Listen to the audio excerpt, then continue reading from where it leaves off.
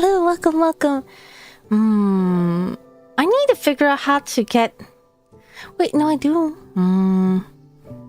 Yeah, next time I'll fix how the chat box transfers over.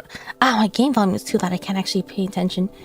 I can't focus. Hello, welcome everyone. Oh, wait, my box is freaking out. Hello, Dim. Hi, Andy. Hi, Luna. Hello, Satsuki. Good morning, Timmy. Gonna fall asleep in this stream again. Yeah, no worries. Good luck at work tomorrow. Make sure to get some sleep if you're feeling tired.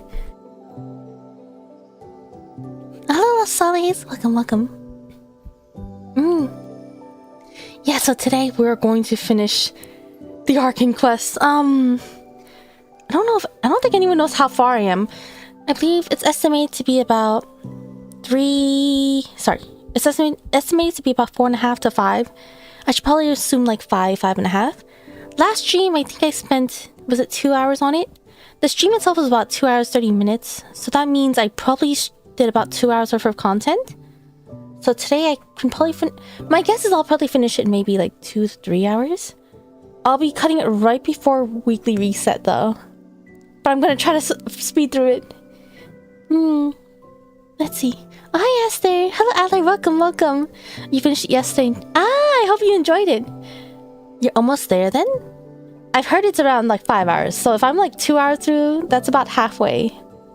Probably. Was it 2? Did I go for... I went for 2 hours, right?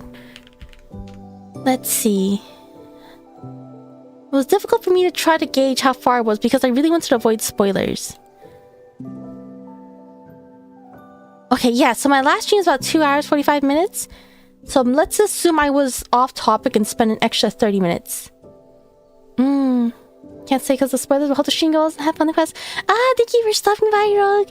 Yeah, I hope you have fun with the Arcane Quest. Yeah, please feel free to enjoy the story at your own pace. Yeah, don't worry. But thank you for stopping by. I do appreciate it. Are we still at the theater?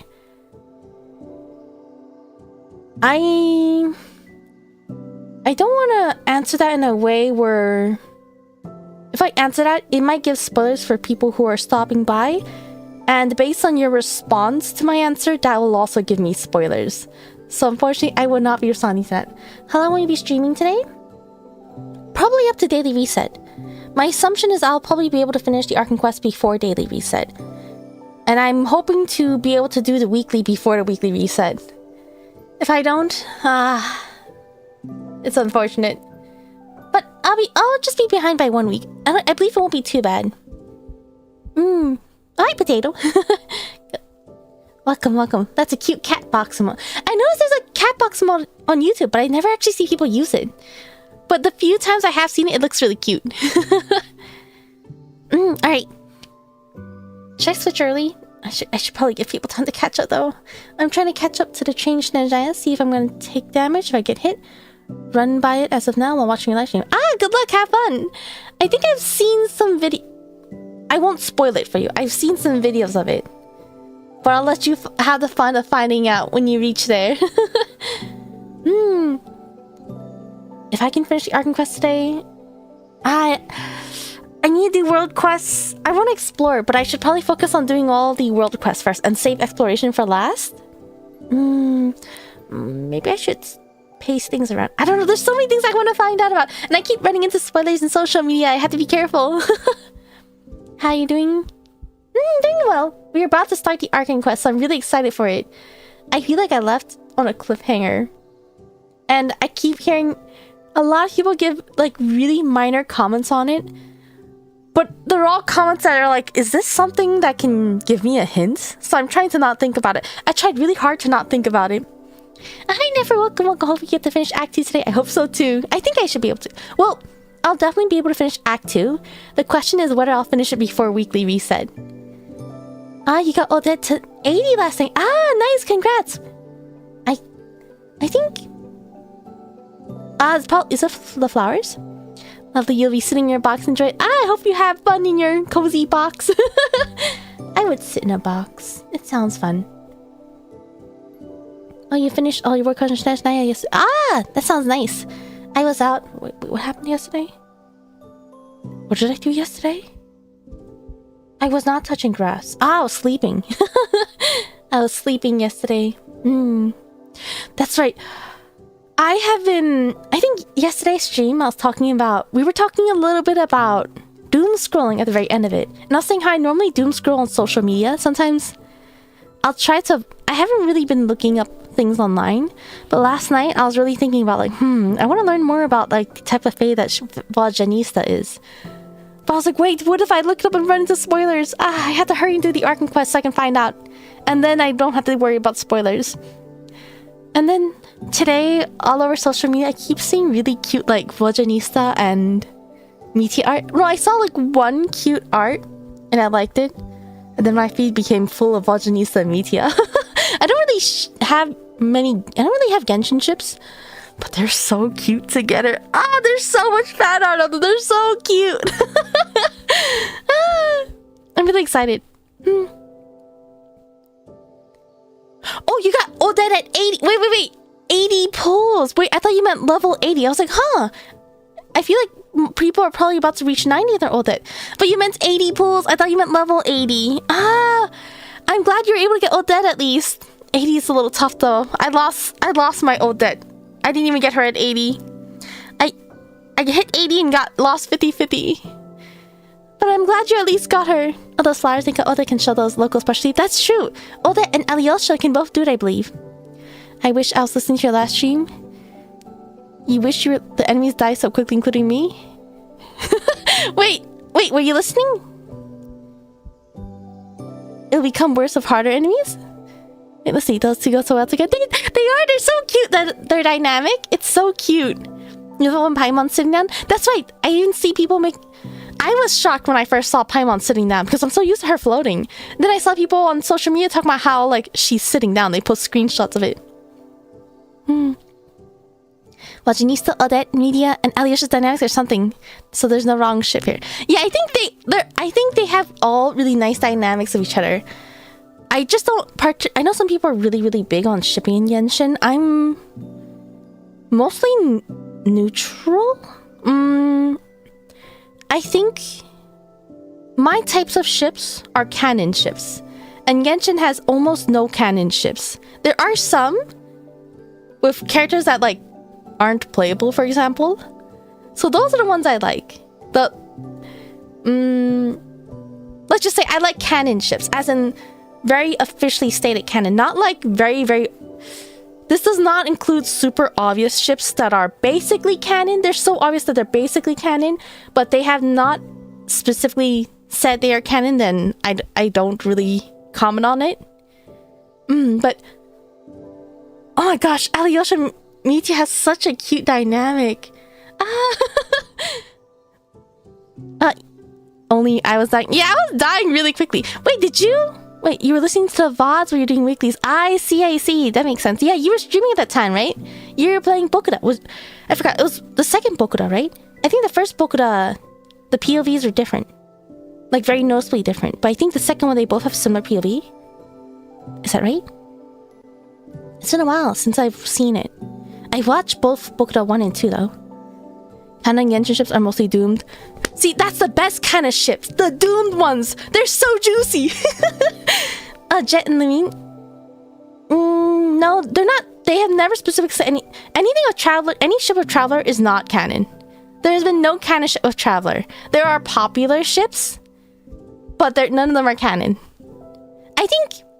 I do appreciate the ships though. Like, I can appreciate them. Like, I don't mind seeing artwork of them. But I will not, like, openly say, oh, I am for this ship. In most cases. Yeah, the second one, just different place. Yeah, wait, aren't they also different characters? Yeah, Bokuda 1 and 2 are also different ships. Or, sorry, different places. Different characters. Sorry, I was reading it and I got distracted. Which one is canon ship?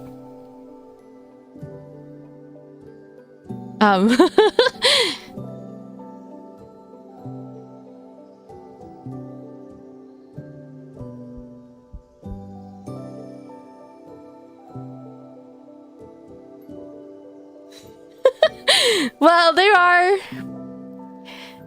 are canon relationships. Relationships as in not necessarily romantic.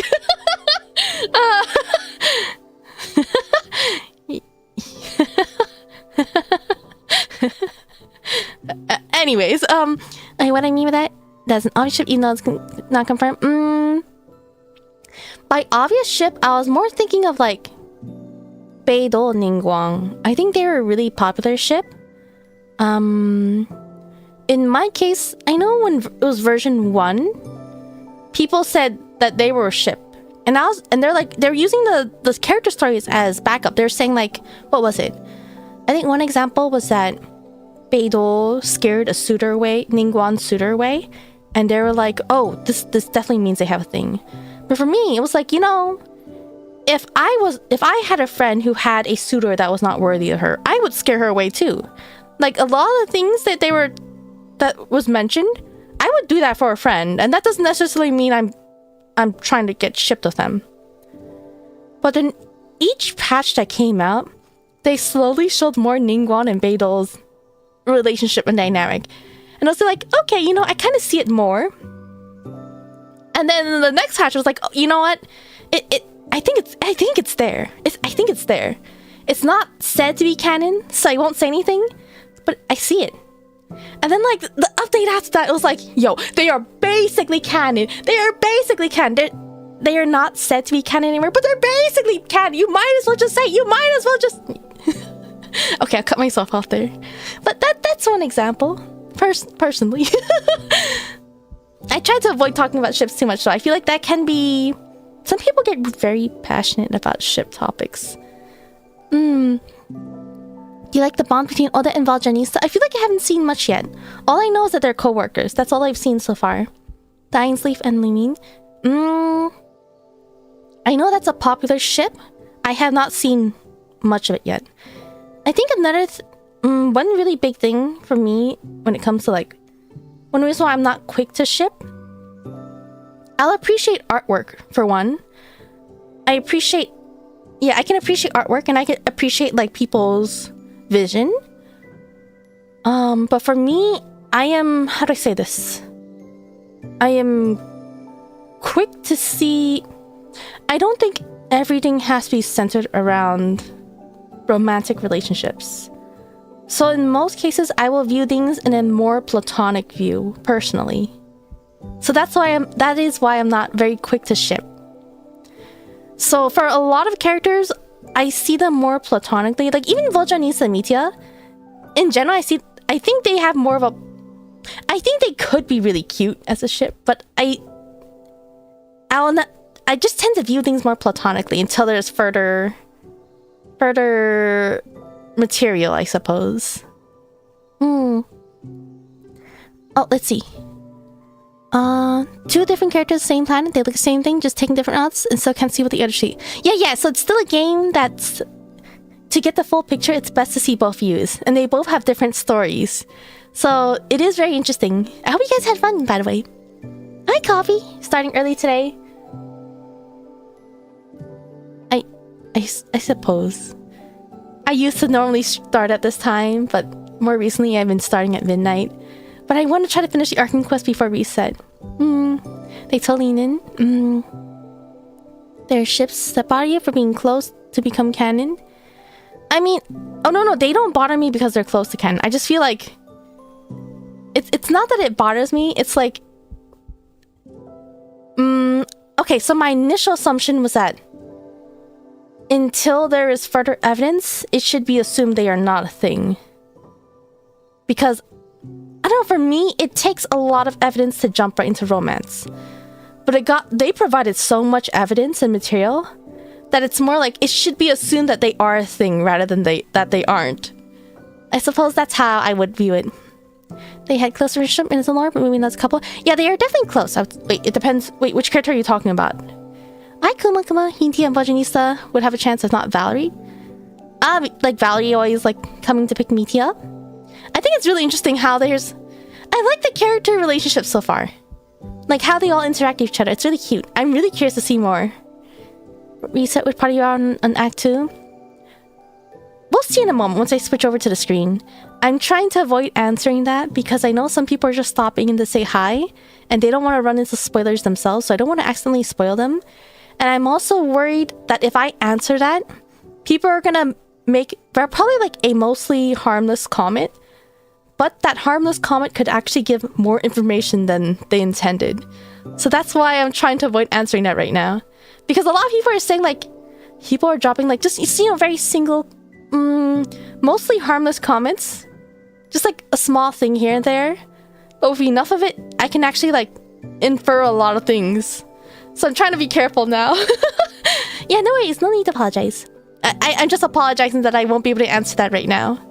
But yeah, I think I started chatting for too long. Alright, let's go ahead and skip over. Let me move my screen around. Gotta set this up.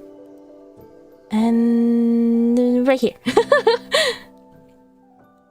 Okay, so wait, did I don't know if I mentioned this, but I need to go to my teapot, but I accidentally activated the world quest for the Pale Crown Palace. I just unlocked the train to it, but because of that, I actually cannot leave Teyvat now. Like, if I want to go to my teapot, it says no, you have to finish your thing. And if I try to go to Miliasha, let's click this. Oh, wrong button. Like if I try to click this, go to lobby. No, it says no, you have to. So right now I can't leave Teyvat. But I can continue the quest. Drip marketing? Drip marketing? Drip marketing? Wait, what? Wait, what? Sorry. Wait. I need to see this. Wait, Vesna? Does that mean she's the first banner? Oh, wait, I should have Google get the shorts. Ah, is that in YouTube? I usually rely on, what is it? The Twitter posts. Genshin. Ah, wait, oh, it came out 1 hour ago. Vesna? Shiori? Vesna? Wait, why is Vesna only Vesna? Ah, she's so cute.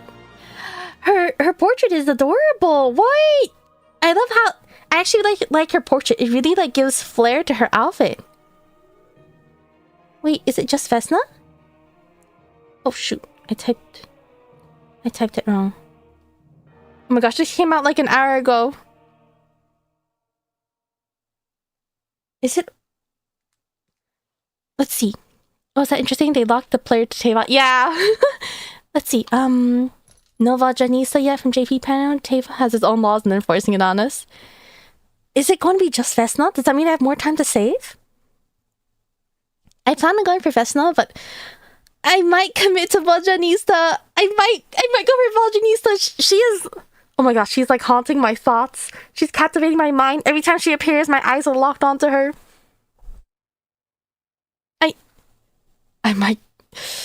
I resisted Nicole and I resisted Colombina. I might go for Voljanista. Okay, let's... can I teleport directly to this? Oh, wait. Oh, this is a... That's right, this is a meeting point thing. Encounter point? Meeting point? She's legit fairy. Yeah, she is. She's a villa, which is a very common type of fae. Voljanista before Vesna. I might need to skip it to guarantee Vesna. Ah, you going for Vesna?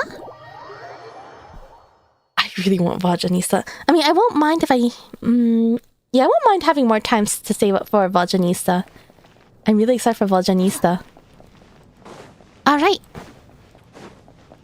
Okay, so I'm going to start the Arcan quest now. It might be full of spoilers if you need to head out. I hope you guys have a good day or good night. Take care. Thank you for stopping by. Oh, that's right. Anemo Supremacy. How could I forget? That is true. I think... honestly, if Colombina was healer, I might have actually invested in Colombina. I expect Voljan needs to be next update. They only don't drip market everyone at the same time for one. Does this mean Voljanistas... If Voljanistas announced, would Voljanista be the second banner? I actually haven't seen Vesna yet in the story. Yeah, I haven't seen Vesna yet in the story. We have seen Mitya, Valerie. We have Odette and we have Alyosha. I don't know. Odette, Alyosha, and Voljanista are like a group of friends. Kind of like how the Lyria kids are a group of friends. So I did imagine Voljanista to be next. Wait. Let's see. Most likely Voljanista will be phase 2. It seems like it if Vesna is coming first. How's your day? Caught your stream one time. Ah! Hi Makashi! Welcome, welcome. We're just about to start the Arkan quest.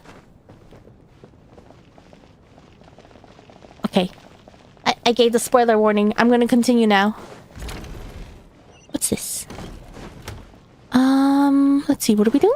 We're chatting people, I'm guessing? Investigate clues? Tonya! Tonya? 何か見つかった？まだ何も。The music! 心霊現象の手がかりを探すんだよね。あなたと一緒に探した方がいいかなって。That makes sense, definitely. これは手書きのよくわからないノートだけど、一緒に見る？ Wait, is it okay for us to just randomly read a notebook? 怖いことは書いてなさそうだね。一緒に見よう。 A letter in a diary. You once told me I would understand someday, but even now, I still don't. I still don't believe anyone should be forced to abandon their homeland because of a change in power. She never considered the feelings of us water imp nobles. Every inch of this land reflects memories of my childhood. If I close my eyes, I can still hear everyone's song echoing everywhere. I will not forgive those who drove us away, and I miss you very much, Mother. I often find myself missing that dress with the tassels, the heavy bed curtains, and the first rays of sunlight that would stream into the manor each morning. But it's all right now. If I narrow my eyes just a little, the light seeping through a crack backstage feels just like the one in our manor. I know that life is gone forever, and I can miss it all I want, but I also feel that what I have here now is no less than what I lost. The fantastical sets designed by the prop master, the many fans who come all this way just to see me, the quiet dancing girl who doesn't talk much. These are all mine. I won't lose any of it again. Never, absolutely never. I've joined a rather remarkable organization, though I can't tell you its name. Whatever that great figure intends to do this time, there should always be someone looking out for the misfortunes of ordinary people. That's what our organization exists for. Even now, I still don't understand her. Why is it that those in power always seem this way? They clearly have the ability to bring greater happiness. Some say she has her own difficulties. What could possibly trouble someone so seemingly omnipotent? Never mind. I should just focus on what I can do. I suppose you'll all hear about organizations sooner or later. Its name is... never mind. I'll leave it a mystery for now. Sorry, I got so caught up. At first, I wasn't sure if she was talking about, like, her mother figure. And then I realized, wait, I think she's talking about the Sarista. Because I remember reading that, what was it? The Fae... the Fae were originally... Is this spoilers? Okay, let's just say that during the reign of the Tsar, the Fae were nobles, and they were in power. Once the Tsarista took office, they became pretty much equal of humans. これはボジャニーツァのノートみたい。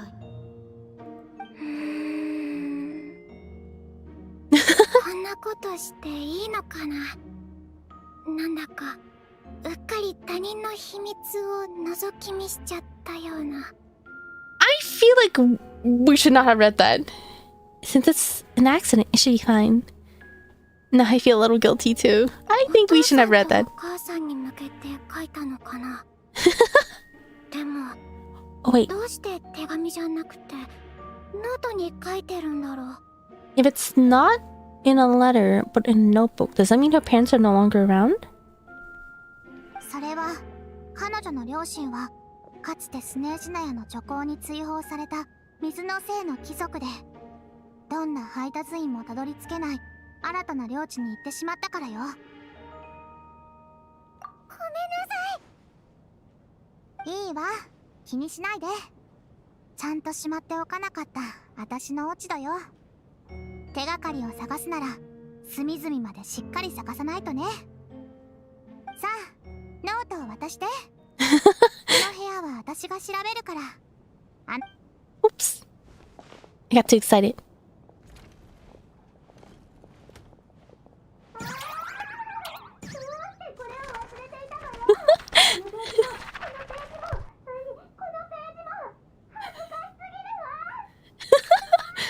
Oh no! Oh, we were not supposed to see that. Unfortunately, I did see. Oh, I can't even go back in. That's so funny. Unfortunately, I saw a lot of people comment about this scene on social media, so I did actually see it coming up as soon as I saw the notebook. But it's still really cute. Oh, can I go in here? Who's in here? Odette and Valerie? バレリーさん、こちらをご覧ください。旅人さんも。このノートは何を記録するためのものですか？劇場の当直用ノートです。大抵クリシュが使っていましたの。Okay, that's right. So another thing I was thinking about is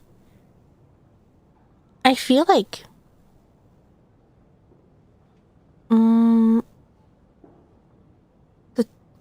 the chances that the people who were put to sleep, I feel like they're probably guilty in some sort of way. I feel like that would make sense, but we'll see. You scroll down being in the crowd that show everyone in order. Yeah, I think everyone is usually placed in order.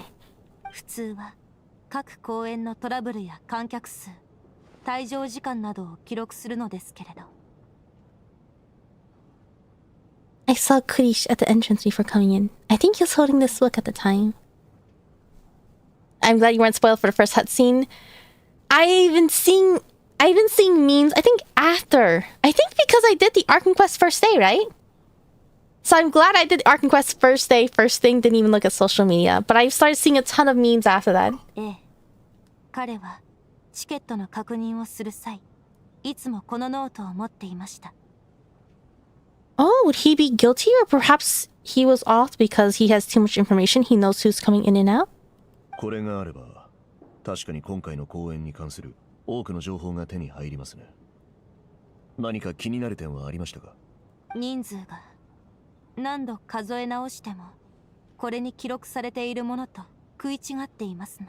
Oh, the numbers don't match. 私たち、入場者数より一人多いようです。We have an extra person among us. ノートの内容は間違いなく正確なのですか？不正入場や何らかの事情があったということは。Okay, that makes sense why the ticket person was 真面目で off. 仕事熱心でしたから、ミスをすることはほぼ皆無でした。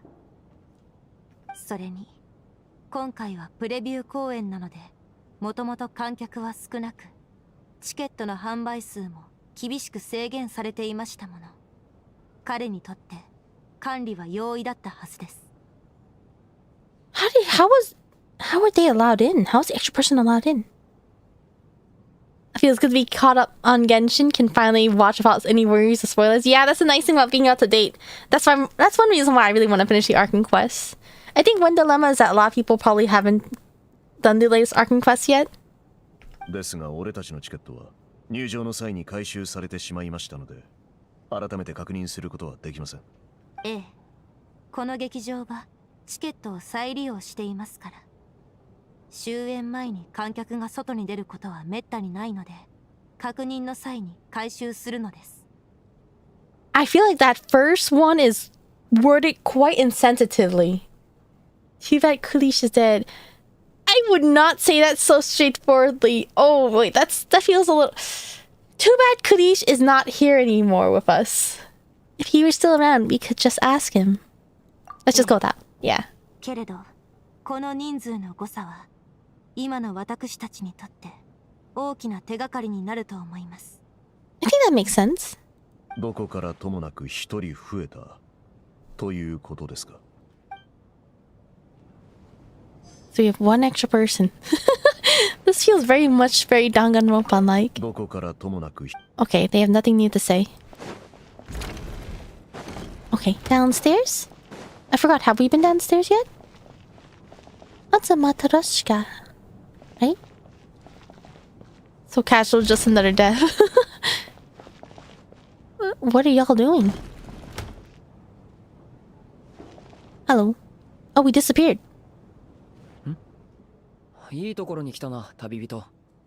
これを見てくれ。両者が見つけたんだが、お前の意見も聞いてみたい。Oh? これはおそらく調査報告書だろう。ちょうどさっき話に出た幽霊と関係あるみたいだぞ。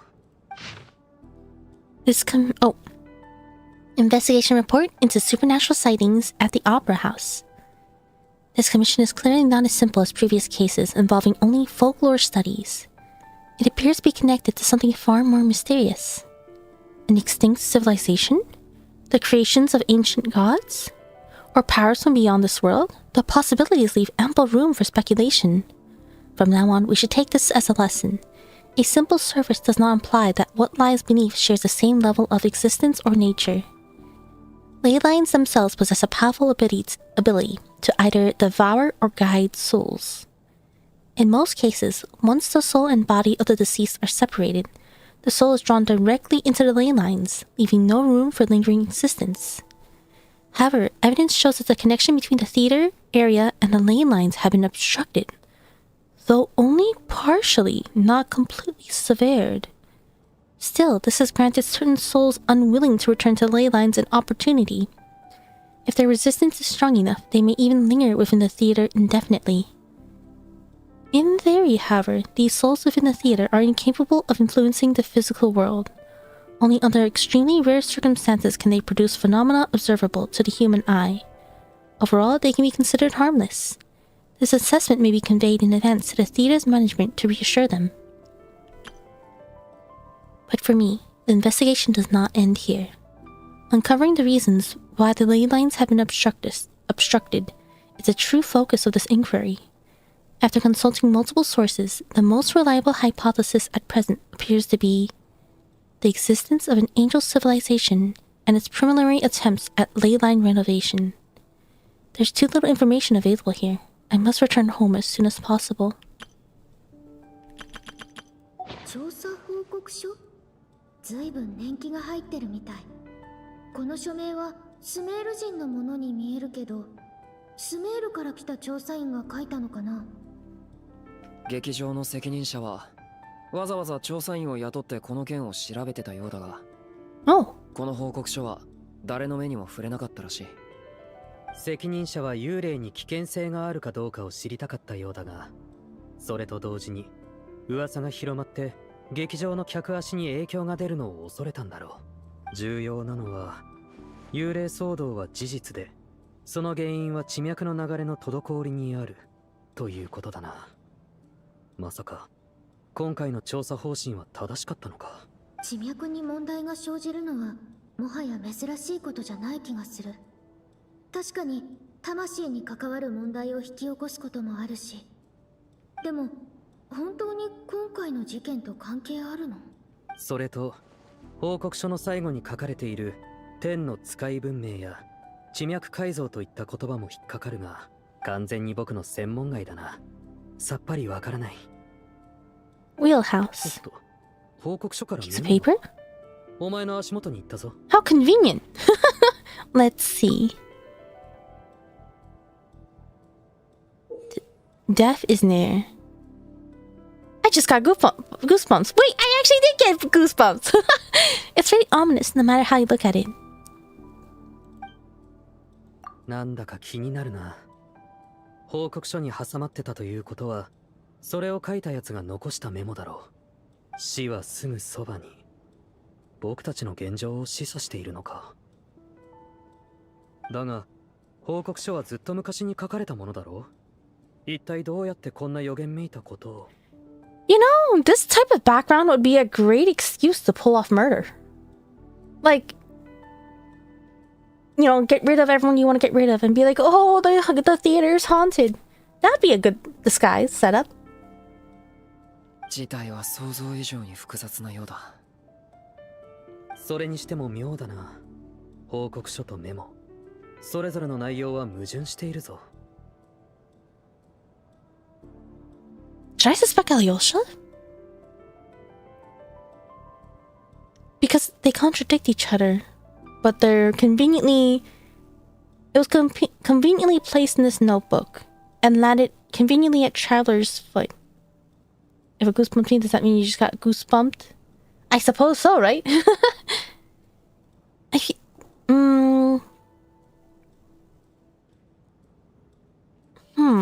don't know, it just seems like if this was truly haunted, what reason would it have to trigger right now? And that's why it makes me think this would be a nice cover-up for your own murder case. 報告書には劇場の幽霊騒ぎに実害はなく、現実には何の悪影響もないと書かれている。一方、死とは I clicked too fast. 一体何を指しているんだ? Is it simply describing a situation? Is it referring to the victims? Or could it refer to the perpetrator? Our current situation is that victims, death is near. At first I thought they meant because the victims died. But I guess death is that awkward state where they're in that awkward state where they cannot return to the ley lines. Perpetrator death. Would we call the perpetrator death?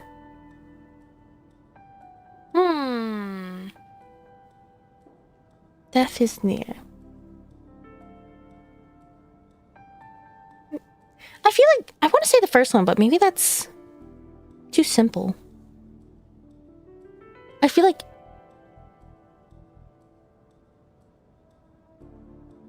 I do want to say situation because when I think about like how they can die but they cannot return to ley lines.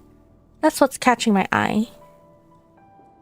ああ、言葉の解釈次第で結論へ至る過程は大きく異なる。ひとまず分析はここまでにしておくか。もっと情報が必要かもしれない。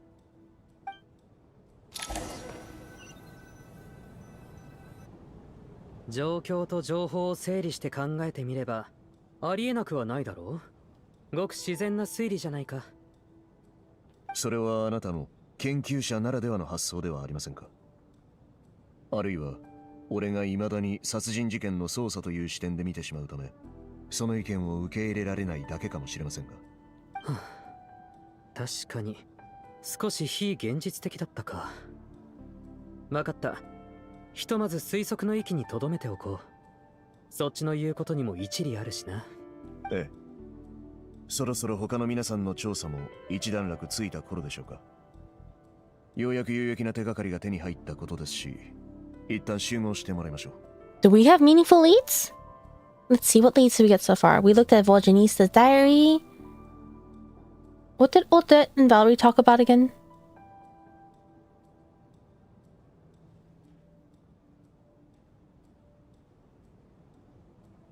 Wait, what did they talk about again? I can't believe I already forgot. And then Alyosha and Mitya found the whole the ley line information. So for the ones that died, are they still floating around? Have they returned to ley lines?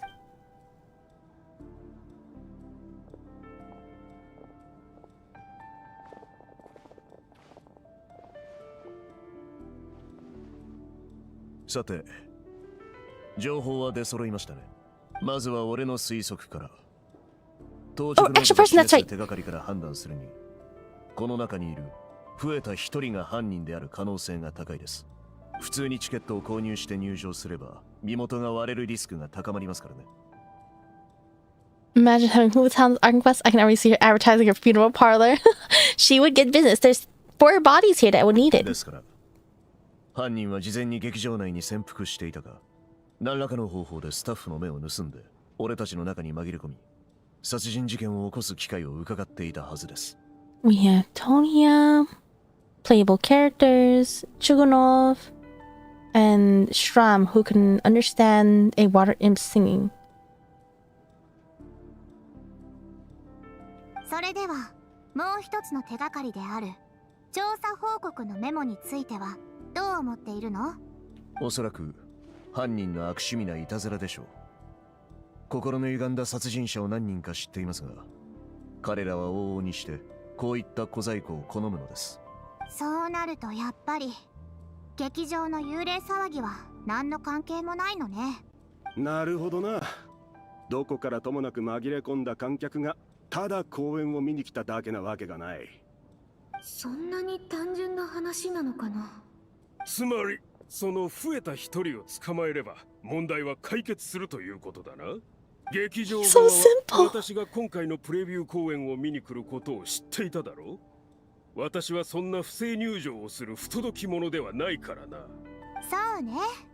あなたはありとあらゆる手を使ってチケットを入手したと聞いているわ。なんでもあと少しで入り口の地べたに転がってダダをこねる勢いだったとか。Bojanisa is so tired of him. She's not even keeping it up anymore. 誰がそんなみっともない真似をするか。こんな質問に意味はないでしょうけど、一応聞いておきましょう。チケットを持たずに入場した人はいる？自分から名乗り出るのを期待するのは I guess it never hurts to ask, さすが right? に考えが甘かったわね。霊力が自ら霊力だと認めるような奇跡はそう何度も起きることじゃない。The most likely extra person who entered her ticket is... You want me to select? It was me. We got a ticket. Let's see. He came here. They don't...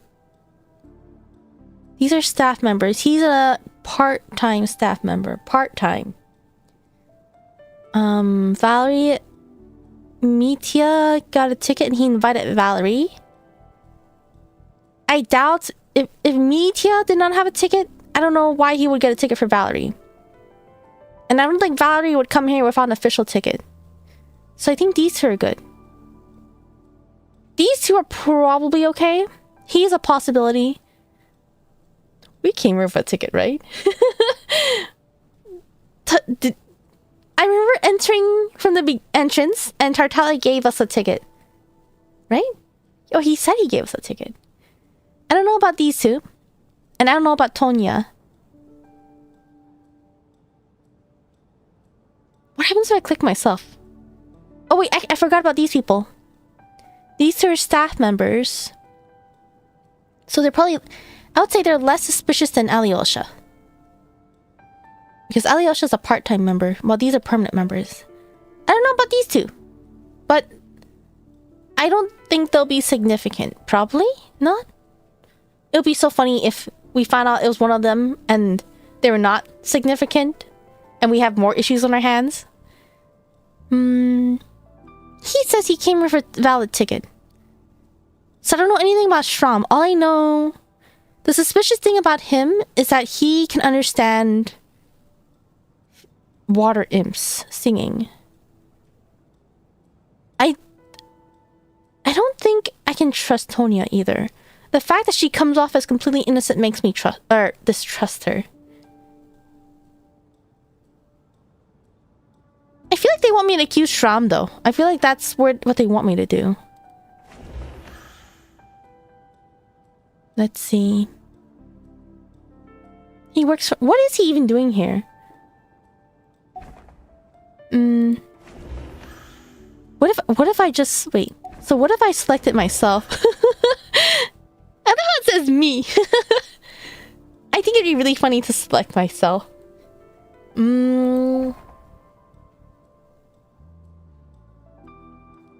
don't remember. Did we come... We probably came with a ticket, right? I feel like we just walked through. No, but we very clearly talked to the ticket person. And I'm pretty sure we're not the actual answer for sure. I just think it'd be really funny.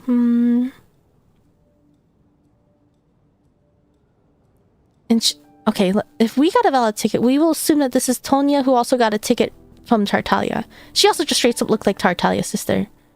So it seems like it wants me to suspect Strom. I think that's what they want me to do. 私たちの中で以前からシュラムと面識のあった人はいないはず。もし誰も彼の身元を証明できないのなら。Yeah, Tartaglia gave up his ticket. He gave it to us and he had initially planned to go with Tonia. I'm just thinking, I don't remember actually physically having a ticket and handing it to the ticket usher. But we did walk past the ticket usher and he did let us through. シュラム、あなたは本当にチケットを使って入場したの？なんだ？どうして俺にだけそんなことを聞く？そんなに怪しく見えるか？ I would feel kind of bad for Strom too because I too would be wondering why I got singled out. あんたが怪しいというより、他の連中には信用できる理由があるだけだ。たく、もう2日近く一緒にいるんだ。いい加減俺がどんな性格かくらい分かってくれ。こんなに真面目なやつが不正入場すると思うか？ The only thing I've seen about him is that he has very questionable mercenary jokes about tying up rich people and how to torture rich people, and that he can understand water imp singing, and that he has interesting fae friends. 私もあなたを信じたいけど、この場にはあなたを知る人も身元を証明できる人もいないのよ。そういえば昨夜、ルサルカのお嬢様と知り合いだから素顔を聞き取れると言っていたわよね。私の知る限り、この町にルサルカは数えるほどしか残っていないわ。その知り合いのことを話してくれるかしら？おそらく私も知っているはずよ。Wait, I know they left Snezhnograd, but they left Snezhnaya in general. I wonder where they are now. それに、みんながあなたのことをよく知るきっかけにもなるでしょ？いや、それはその。どうした？恥ずかしが Are って you るのか？ blushing? ヘラヘラするな。 Stop. 気持ち悪いわ。状況を考えろ。おい、言い過ぎだろ。 Yeah, that's a little mean. わかった。白状するぜ。実はそのルサルカのお嬢様と付き合っててな。もともとは単なる雇われのボディーガードだったのに、変なことからお嬢様との間に恋の火花が弾けちまってな。こんな夢みたいな幸運が俺に訪れるとは思わなかったぜ。要点だけ話してくださる。Wait, that's so mean. わかったわかった。だが彼女の名前を明かすのはちょっとな。ほら、今は人間と水の性の関係が悪い時期だろ。俺が守ってるとはいえ、もし彼女が人間と付き合ってることがバレたら、きっとフェイ側からも人間側からも圧力を受けちまう。That's true. That is like also a good excuse to hide the son's name, but that is quite true. I do remember that Fae and human relationships are not exactly smiled upon. なんだと？ Wait, what's that sound? ちょっと待て。そんなはずは。 Wait, what? シュラム、何を言っているんだ？ Wait, what? なんだその反応は。何か変なことを言ったか？関係が悪い時期、フェイ側、人間側ですって。 Delicate times when factions? Is he not from this time?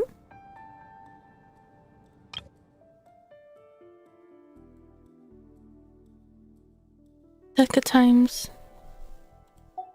おお、内戦の話だぞ。 Last time I checked? 人間とフェイは戦争中だろ。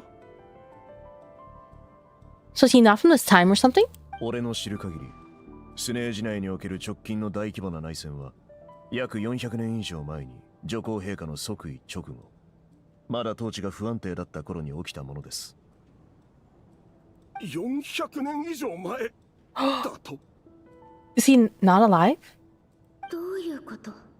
シュラムは過去の人間なの？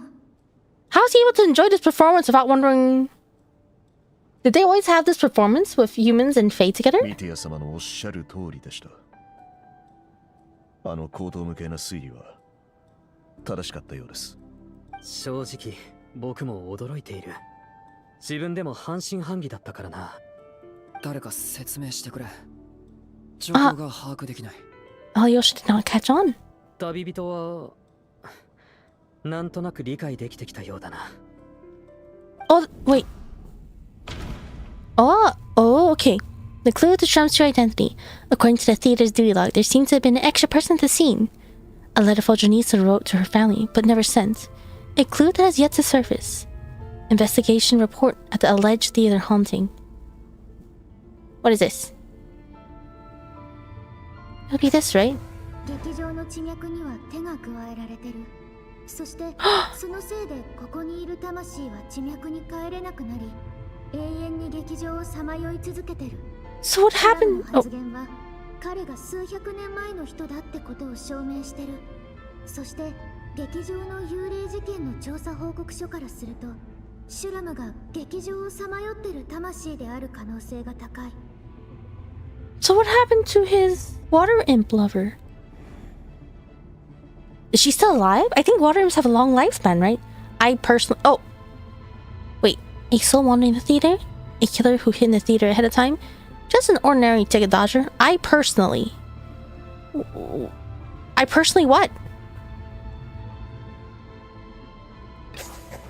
地脈の問題でずっと劇場をさまよってた魂がどういうわけか私たちの中に紛れ込んでる。これがチケットの数とこの場にいる人数が合わない原因なんだと思う。 So what was the name of the Fae? Death is near. In this case, death most likely refers to someone who died a long time ago. 調査報告書の内容は裏付けられてる。劇場には確かに地脈の問題とさまよう魂が存在する。死は多分シュラムのような死者を指してるんだと思う。死はすぐそばに、私たちの中に死者が紛れ込んでる。これが真相なんだ。よし、これで大体はっきりしたな。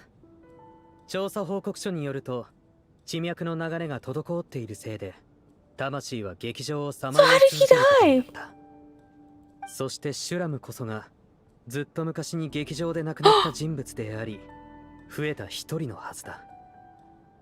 メモに書かれていた死はすぐそばにという言葉だが、あれは死者、つまりすでに死んでいる人間を指しているんだろう。死者、すでに死んでいる人間。僕たちの中に死者が紛れ込んでいて、増えた一人は過去の亡霊だったというわけだ。How is Shram absorbing this information right now? 俺が死者だと。たく、冗談きついぜ兄ちゃん。絶対に何かの間違いだ。それに俺が死者かどうかはともかく、この2日間誓って殺すなんてやってねえ。Yeah, so I feel like the extra person is not necessarily the killer. シュラムが死者だとしても、調査報告書には劇場内の魂は現実に影響を与えないから無害だと書いてあったのでしょ。 Wow, so they just chill. ああ。だが問題を引き起こしているのが魂ではなく地脈そのものだとしたら、 The ley lines is just eating people? 地脈には魂を強く引き寄せ、 That's right, they devour souls.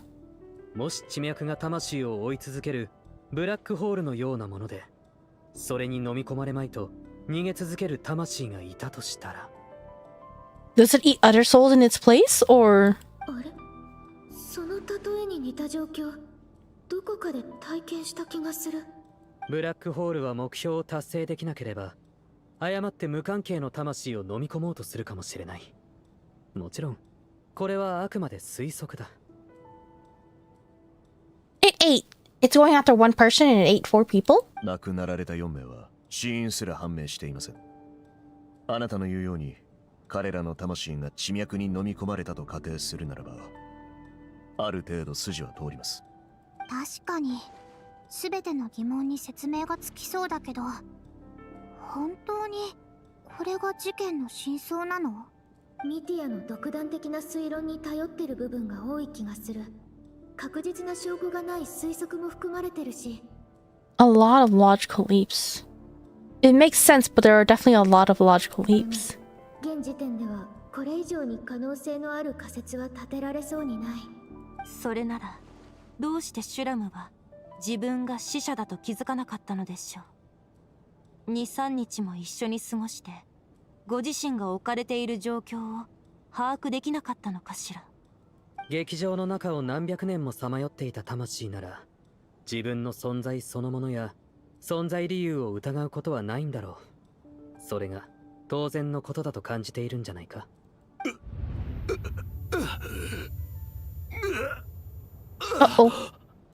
天才坊やの言う通りかもしれないな。Wait, what? 頭が割れそうなぐらい痛いが、何か思い出せた気がするぞ。Is that convenient timing or? 死に関する記憶は思い出したくなくて忘れようとしていたんだな。I'm so skeptical of everything because people kept saying it's a twist. 一番 Like you could- 辛い記憶だろうからな。あの日、俺はお嬢様とこっそり抜け出して劇場のチケットを買って公演を見に行ったんだ。あまりする Oh, I と clicked too fast. 突然大勢の人間が劇場に押し入ってきて、劇場内の水のせいは観客もキャストも関係なく全員出てこいと怒鳴り散らしてな。さすがの俺でも人間とフェイの関係がさらに悪化したんだと察した。もはや過激派は戦争とは無関係な水のせいさえも見逃せなくなっていたんだ。だが俺ならこの場を切り抜けられると思い、上着を脱いでお嬢様にかぶせ、どさくさに紛れてこっそり逃げようとしたんだが、結局あっさり捕まっちまって、裏切り者と罵られた。そうなると当然相手が何人いようとお嬢様が逃げられるよう戦力を尽くすしかない。ボディーガードとして、いや恋人としてな。もう十分だ。それ以上思い出さなくていい。Did she make it な out? んていうか、やっぱり少し受け入れがたいぜ。俺本当に死んでるんだよな。みんな悪かったな。自分が死んでるなんて思ってもなかったとはいえ、結果的にお前たちを巻き込んじまった。もし俺があの4人に死をもたらしたってんなら、どんな罰でも受け入れる。シュラムさん、もうこれ以上迷惑はかけられない。どうすべきかは腹が決まってる。じゃあそろそろ行くべき場所に行くとするぜ。死を連れてな。去り際くらいカッコつけさせてくれよ。シュラムさん、他の解決策を考える余地はあると思いますか？兄ちゃんよ、俺が死者であることは確かな事実なんだ。当然死を受け入れるべきだし、死に方なんてどうでもいい。いいえ、軍は関係ありません。俺個人がそう望むのです。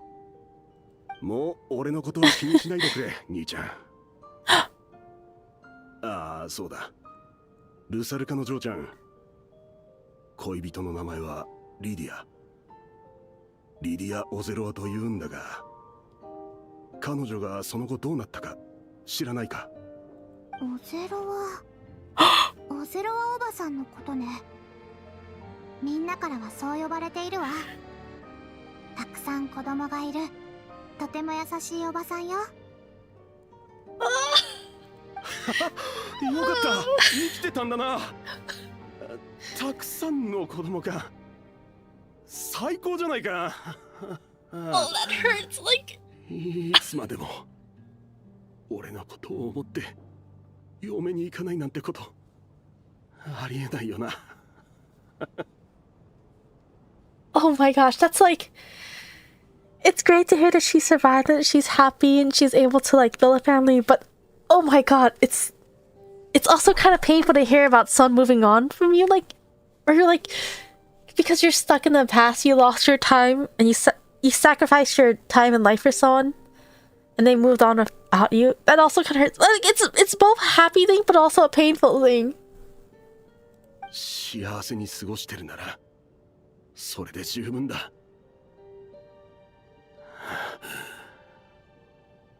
俺はもう死んじまったんだからどうしようもないか。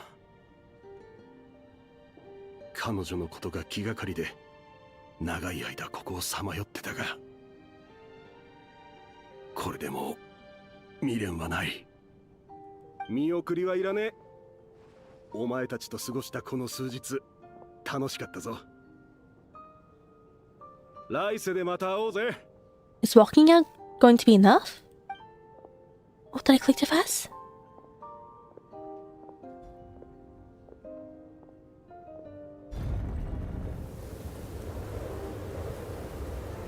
Ah. またな。シュラムさんはもともと死んでるって分かっててもすごく悲しい。死という問題はどんな答えを出そうと残酷であることに変わりない。あの頃のフェイと人間との対立はそこまで激しかったのね。私はまだ幼かったから当時のことをあまり覚えていないの。そんなにも大勢の一般人が巻き込まれていたなんて。けど双方の衝突の詳細な記録はほとんど現存していないわ。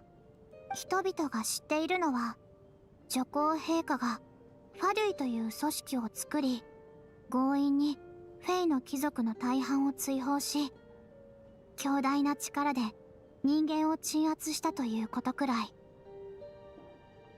女皇陛下は自ら全ての罪を背負われたのでしょう。対立を緩和し双方の矛先をご自身に向けさせる道を選ばれました。Ah, the goddess of love, yet she holds no love for her people and they hold no love for her. だからこそあれほど凄惨な内戦があったにもかかわらず人間とフェイの間には大きな遺恨が残ることもなくこの数百年間はおおむね平和に共存できているのです。つまり陛下がフェイを追放したのは町で暮らすフェイを守るためでもあったの？みんなに憎まれることと引き換えに平和を手にされたのね。とはいえ陛下は民衆からの恨みなど気にも留められていないでしょう。そもそも心から憎んでいる民はそう多くいません。私は何も分かっていなかった。さてミティア様の推測が正しければ死者の問題は解決し事態は一段落ついたと言えますね。Alright, there's only two. 少し休憩しましょう。There's two characters left that are not playable. He seems relevant in the story so far. I don't think anything will happen to Tonya, right? I think Chad would have our heads if anything happened to Tonya. それにしてもこのひどい天気はまだ続く。 Wait, it's still raging? Isn't that a bad sign? Because the storm is... Turn to my room. Oh, we're not sleeping in the stage anymore? Hello. ここを出たら本当にあいつにボディーガードを頼むつもりだったんだが残念だ。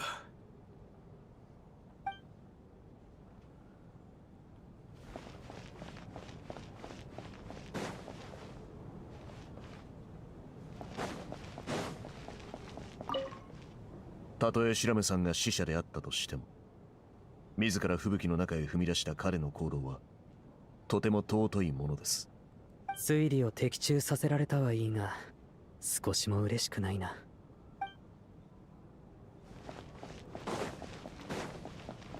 Let's see if Janista and Odette are in their rooms, perhaps? Oh, this door's still locked. Yes, I guess Janista does not like us looking at her diary. Anyone in here? No one in here? Anyone downstairs? Probably not, right? I think the only purpose of this was to see the note. Oh.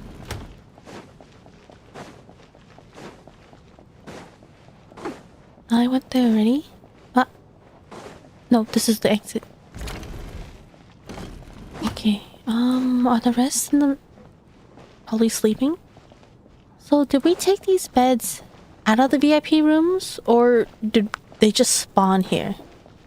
Oh, Alyosha's sitting... Oh, everyone's here. Okay. I don't know where Odette is, though.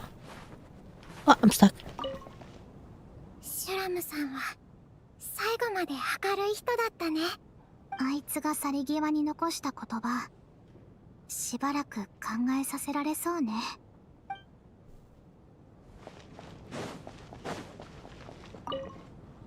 これで奴も未練から解放された。悪いことばかりじゃない。I suppose that is true. That does hurt though. Wait, where's Odette? Is she chilling in a room by herself? By herself, right? Is there anyone else? No, everyone's... Okay, Shuna's by himself. Alyosha's by himself. Is Odette in one of these rooms? No. I know our room is the one next to dead body, right? Is that the storm? It's so loud. Will this door open? Probably not, right? Oh my gosh, it's so loud. It sounds kind of scary, actually. I don't want to sleep in these rooms next to this raging storm. Is this... No, this is the dead body one, right? Oh, okay. I thought it was the dead body one, so I got scared when... Oh, I can open it? The room where our companions lie. Best not to disturb their peaceful sleep. Okay, this... We're just sleeping next to this room? I don't want to sleep next to this room. Can't I just move rooms? Let's see, where's Odette?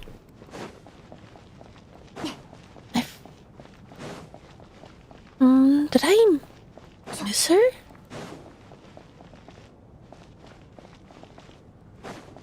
Okay, so... Mitya, Valerie, Janista, Tonya, Alyosha, Shuganov. But I don't see Odette anywhere. She has to be somewhere. I don't think she's in the room with... She can't be in here. Right? There's no way they'll show me everyone but Odette, unless something will happen later.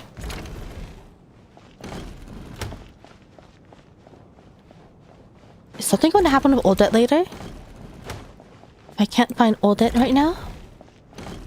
Is she going to, like... She's not going to, like, attack anyone in their sleep, is she?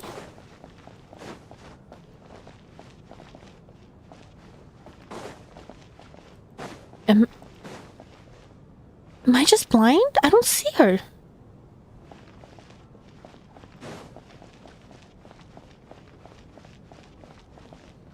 Maybe... I'm just worried that if she does actually exist somewhere, that I'm completely missing her, but... So far, it seems like she's not supposed to be here, which makes me suspect something will happen with her in the next scene.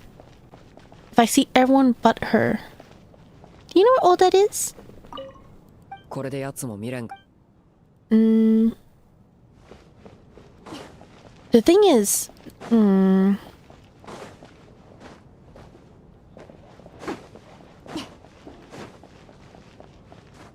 I still think there's a possibility of, like, multiple people working on this together.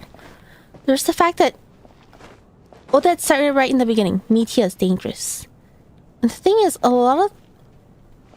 He has no concrete evidence, and it was pointed out that he's making a lot of logical leaps.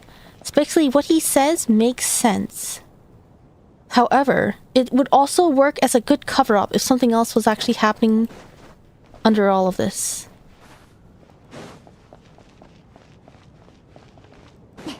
Is Ode going to attack Mitia or something? At first I was wondering if she was going to attack Chugunov, but no, she has no reason to, because Chugunov openly suspects her now.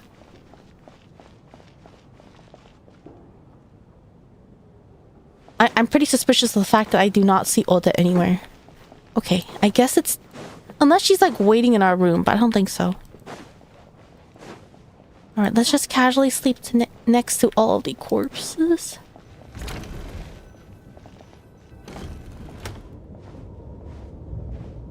The storm is so loud. とりあえず一休みできそう。あとは吹雪が止むのを待つだけ。この数日一緒に過ごしたシュラムがまさか何百年も前から劇場にいた亡霊、いや死者だったなんて本当に変な感じ。コンコンコン。Ah, here we go. Knock knock. コンコンコン。それはノックのつもり？空いてるよ、オデット。一種の自己暗示だとでも思ってください。他人の部屋に入るという行為においてノックをするのがオデット、しないのがレーレクですわ。Okay. So that's gonna be happening later, I'm guessing. Sure, whatever makes you happy. Please come in, Miss Ode. ありがとうございます。それで何かあった？一人で私のところに来るなんて。ボジャニーツァが言っていましたわね。あなたは私の正体を知っていたと。けれど誰がレーレクなのか議論したとき、私の立場を心配して黙っていてくださいました。Wait, why are these answers so rude? That's what you wanted to talk about? You just came to thank me? Why are these both kind of rude? This seems a bit assuming, but this sounds like this sounds a little rude. This sounds rude, but this one sounds less rude, but it sounds a bit assuming. Why are we taking this attitude? Oh, I don't know. 心より感謝いたしますわ。Oh, that's so sweet, actually. そんな、私の方こそ稲妻での淑女の件を責めずにいてくれてありがとう。実はもう一つ話が。あの時の私の素性のようにある人物の秘密をお話ししたいのです。Does she have another identity? これはあなたに相談すべきだと思いました。I'm honored. What's the situation? ミティアさんについてですが、私は先日彼の死を目撃しましたの。What?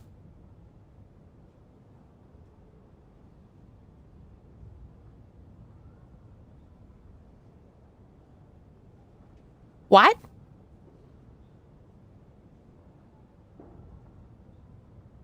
What? レーレクとしての私が幻冬計画を阻止しようとしていたことはご存知ですわね。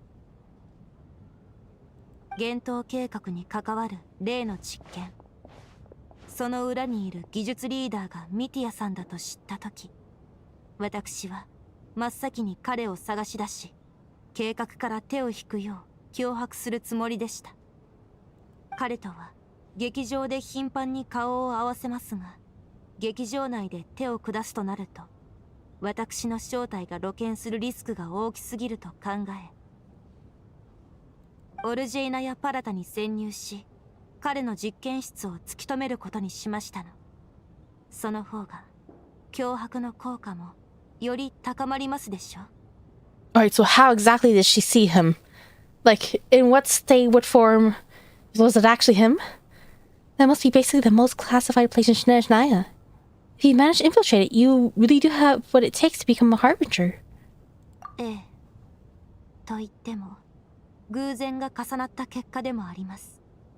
それに、私もファデュイですから、あの建物の構造はある程度把握しておりました。ともかく、私がミティアさんの実験室に侵入した時には、彼はすでに息絶えているように見えたのです。How exactly? How did you know? Are you sure he wasn't just dozing off? 呼吸や脈拍も確認しましたが、確実に全ての生体反応が失われていました。私はてっきり幻冬計画の阻止を企む他の者が私より先に手荒な手段で手を下したのだと思い、急いでその場を離れましたが、ここで過ごした最初の夜、ずっとミティアを警戒してたのはそういう理由だったんだね。ええ、今回の公演中、観客席に座る彼に気づいた時は危うく表情を崩してしまうところでした。 Wait, how long ago was it? Because he's been coming to the performances, right? He claimed to have been in that performance watching Odette the previous day. And that's when Voljanisa caught him apparently not paying attention. I still suspected him of not actually being there. The fact that he mistakenly mentioned a song that she did not sing. 何せ私からしてみれば、彼は死から蘇った不可解な存在ですもの。その後、殺人事件が起きたことで事態が複雑化し、注意をそらしてしまいましたが、先ほどミティアさん自身が私たちの中に死者が紛れ込んでいるとおっしゃったことで、これ以上この問題を無視し続けることはできなくなりました。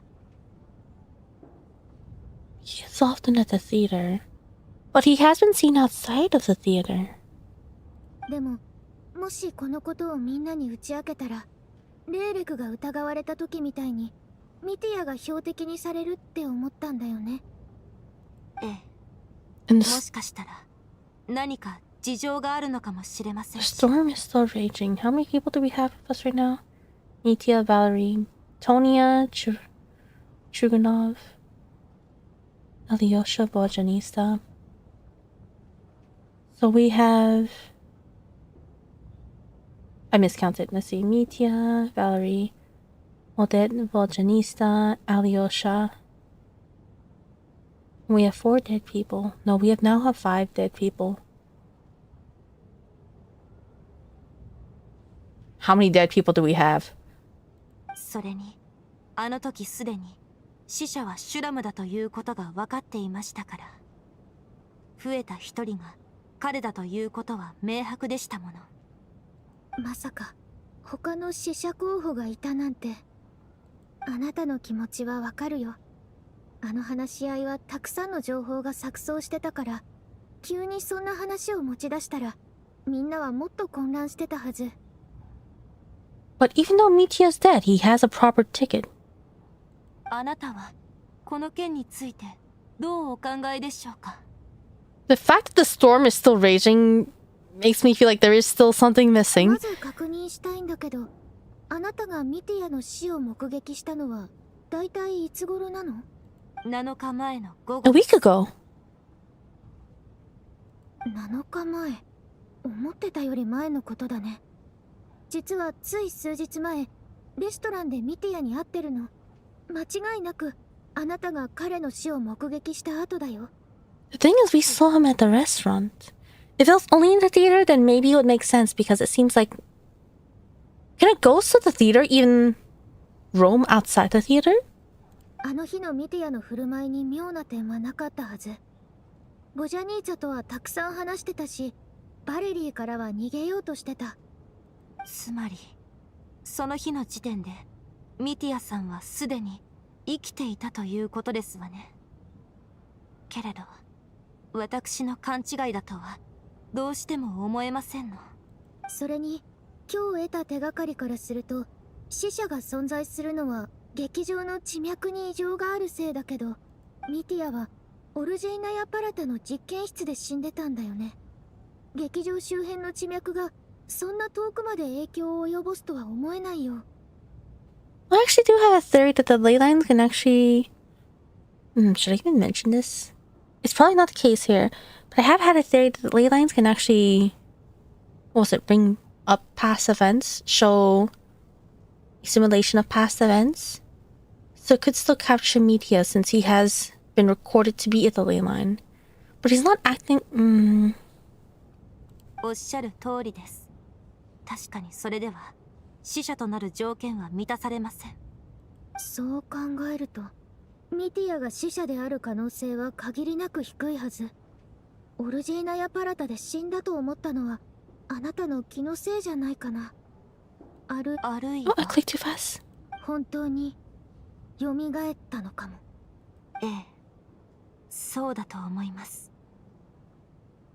では、この情報を皆さんにお話しするのは。Yeah, let's just talk about this with the door wide open. なんだ ?1 対1のファンミーティングか This is why you close the door!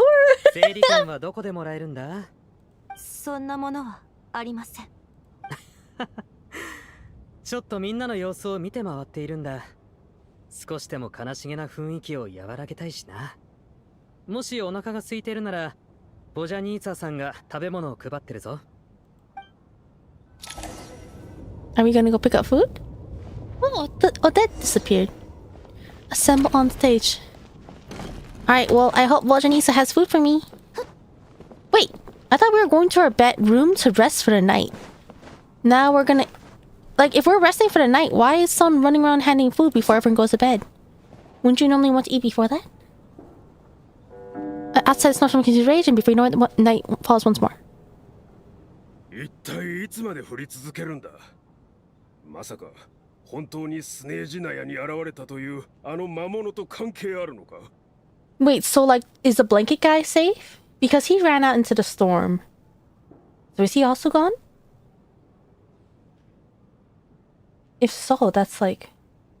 I just hope not everyone here is not like... 仮にそれが事実だとしたら、むしろ安心できますね。すでに女皇陛下自らが討伐に出陣なされましたから。俺たちはただ凱旋を待てば良いのです。On the bright side, they are trapped in a place that has accommodations. Like, some people might be trapped, I don't know, imagine being trapped in the armory. There might not be beds and blankets over there. The scary thing about this place is that people are dying, though. おい、死後も寒さは感じると思うか？シュラムのやつ、この寒さに震えてなければいいんだが、コートの一枚でも持たせてやるべきだったか。死はもともと冷たいものだ。吹雪が奴を受け入れてくれる。私はシュラムのことを忘れない。あいつの行く末が平穏であることを祈るわ。ラムパーナやクリシュはあいつのせいで死んだわけではないの。そう考えるとなんだか九死に一生を得たような気分になるわね。ただここを出た後、彼らの家族にどう説明すればいいのよ。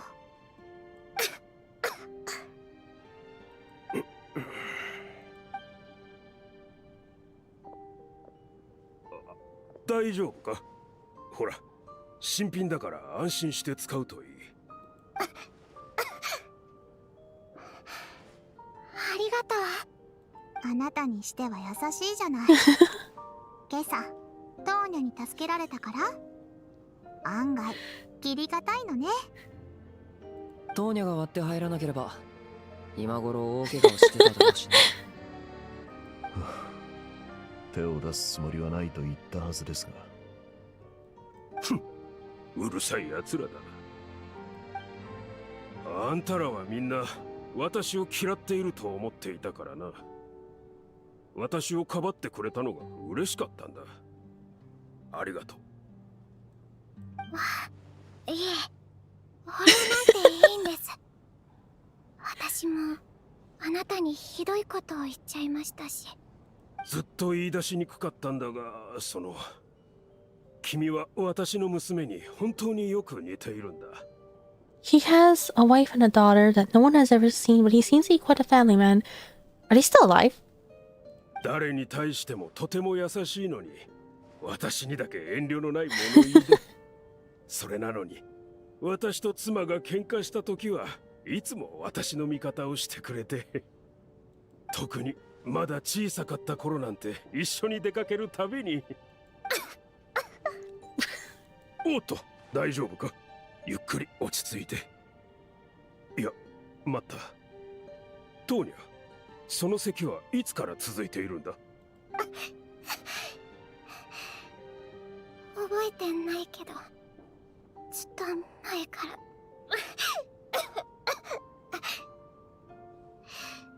心配しないでください。平気ですから。普段は薬を飲んでいるのか？飲んでます。本当に大丈夫です。お兄ちゃんがフロストフラワーの葉っぱを煎じて飲ませてくれるとすぐに良くなりますから。それを飲めばずっと楽になるんですよ。I have some frost fairy. Oh, does he recognize what she has? And did his daughter pass on the same thing? そうか。それならいいんだ。そろそろ就寝の準備をしましょう。死者はすでに去りました。今夜はもう不測の事態は起きないはずです。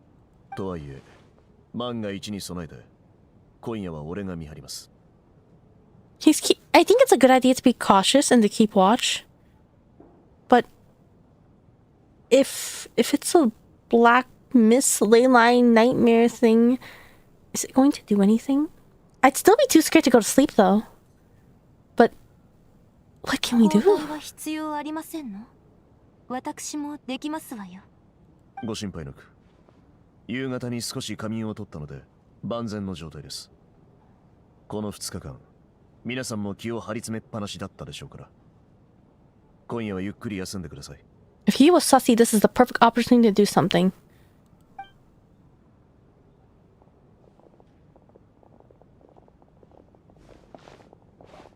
本当に長い一日だった。この劇場でこんなに複雑な出来事に遭遇するなんて。We never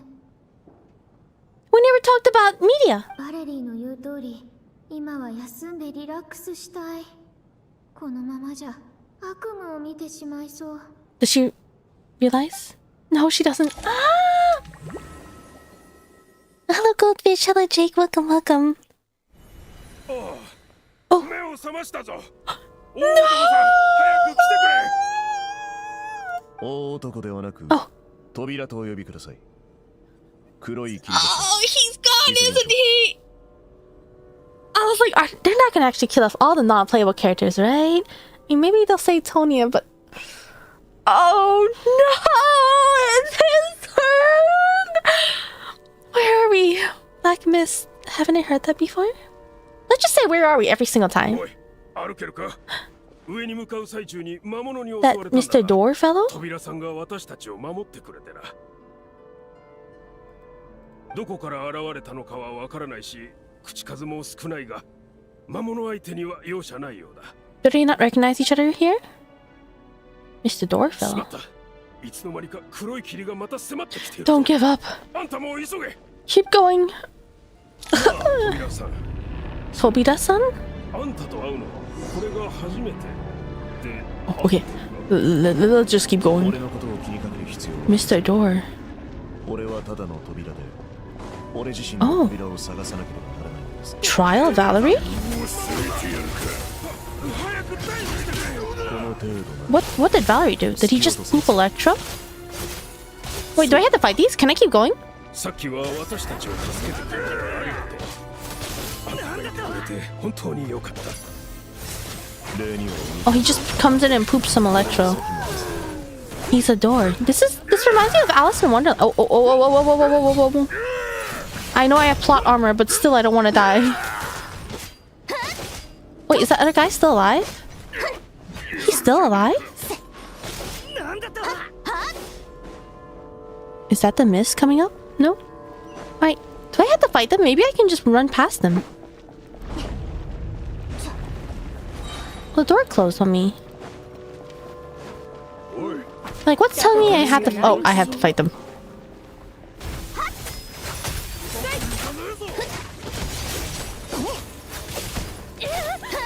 Let's see. Oh, I can't bring this one over. 今回は見逃してあげる。やるなトビラさん。私もあんたのような体格なら Mr. Door. 来ただろうにな。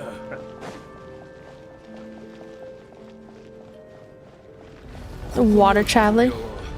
どれもあんたの扉じゃないの。え I think they forced us to use water traveler because what was it? Everything wanted lunar reaction and node cry. They're all hydro reliant, and we did not have many hydro options. We only had what's her name again? Not Inefa. I don't know why I keep forgetting their names lately. What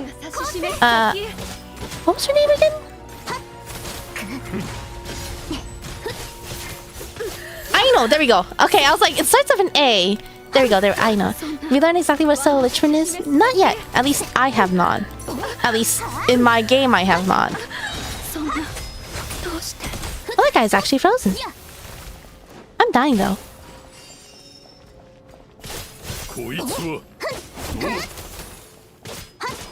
All we know is this. I think what's canon so far is that the self-advertise is related to the third descender. According to, what is it? Was it? It's not Fontanelia, was it? We just learned about Sandrona and how she has a stellar inch pin.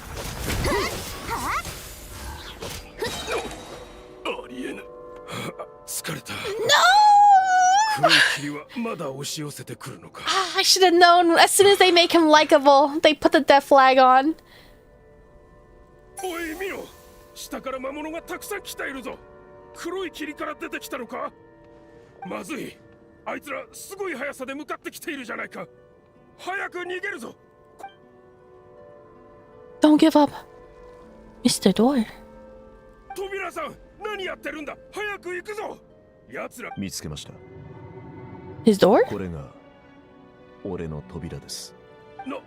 何を言っているんだ。ここに残るつもりなのか。これが扉の責務です。 So he meant a door for closing, not for opening. ダメだ。私たちを助けてくれたあんたをこんなところに置き去りにできるか。 I'm glad Chugunov is definitely a lot more respectful than they try to show him off in the beginning. 何もかも永遠に扉の外に締め出すことはできません。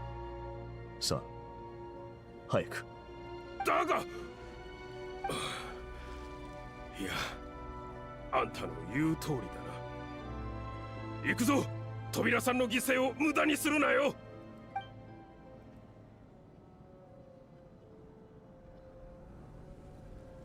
黒い霧は動かなくなったみたいだが、魔物たちも扉さんもいなくなってしまった。Okay, so everyone is gonna die, and we'll all be alright in the end. Is that what I can expect? 今思うと、あれは全部幻覚だったんじゃないか。気を張りすぎて、扉を人間だと勘違いしたんだろうか。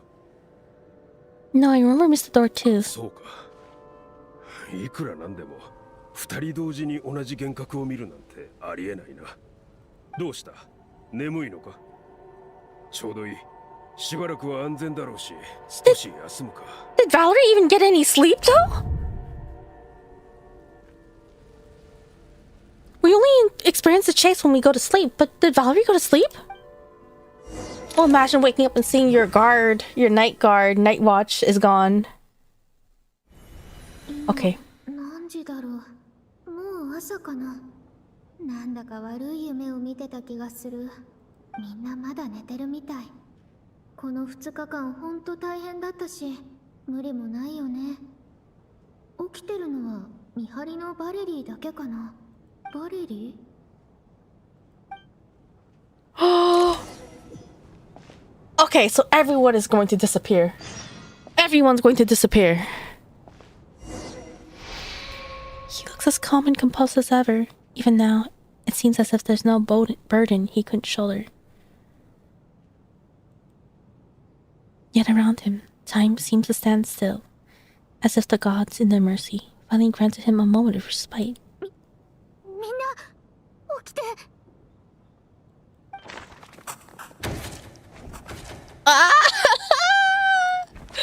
Everyone's gonna go.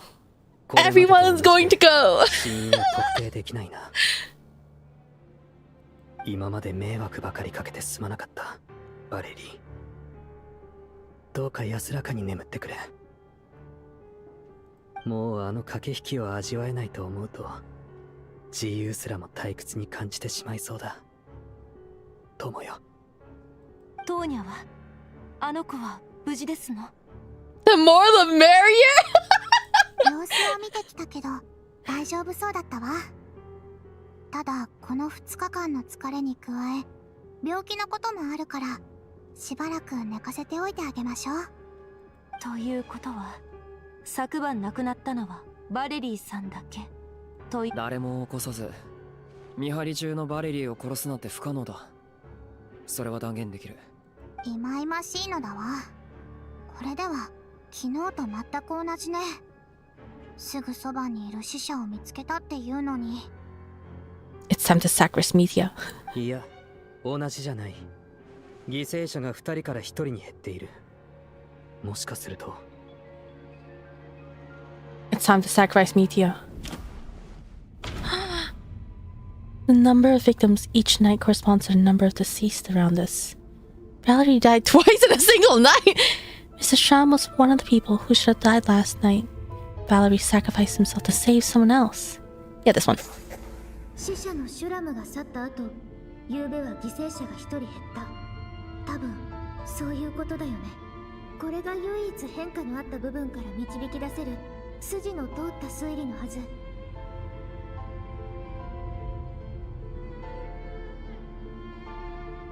You know, this ley line is so greedy. It keeps eating. If 2 people of the deceased are on the run, it just keeps eating. I guess it really wants the people that are dead. I guess the dead aren't supposed to be roaming around the living, so maybe that's why. I guess. Okay, the dead roaming around the living probably breaks the laws of Teyvat, which is why it's extra strict. Meanwhile, killing living people to chase the dead doesn't break the laws of Teyvat. Is that why it's so greedy? 毎晩死ぬ人数と紛れてる死者の人数が同じって言いたいんだよね。ああ、昨日僕たちは死者であるシュラムを見つけた。そして彼が劇場を去った夜、犠牲者が2人から1人に減った。That's so funny, they got me there. I was like, oh no, they're not gonna take Chugunov, right? They didn't take Chugunov. They took the playable character instead, which I was not expecting. They got me there. つまり、僕たちの中にもう一人死者がいるということだ。まだ死者がいるの？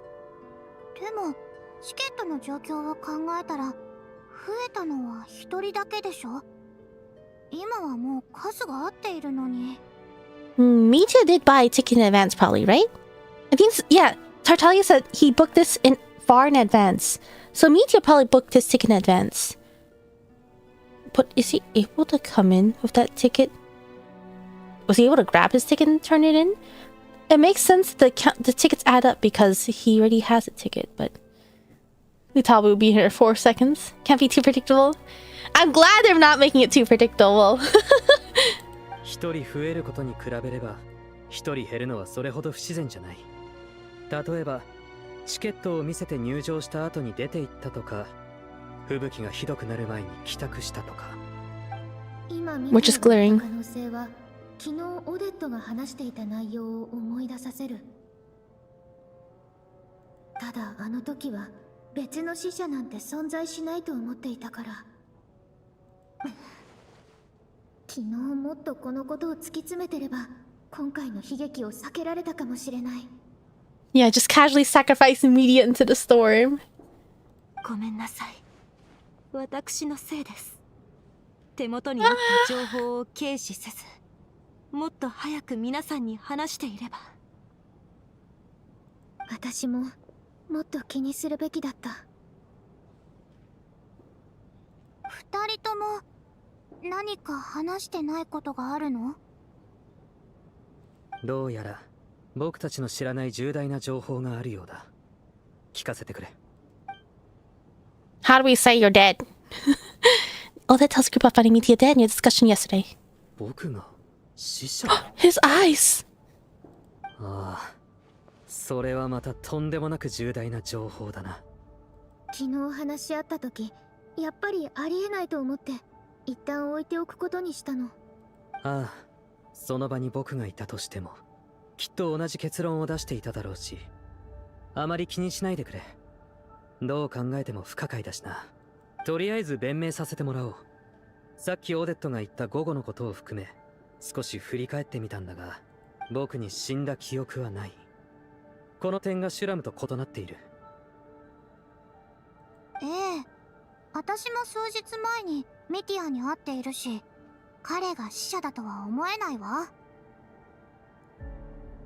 ミティアじゃないなら誰なんだ？投票でもして決めるか。 Okay, I tried to avoid response. Well, I do want to say, yeah, this whole Arkan quest, I've been thinking about how Mitia's hair reminds me of a certain character. Sorry. 唐突な質問で悪いが、旅人、お前はトーニャの兄さんと知り合いなんだよな。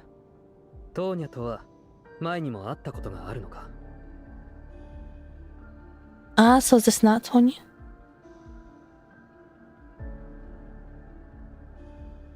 It's not Durina? Wait, Burina? Oh, no. Mitia's hair? Mitia's design. It reminds... The way his hair goes... And like... He has a kind of a soft personality in a way. But he gives me major Komaeda vibes. Komaeda Nagito from Danganronpa. But,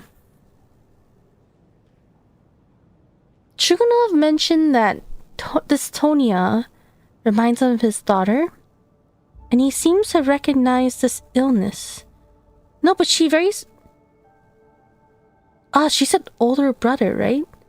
But she never specified Tartaglia, has she? No, but she identifies her name as Tonya, right? いや、ないけど、それってつまり。おい、どういうつもりだ？妙な憶測はよせ。自分が疑われているからって他のやつになすりつけるつもりか？困るな、チュグノフさん。これは真っ当な話し合いだ。そうやって声を荒げるのはやめてくれ。話し合うつもりがないなら黙っててもらえるか。Everyone's getting tired of Chugunov. But it is true that now he's being put in a tough spot now. このガキが！ミティアが急にトーニャのことを聞いたのは、あの子を疑ってるから。確かに年齢だけでトーニャだと思ったけど、まさか。ただ単にあんたの疑いは筋違いだって言いたいだけだ。トーニャが死者なわけない。私は前にトーニャを見たことがある。あの子は執行官の妹だろう。講師ってやつの。Oh, he does know her? それは本当か？この劇場でトーニャのお兄さんが講師だってことを話した覚えはない。じゃあ、チュグノフは本当に会ったことがあるのかも。Does he just recognize the name? 証言が正しいなら、トーニャも候補から外れる。となると、やっぱり死者がいるとは考えにくい。I do find Tonya kind of suspicious in how she's one of the least suspicious in this case, which makes her pretty suspicious to me. オデット、すまないがもう一度確認させてくれ。僕が死んでいた時のことについて。ええ、構いませんわ。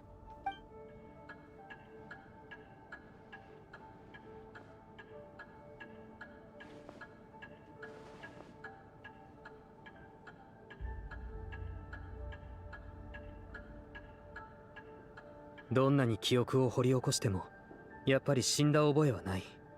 ただふと思い出したことがある。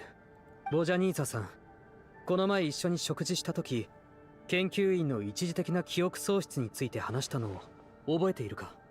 ええ、なんとなくなら。そのせいで実験が進まなくなったとか、原因は研究員たちのストレスにあるんじゃないかとか、そう言ってたっけ？ああ、死んだ記憶こそないが、当時僕にも記憶喪失のような症状が出ている。あの日の午後の記憶が一部消えているんだ。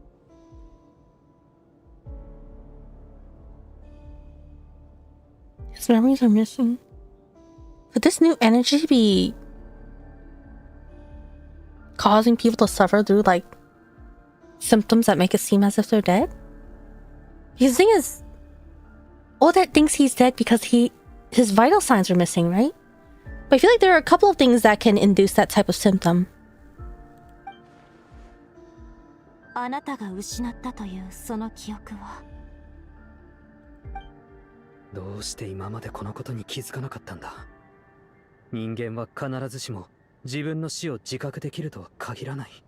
気づかないうちに殺されたり、眠っている間に亡くなっていたり、そういったケースのことを言っているのでしょうか。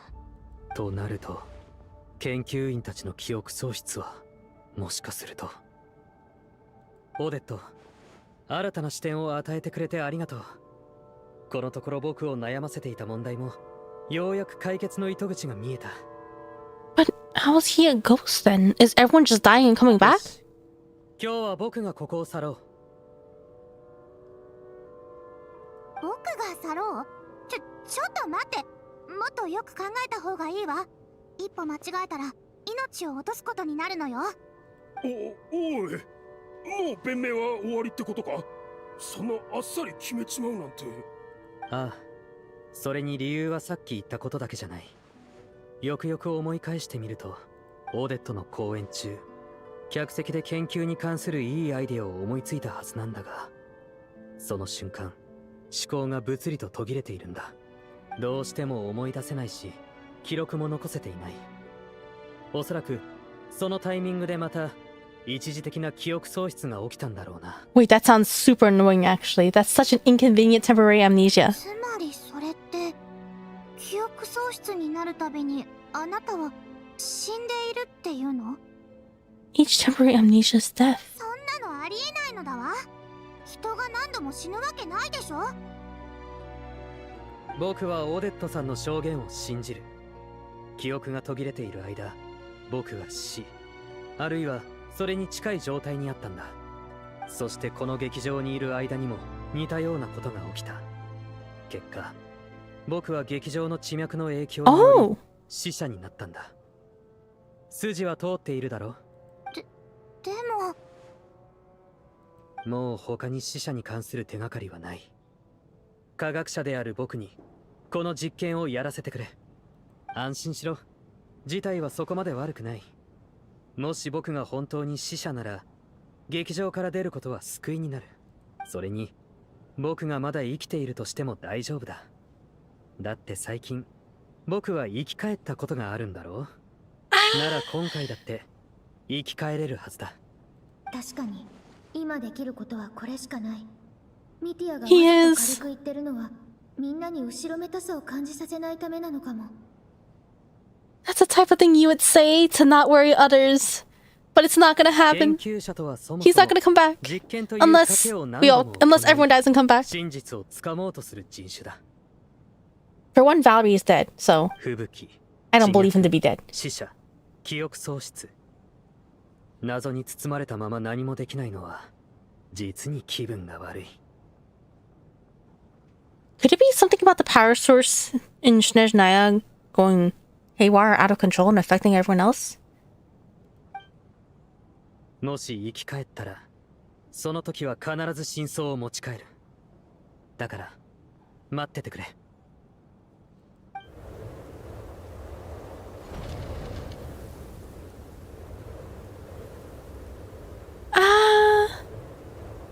How did they all just walk out with so much aura? Like, isn't it cold? As night falls, the feels with heavy signs. More than half the group is gone since the first night here. Okay. Beyond the loop. We're looping. Okay. Talk to Vajanista, who's hiding behind this pile of luggage? ミティアさん、最後に会うこともできなかった。むしろ良かったかもしれないわ。別れの瞬間は決まって悲しいものだもの。私、お別れって嫌い。どうしていつもそばにいる人はいなくなるの？ここでも、外でも。The only ones we haven't seen in a dream yet are Tonya and Vajanista. それはさあ。私たちの最後がもともと孤独なものだからでしょうね。よく考えてみれば、私たちが今こうして生きているのはただ運が良かったからに過ぎないわ。ここでは毎朝誰もがそのまま目覚めない可能性があるのだから。 Wait, Valerie didn't even go to sleep, but he faded away. Oh wait, is it the people that stay awake have a role? Odette was awake when she was the envoy, right? Envoy? Messenger? Envoy? I think it was envoy. でもそれは外にいても同じことなの。眠りにつくとき再び目を開けられる保証なんてどこにもないもの。だからもしここを出られたら起きている時間をもっと大切にしたい。後悔を残さないように。 Those are death flag lines. 後悔を残さないようにか。ここ数日胸の中にどうしようもない焦りが湧いてくる。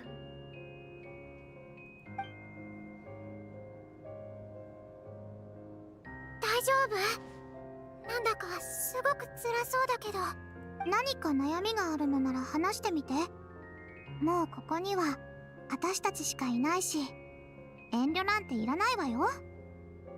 うん。アリョーシャとオーデットは会ったことあるんだけど、私にはパイモンっていう仲間がいるの。ただ最近体調を崩してて。その子のことが心配なのね。ここに閉じ込められてもう何日も経つし、そう思うのも仕方がないことだわ。初めはこの世界の出来事に対して自分はただの傍観者でしかないって思ってた。多分私が降臨者だからかな。 This makes sense. She feels like a spectator. But it's okay to just... I guess... Is it common knowledge that travelers are the sender? 降臨者。でもパイモンが Is she going to react to くれ that? たおかげで Wait. だんだんとこの世界とのつながりが深まっていくのを感じたの。パイモンは食いしん坊で寝ぼすけで遊びたがりだけど最高のガイドでもある。パイモンのそんなリアルな姿が私にこの世界が現実なんだって教えてくれた。ここ数日つい無意識に考えちゃうの。もしパイモンがいたらこんな時なんて言うんだろうって。 She must really miss her. Well... そしてそんな想像から戻ってくると会話は先に進んでる。私だけが自分の世界に取り残されてるの。この孤独感を乗り越えようとはしてるけど、それでもやっぱりパイモンに会いたい。きっとその子もあなたに会いたがってるはずだよ。もしかするとその子にとってもあなたがこの世界の全てかもしれないね。慰めになるかはわからないけど、水の精の多くがスネージナやグラードを去った時、私も世界が空っぽになったみたいに感じたわ。 Okay, so they left Snezhnograd. I think before she said they left Snezhnaya. Like, I think leaving Snezhnograd makes sense. Snezhnograd is just a city. Maybe they're just hiding in parts of Snezhnaya. If I remember correctly, a lot of the Faes cannot adapt to weather outside of Snezhnaya. So I was actually wondering about that. I also wonder, what reason did Valjanisa choose to stay in Snezhnograd? 周りの笑い声や喧騒がどれも自分とは関係のないものに思えたの。だからあなたの気持ちはよくわかる。もしかすると人は一生をかけて愛する者がずっとそばにいるわけではないという事実を受け入れていくのかもしれない。 Oh, that hurts. I mean, one, she's separated from Paimon, but two, she's been separated from her sibling. Or I guess, yeah, Traveler has been separated from their sibling. 私たちにできるのは共に過ごすその一瞬一瞬を大切にすること。ここを出られたらすぐその子のところに帰ってあげて。後悔が残るような物語は私好きじゃないの。うん。二人とも、ありがとう。ねえ、ボジャニーツァさん。なんでお別れが嫌いなのに、一族のみんなと一緒にここを離れなかったの？それが私の選択だったから。後悔したこともあったけど、今はもう吹っ切れているわ。前にも言ったように、歌声は水の精の素顔よ。水の精たちの感情はすべて歌声に込められているの。みんなの歌声は数百年もの間、この劇場で響き続けた。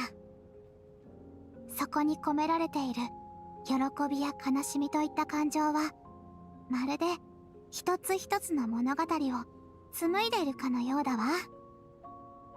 でも、読み手のいない物語は存在していると言える？私が思うに、それは消えてしまったも同然。だから、私は残ったの。歌い手として、そして、同時に聴き手として。そうすれば、あの歌声は永遠に消えないから。That is a really brave decision to make. いつか、水の精の歌声を聞き取る方法を教えてくれる？私もシュラムさんみたいに特別な聞き手になりたい。ありがとう、トーニャ。あなたは最高のファンだわ。なら試しに一曲歌ってみるから、聞いてみてくれる？うん、私頑張る。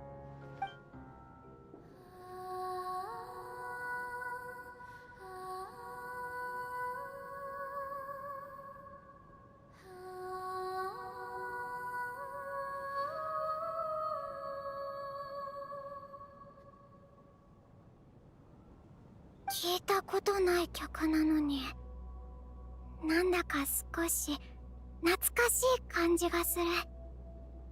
どうしてだろう。すごい才能があるのだわ。普通の人だとせいぜい楽しいか悲しいかくらいしかわからないのに、そんなに具体的に聞き取れるなんて。今のって何を歌った曲なの？実はこれ、劇場で一度も披露したことない曲なの。Ceremonial purpose. 水の精の儀式で歌われるもので、通常の演目には入らないものなのよ。Is that Gabriel? Thank you for the follow. Welcome, welcome. 歌の意味は、亡き家族や友が我々を見守ってくれますように。歌声をしるべに、夜の間だけでも帰ってきてくれますようにと、だいたいこんな感じだわ。 So it's kind of like a requiem. A call to reunite with our loved ones in our dreams. Ah, my guess was something at peace. Was my guess. そっか。亡くなった人に向けて歌うものだから懐かしさを感じたんだね。みんなに届くといいな。さて、夜も更けてきたわ。そろそろ寝ましょう。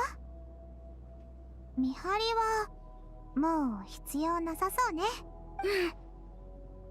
うん。ボジャニーツァさん、眠るまでさっきの歌をもう何回か歌ってくれる？もちろん。大ファンからの頼みは断らないのだわ。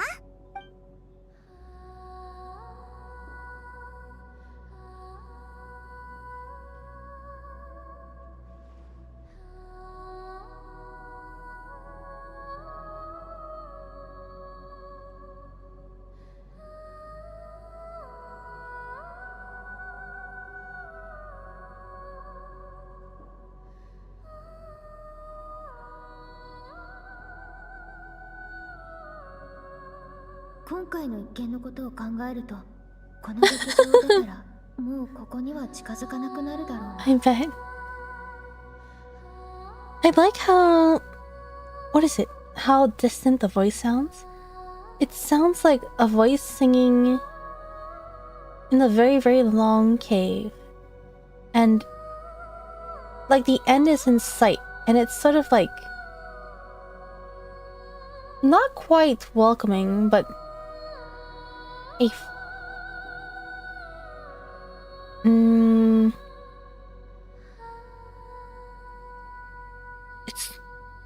the opposite of welcoming as you leave type of thing. でもそれだともうボジャ兄ちゃんの歌声を聞けなくなる。そう思うと名残惜しい。眠りにつくまでこの瞬間を大事にしないと。Does she sing for as long as I don't continue this? This is a really pretty song. Alright, is it gonna be Vajanisa Antonia? Is Vajanisa gonna go? Is it Vajanisa's turn? Oh, this is new!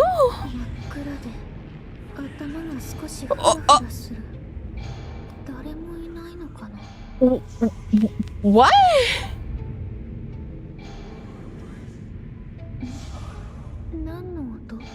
Is that Tonia's skirt? What the? Oh no! It is Tonia's shadow. 魂よ、守護のちぎりのもと、戻りたまえ。What? Did... まだ生きてる。今のは。質問なら後で受け付けるわ。こっちに来てスイッチを入れて。Does she know what's going on? 光が戻るから。Oh yeah, Vajanisa is definitely a healer. これで安全だわ。さっきの霊体は野党者。光が強い時はあまり動かないけど、暗くなると途端に攻撃的になるの。Is she a ghost? ええ、似たようなものよ。大変かもしれないけど、ここの明るさを保ってくれる？でないとあいつに殺されてしまうから。Will Vajanisa have a reviving ability? Did I really just die? She really just killed me? そうよ。生き返らせることができたからよかったけれど、あのまま死んでいたら面倒なことになっていたわ。面倒で片付く話じゃない気もするけど、あなたって人を生き返らせることができるんだ。私はあなたの守護霊だから。Ah, so she's role-playing as a guardian spirit this time. I guess she did not go sleep, right? She was staying up and singing. あ、初めましてだったわね。玉返しは私の特技なの。よろしくなのだわ。ありがとう。よろしく。さあ、のんびりしている暇はないわ。黒い霧に追いつかれないよう、野党者に気をつけながら進みましょう。完全に暗くなる前に次のスイッチのところまで行って。Before it gets too dark? 明るくなれば、Okay. 野党者に襲われずに済むわ。明るくなった。やっぱり光。It's so low. 野党者だわ。I don't notice さ me. っと行きましょう。 What happens if she notices しない me? よ。危ない。What? I don't want to turn around. I don't want to turn around. She's not here.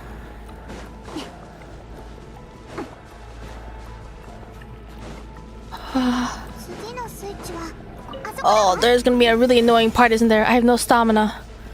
I can probably take my time, right? Whoa, whoa, whoa, whoa. Excuse you? Stop breathing into my air. I have no stamina. Oh, it's night. Are we outside the cave? Does this count as like...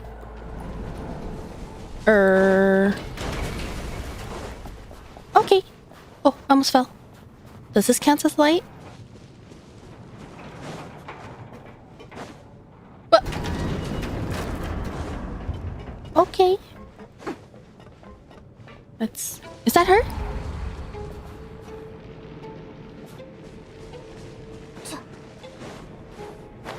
Oh. Oh. Okay. That didn't work. Come at me. Oh. Oops. Okay. Oh, am I supposed to go up here?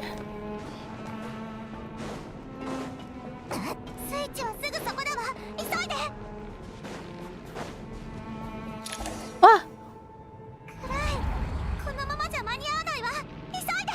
I was sent to the shadow realm. Ooh. Wait, did we get hit? How many times will we die? Oh gosh. 生き返れるって言ってもさすがに死ぬ感覚は気持ちいいものじゃないね。また生き返ってくれてよかったわ。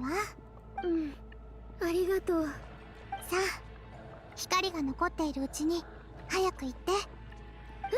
あなたは一緒に行かないの？ I did have a guess she would be the next one. Like between Tonya and Voljanista, I was actually guessing it'd be Voljanista next. 私はもう What? 果てたから一緒には行けない。 Used up? What does that mean? 守護霊は消耗品なの。生き返らせる力はそう何度も使えないのよ。 She did drop those death flag lines. 見た目はなんともないけど、うちはもう枯れている。じきに存在も薄れていくわ。私はもうここまでみたい。でも黒い霧こそが私の帰る場所。だから気にすることはないわ。 It's pretty scary because, let's see, when you go to sleep, you wake up with no memory of each other or anyone. You're like a new person. But people who have not gone to sleep, they pretty much wake up as like a role player. And I don't know, they're like canonically being forced to fall to the black mist because that's where they believe they belong. どうしてもっと早く教えてくれなかったの？教えたところで私とあなたの運命は変わらないもの。あなたの負担になるだけだわ。そうなれば守護霊の存在意義に反してしまう。でもさあ行って。野党者はもうすぐそこまで来ているわ。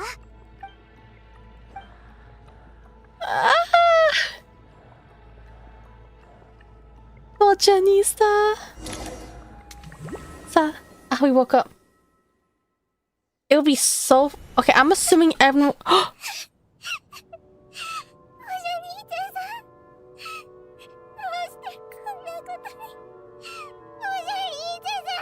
It's your turn, Tonya. Okay, my assumption is that everyone will be back later. But it would be so... Is it okay to say? It would be pretty funny if this was permanent. I know in Honkai Impact make characters that have canonically passed away as playable characters. I don't think Genshin does. They probably won't, but that would be really funny if they did. That would be so funny. 死体は確認するまでもないな。 You're beginning to grow numb to the tragic deaths that await each morning. Before long, the laments of countless water imps seem to resound around the theater, full of deep affection and sorrow for Voljanista. Your emotions begin to respond in kind, leaving a heavy feeling in your chest. The sea started at night. どうして嘘をつきましたわね、シュグノフ。分かっているのですから。Was it Tonya? 何の根拠がある？それより自分のことは棚上げか。 Neж and I would just be travelers' imaginary friends. Oh no. 最初、黒幕は霊力だと疑われていた。そして毎回都合よく死を回避し、今も生き残っている。一番怪しいのはあんただろう。それとそっちの狩人どもだ。いつもどこか人事みたいな顔しやがって。そもそも劇場から出ないよう最初に言ったのはあんただったな。ここに閉じ込めて何を企んでやがる。 Is Shugna gonna last? It'd be pretty funny if this was a setup to bully him. 無差別に噛みつくのは Probably not though. They spilled too much information. だがその威勢の良さはこれまでとまるで別人に見える。最後の抵抗か。脅しのつもりか。ああ、いいさ。この劇場で今日まで生き残ってきたんだ。今さら死を恐れるとでも。ほら。I clicked too fast. みんなもう限界が来てる。バレリーとミティアがいない今、誰かが場をまとめないと。でもその前に考えを整理しておこう。残った人たちの中で一番死者の可能性が高いのは誰だろう。The fact that Odette asked Chugunov if he lied means it's probably Tonya. 残った人たちの中で初対面なのはトーニャだけ。その正体を疑う余地はある。人は第一印象に惑わされやすい。今考えると講師の妹っていうのは私が勝手に思い込んだものだった。でもチュグノフは昨日トーニャが本人であることを証明してくれてる。他に可能性がほぼないとなると、まさか。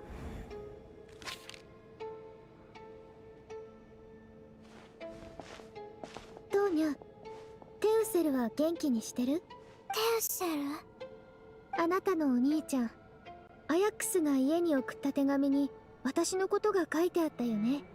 例えば、金髪の旅人とか、覚えてる？知らない。それに、お兄ちゃんの名前はラジクで、アヤックスじゃないけど。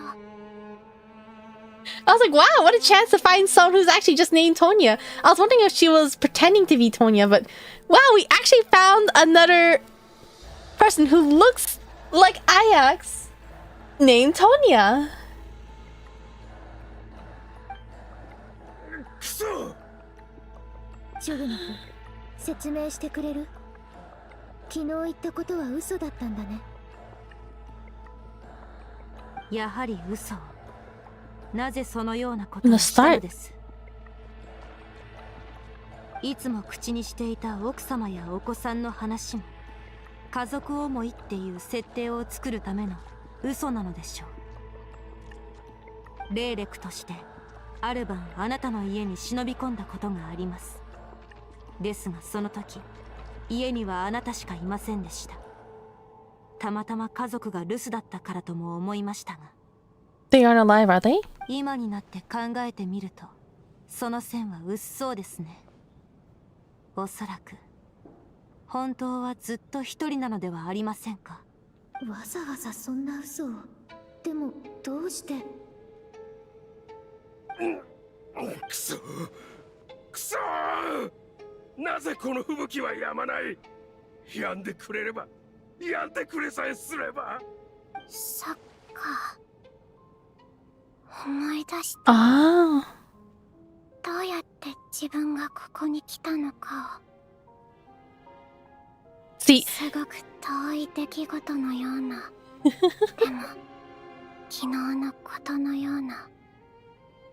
never trust a person who seems the least suspicious. この咳は装飾症って病気のせいなの。周りの人は雪咳とも呼んでた。珍しい病気で気候や遺伝が関係するみたい。命に関わることもあるんだって。そのせいで私ずっと病院のベッドの上で過ごしてたの。でもどんどん体は弱っていって、病院の治療もお兄ちゃんがフロストフラワーの葉を煎じて作ってくれた薬も全然効かなくって。 I think it's so funny how she was named Tonya as well. That's so funny to me. それである日、お兄ちゃんに昔みたいにもう一度だけ外へ遊びに連れてってほしい。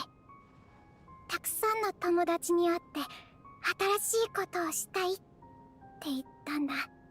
そしたらこっそり私を病院から連れ出してくれたの。劇場に着いてチケットを買って中に入って、その間ずっとワクワクしっぱなしだった。I clicked too fast. 目を覚ました時、お兄ちゃんはいなくなってた。Oh, I feel so bad for that brother.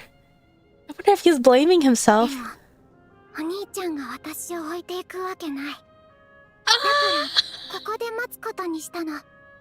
きっと私のために薬を作りに行ったんだって思ったから。トーニャ、その時にはもうすでに。うん、分かってる。もう分かってるよ。私死んじゃったんでしょ。今の咳もだるさも体の記憶を引き継いだものなんだよね。悪かったのはお兄ちゃんじゃなかった。私がお兄ちゃんを置いていったんだ。ごめんなさい。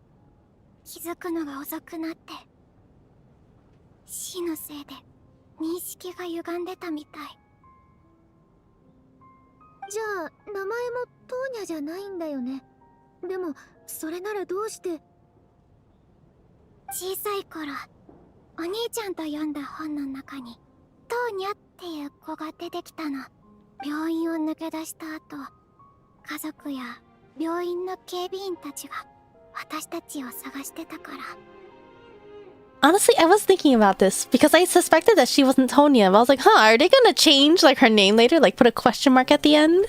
あなたがお兄ちゃんの代わりに来たって言って、トーニャって呼んだ時、That makes sense! 見つからないよう、わざとお兄ちゃんと私しか知らない偽名を使ったんだと思ったの。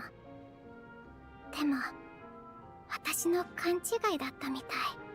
Where's the real Tonya then? We're supposed to watch this with Tonya. Where did she go? 唯一の救いは、あなたの死の記憶が苦痛なものではなかったことですわ That is ね。true. It's small comfort.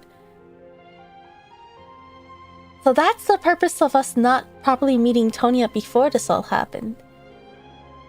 さて、次はあなたの番です。チュグノフ。お話ししてくださるかしら。ああ、あんたの言う通り嘘をついてた。知ってたのは執行官公使とその妹がチケットを持っていることだけで、トーニャのことは見たことない。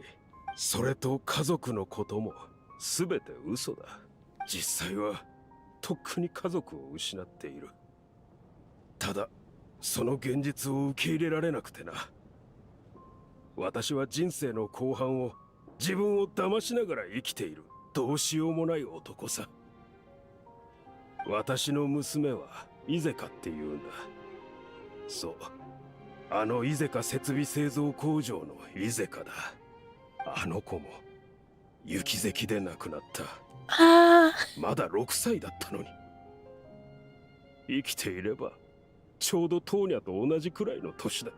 Yeah, so he did recognize the same disease. And his daughter did die from the same one. あの子が亡くなった後、 Oh 妻もイゼカと過ごした日々を忘れられず、その苦しみから目を背けるように私の元を去った。ある日、仕事から帰ってきて空っぽの部屋を見たとき、Oh my gosh. 息が詰まりそうになったよ。それが心を軽くする唯一の方法だと気づいた。だから自分を騙し続けたんだ。悲しみのあまり現実逃避か。だがそこに罪はない。そろそろ偽証について話してもらおう。一昨日の夜、この子がこう言っていたんだ。お兄ちゃんがフロストフラワーの葉を煎じて飲ませてくれると。それとその症状を見て私は全てを察した。Yeah, he did seem... 死者だということを含めてな。He at that moment of realization seemed like he realized... if we cut out the fact that he knew that she was deceased from that, his reaction was one of like realizing that she would die. That's the impression that it gave off. 雪石はかつて不治の病だった。私もフロストフラワーの葉を取りに行ってはイゼカのために煎じていたんだ。Like when you had like that moment of like you have the moment of shock, you pause, and then you try to say something to like comfort and reassure them. Usually if you choose, when someone chooses the route of like reassuring and feeding false hope, that usually means there is no hope at all left for them. Like it's inevitable. If he was worried and panicked and tried to look for some, I don't know, flower leaves to brew some for her, then he would either, that means he either has hope, or she has hope, or he would be in denial, I suppose. Oh, there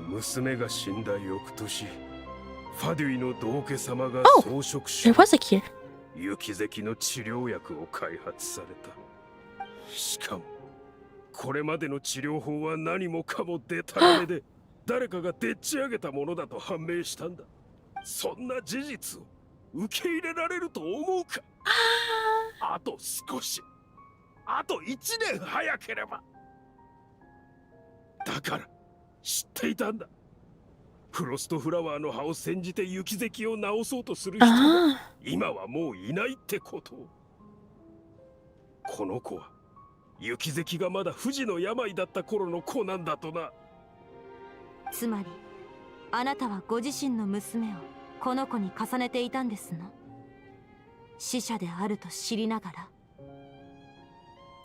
Even though you knew that protecting her could get you killed, I'm sure he did.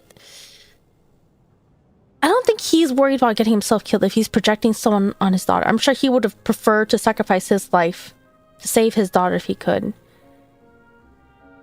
My issue is that he did this knowing that someone else might die. But it's probably like, I don't know, when you see someone to be like your daughter, you probably are willing to throw everything out of the way, right? Or throw everything out the door for them. For an extra chance. Even though you knew that protecting her could get her killed. 筋が通らない。死んでると分かっていながらどうして固執する？そもそも私は Your crackpot theories. 信じちゃいない。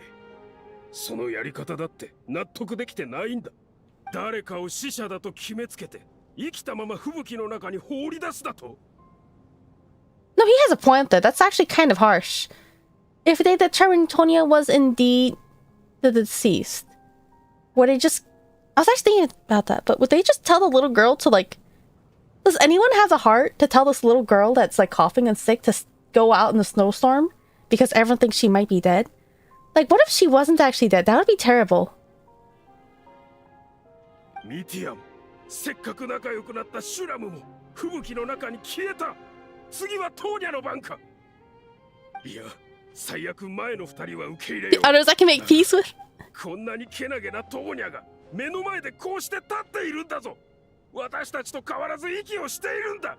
それでもこの子を死者扱いするのか。私はただこの子を助けたいだけだ。吹雪が止みさえすれば、そうしたらすぐにでも一番いい雪石の治療薬を手に入れてこよう。必ずこの子を治す。だから吹雪の中に放り出させはしない。今度こそ絶対にだ。あと少しってところで助けられないのはもうごめんだ。でなきゃ私は自分を永遠に許せない。ジグノフさん、そんなことしなくて大丈夫です。トーニャ、一昨日の夜にはもう私が死者だって分かっていたんですよね。バレリーさん、ミティアさん、そして大好きなボジャニーツァさんも、みんな私のせいで死んでしまいました。そんなこと望んでなかった。あなたは私を救うことで救われたいだけなんです。それが私の心に罪悪感を植え付けるとも知らずに。いや違う、本当に助けたい一心で。自分がもう死んでるってことは誰よりも分かっています。あなたに救われることよりみんなと過ごしたこの時間の方が私は大切です。悲劇が何度も続きましたが、それでもこんなに素敵な人たちと出会えて、一緒に何日も過ごすことができました。病院を抜け出してからの出来事はどれも昔の私には到底できない大冒険です。本当にみんな大好き。できることならこんな結末じゃなくて、この魂と引き換えに死んだ人たちを生き返らせたい。だからあなたのしたことは許せません、チグノフさん。The English makes it sound like she hates him. I think in the Japanese, she just says she won't forgive him. Which I think makes more sense. すまなかった。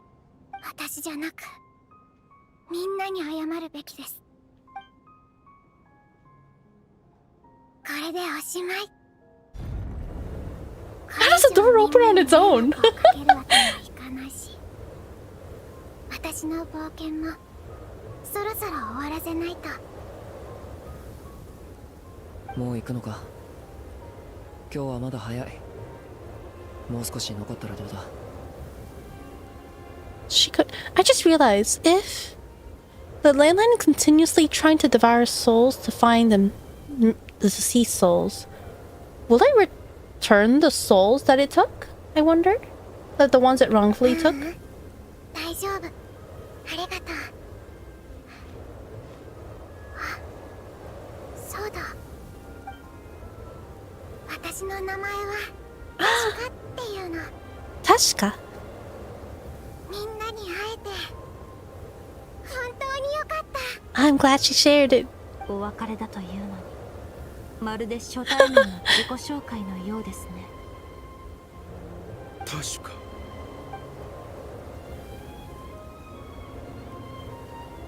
Is he trying to walk out? 狂ったか。私も外に行かせてくれ。もうこれ以上自分を騙すことはできない。いいえ、そのような逃避は認められません。あなたの嘘のせいで多くの方が亡くなられました。ここを出たらファデュイ仕込みのお仕置きを霊力が見せてあげます。覚悟なさるよう。 The storm continues as if it'll never stop. Nighttime falls again. Whoa! Is it gonna take more people? The storm is still going. 外へ出ましょう。この吹雪は止む気配がありません。スネージナや全土、いえ、世界中が吹雪に飲まれ、滅んでしまったのかもしれませんわ。I'm starting to feel the same way. Maybe this is the heat death of the universe. Will we even be safe from the deaths if we leave the theater? やっと死者の問題が片付いたんだ。せめてこの夜だけはゆっくり過ごそう。 How many? そうですわね。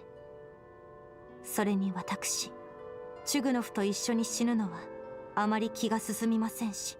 でもあんたは私が先に死ぬことを許さないんだろう。 Is everyone just gonna die except for Chugunov? チュグノフ、真面目な話ですけれど、もしここから出られましたら、真っ先にあの工場を閉鎖してくださいませんか。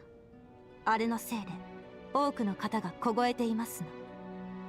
That's right. They wanted to dig information out of him about the factory, but this is an incredibly... This would be an incredibly extra plan to get him to spill his beans. 今はそんな話をしている場合じゃ。いや、わかったよ。止めるさ。あんなもの、もうどうでもいい。幻聴かしら。ノックが聞こえたような。Is it Mitya? 本当に誰かいるようです、ね。けれど、外はまだ吹雪いているはずですのに。Maybe the snowstorm has brought us some unwanted visitors. Or perhaps it's the rescue team that Valerie mentioned. 開けるか。ようやくこれで助かるのかな。でもここ数日安堵した途端に良くないことが起きてるし、扉の外にいる存在のせいでさらに状況が悪化するかもしれない。 It's What was that thing called again? The freaky Tonya Tashka that was attacking us? That'd be kind of interesting to see. Right. Everyone's gone. They all teleported into me, I suppose. Or they all ran and hid and expect me to open the door all by myself. Okay.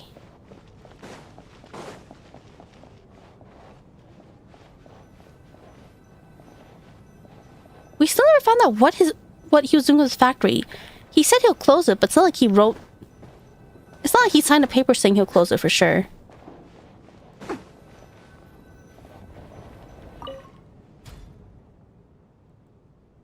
Oh, is this? It is Mitya. So, going out there does not equate death? いやー、みんな帰ったぞ。どうです？少し良くなりました。He's actually back! だいぶな。ありがとう。お前たちがまだいてよかった。When he got back? 戻ってももう誰も劇場にいないんじゃないかって心配だったんだ。What happened? Did he get tossed to the other end of Snezhnograd? Those blankets must be really far away. さて、トーニャとボジャニーツァさんがいないところを見るに。昨日の夜はボジャニーツァさんが亡くなり、そして最後の一人と思われる死者、トーニャを見つけた。そうだな。Did anyone put away the bodies? The bodies aren't rotting, are トー they? ニャじゃない。確かだ。どうやって戻ってきたんだ。外の状況を見る限り戻れるとは思えない。Given the condition outside, no one should be able to return alive. Meanwhile, Death's like, yeah, let's just go out. ああ、その鍵は歌声にある。歌声が聞こえてきたんだ。Was it Vojanitsa? Vojanitsa? Or perhaps someone else? Or is that the 吹雪の fan? 中を進むうちに、僕の意識はだんだんと薄れていった。Oh, wow. どれくらい歩いたかわからないが、やがて気を失っ Is て it しまった。 the rat of the theater singing? ただその時、急に歌声が聞こえたんだ。それが意識を呼び覚まし、自分を取り戻させてくれた。それから歌声のする方へひたすら歩き続けた。その声の主を探してな。そしたら劇場の扉を見つけたんだ。The singing. 実はこれ劇場で一度も披露したことない曲なの。水の Ah, that's true. She sang. Oh, 通常の演目には入らないものなのよ。 she did sing a requiem, right? 歌の意味は亡き家族や友が Ah, を見守ってくれますように。歌声を知るべに夜の間だけでも帰ってきてくれますようにと、だいたいこんな感じだわ。 that's so cute. I do wonder if she has a revive mechanic. I feel like she probably doesn't. それボジャニーツァの魂を呼ぶ歌だよ。まさか本当に効果があるなんて。魂を呼ぶ歌ということは、やはりミティアさんはもう。そうか。なら僕の推測は当たっているらしい。これこそ急いでお前たちに伝えたかったことだ。劇場を出た直後、僕の意識はまだはっきりしていて、その時の記憶もそこそこ残っているんだが、外の世界は知っているものとは違っていた。そこは吹雪だけの世界。人も建物も全て消えていた。どう説明したらいいか。とにかく現実世界とは思えなかったのは確かだ。それと魂を呼ぶ歌だが、ボジャニーツァさんの歌によって呼び戻されたってことは、僕はもう死んでいて魂になっているってことなんだろう。ただ自分が死んだと明確に感じたことはない。それに今 Can we? ここにいる僕が吹雪の中に入る前 Those hands are so 違うところがあるようにも思えない。 Is it normally that pink, or is it because it was really cold outside? Or like his fingertips were really pink? 私も変わったところがあるようには思えません。それに以前から疑問だったのですが、魂には実体がないはずではありませんか？ Yeah, can you touch him? ですが、シュラムにしても確かにしても死んでいるというのにはっきりと目に映っていましたし、触れることもできました。 Yeah, I feel like 私やあなたと何も変わりません。 I do believe ley lines have the ability to make things tangible or not tangible. Particularly, I previously mentioned I have a theory that ley lines can like replay moments of the past. Well, I mean, it can't replay moments of the past. But the thing that really stands out to me was in Diluc's skin quest, the quest that released with his skin, I think the story was that these ley lines were wonky, and you would see an image of Diluc in the past wearing his old outfit, fighting a bunch of hilichurls, and you can fight those hilichurls. But the thing is, it's replaying the past, so why can we interact with it? Those hilichurls should be defeated by Diluc if it was just replaying what's happening in the past, but we were able to interact with it. And that's also... I also kind of suspect that as for like... I do believe in like the loop theory for Teyvat, where I believe both travelers, both of the playable characters, Ether and Lumine, I think they can be both the Traveler and the Abyss sibling. Because I think when one reaches the end of a cycle, the other one just takes its place, and they take turns and swap. And I think the biggest thing I wondered about the loop theory was even the siblings can last forever. How is it that the companions are the same no matter what? For example, how can we always see Amber at the same age as she is? And what would work is if the ley lines were simply replaying everything. Doesn't this happen to Komaeda-like characters? They die and they just kidding come back? Komaeda-like characters. I've played Danganronpa 1, 2, V2... Sorry, not V2. What's it called? 1.5? I have not played V3 though, and I know there's a character that people say is similar to Komaeda, but I'm going to ask to avoid the spoilers there, so I cannot comment on that. Venti's got some real sus lines. Yeah, Venti... I know Venti's like the sussiest person. I always forget that he's even...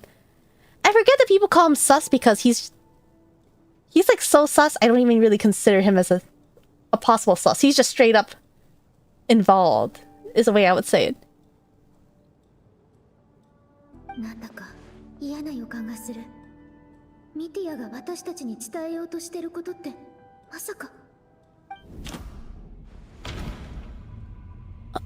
Oh yeah, I played Danganronpa 2. I have not played V3. Let's see. What Mitias was trying to tell us is everyone in the theater had been dead all along. This is actually one thing I was wondering. We're all inside a dream. Mitia has come back to life once again. We can leave this place now. We all dead? ミティアが魂を呼ぶ歌で呼び戻されたってことはもう死んでることを意味する。でも見た目は私たちと何も変わらない。そっか、シュラムのような死者が自然に私たちの中に溶け込めてたのも私たちが最初から全員死んでてみんな劇場をさまよう魂だからなのかもしれない。 Oops. I'm going to be so honest. I was looking at my picture in my bag. It skipped so fast. Afterlife. Well, the afterlife would be a nice place, sitting in the theater, enjoying people's performances. If it wasn't for the fact that some people are like dying on and off and we're having nightmares. But I'm gonna be so honest, when I was looking for a picture for my thumbnail, I was like, I have to make sure to not run into any spoilers. Make sure I don't see any pictures of other people's faces crossed off, because I wanted to put a spoiler-free thumbnail. I did accidentally see that, and I wasn't sure if that was like fan-made, but... I was like, oh, that's gonna bother me. Now, how are we all dead? That's the thing. Why and how? 劇場の地脈の流れが滞っているせいで僕たちの魂はここに囚われてしまうんだ。Was it when the lights went off? この吹雪に終わりはない。皮肉な話だな。これまで必死に死者を探してきたが、実際は全員が死者だったってわけだ。単にずっと昔に死んだか、最近死んだかの違いでしかない。あのメモを覚えているか？あれには死はすぐそばにと書いてあった。本当の意味は考えていたよりもずっとシンプル。僕たちがもう死んでいるという事実を伝えていたんだ。これまでの生き残るための行動や死者探しは全て無意味だったということですか？ Why did the number of deceased people being sent out decrease though? いや、そうとも限らない。少なくとも2つの迷える魂を解放して帰るべき場所へと導いてやれたからな。2人の死者が存在し続ける限り、僕たちの中から誰かの魂が選ばれて地脈に吸い込まれる。この数日間、僕たちが目にしてきた死は魂が地脈に帰ったことを意味していたんだ。そうは言うが、今や迷える魂っていうのは私たちのことなんだろう。道理でボジャニータさんの死体を部屋に運んだ時、何日も経っているのに他の死体が腐敗していなかったわけだ。 Yeah, I was actually wondering that. It doesn't seem like they're rotting, right? But they also did not necessarily...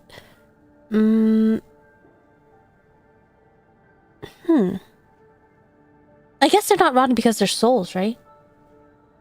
Because they didn't really die a natural death. Their body is just devoid of the soul, since it was devoured by the ley lines. But I guess their heart is still not beating, which would cause the body to decay in normal circumstances. 僕たちには肉体がないことを証明できるな。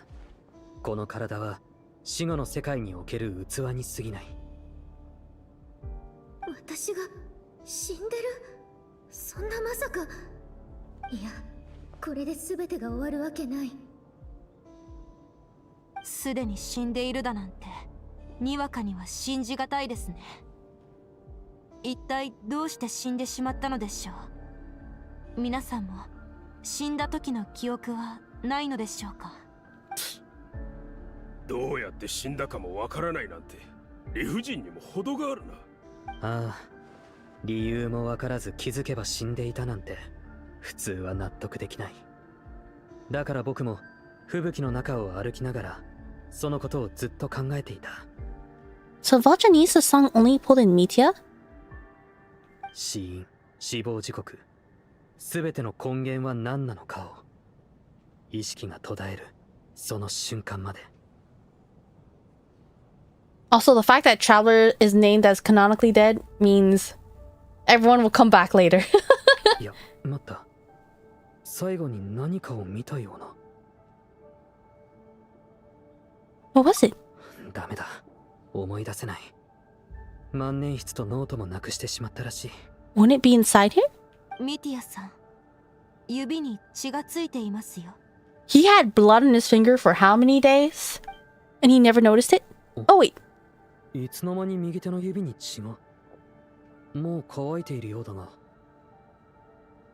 Oh, that's the really pink fingertip I was talking about. He lifted his hand earlier and I was like, oh, is that an effect they added because he came from the snow? Because it was really cold? What? Ronova.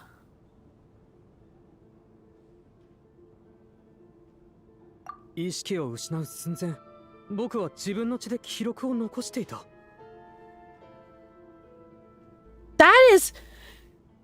Wait, that's so cool that he wrote it on his hand before losing consciousness. That is so fast. How did he prick himself to get blood and draw it himself fast? Look at how clean that eye is. どうした？まさかこのマークを知っているのか？ロノバ、死の失勢だ。アリョーシャ、前に話してくれたスネージノヤの言い伝えを覚えてる？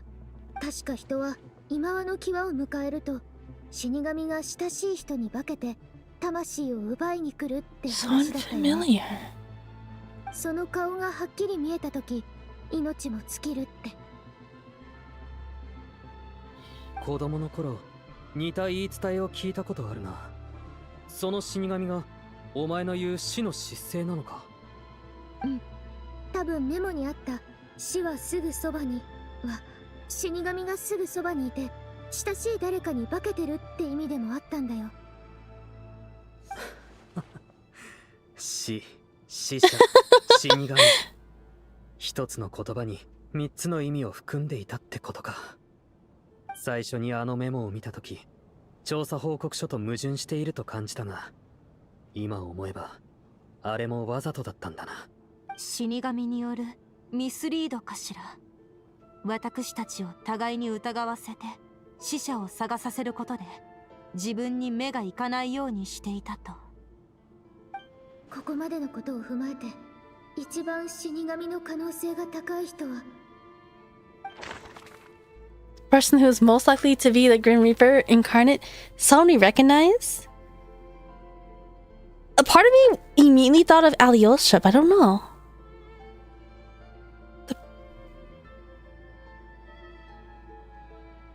Should I suspect a part-time worker? Who's not... Because the thing is, the fact that us three are talking about it normally, the fact that it's written on his hand, it's probably not him because he's the one who wrote it fast enough, right? Well, that's reacting to it, so I don't think it's her. Definitely not me, right? He didn't respond. Ah, but they probably give us enough information, right? It comes as someone you recognize. Our first friend in Snezhnaya, Alyosha? I hate that Hoyo spoiled Ronova's involvement in the Snezhnaya trade. It would have been such an amazing surprise. Oh, that's right, they did mention Ronova, right? Teaser's fine, but the Evasion trailer did do a bit much... Should my guess is Alyosha, but I actually don't know.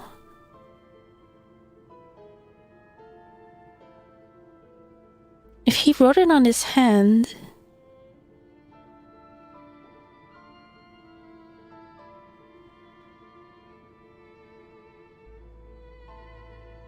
He's the most calm about everything. He may have been the first friend.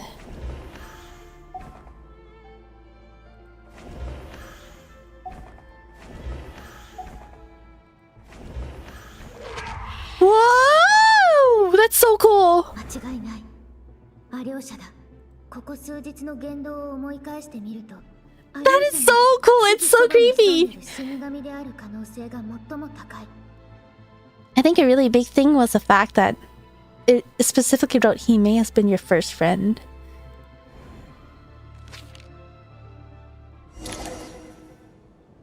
あなたなの、アリョーシャ。あの時、調査報告書を見つけたのはアリョーシャだった。ミスリードの情報を入れる余裕も十分あったよね。Yeah, that note that was slipped in, it was... Alyosha was in the perfect spot for it. So it didn't quite seem like it was Mitya. The fact that it conveniently fell in front of Traveler's foot seemed like Mitya, but the fact that the note being slipped in felt more like Alyosha. And Alyosha was really calm about most of this. We didn't really interact with him too much. それだけで俺を疑うのか? And I think another really big thing for me, I think I mentioned this in the very beginning when I was suspecting them, but he is a part-time worker, right? So he's not guaranteed to always be here. That's why I found... Who did I say was? I found the other people... I think I found the permanent cast to be more trustworthy than him. That one time I made my first friend in a foreign snowy land and it turned out to be the Grim Reaper. 別のやつが先に調査報告書を見つけてメモを挟んでから元の場所に戻した可能性だってあるだろ。 Does Ronova have this much time to be playing around? Or does Ronova have this much time to be playing pretend with us? Wait, was Alyosha ever in the nightmares? Wait, Alyosha was not in the nightmare, was he? Okay, that probably would be the bigger factor. If he was not in any of the night... Wait, was he? The first one was Mitya. The second one was Oted? 否定はできないな。そもそもメモはずっと前に挟まれたもので、今回の件でやっと発見されただけかもしれない。一つ気づいたことがあるの。パッと見、場を仕切ってたのはバレリーやミティアで、あとはたまに私がその役をやってたけど。None. Okay, so I mean, that probably should have been the biggest giveaway. I lost track of that. 思い返してみると、アリョーシャは口数こそ少ないものの、いつもさりげなくみんなを誘導してた気がする。例えば外の危険性を繰り返し強調してみんなをここにとどまらせたのもあなただし、全員で一緒に寝るよう呼びかけたのもあなただった。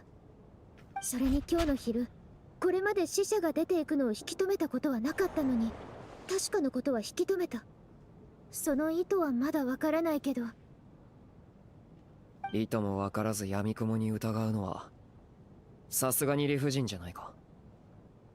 まだ認めてくれないけど、 The most damning evidence? 気になるのは、もし死神がアリョーシャに化けているとしたら、本物のアリョーシャはどこにいるかだ。いつ入れ替わった？ After the performance while investigating the snowstorm. That's right. The first night we spent in the theater when we discovered the investigation report when Meteor returned from the snowstorm. That is true. I was wondering, like, how did he go out and come back okay? I was like, oh, maybe it's because he's a hunter and he's well adjusted to the snowstorm. But this would definitely make the most sense.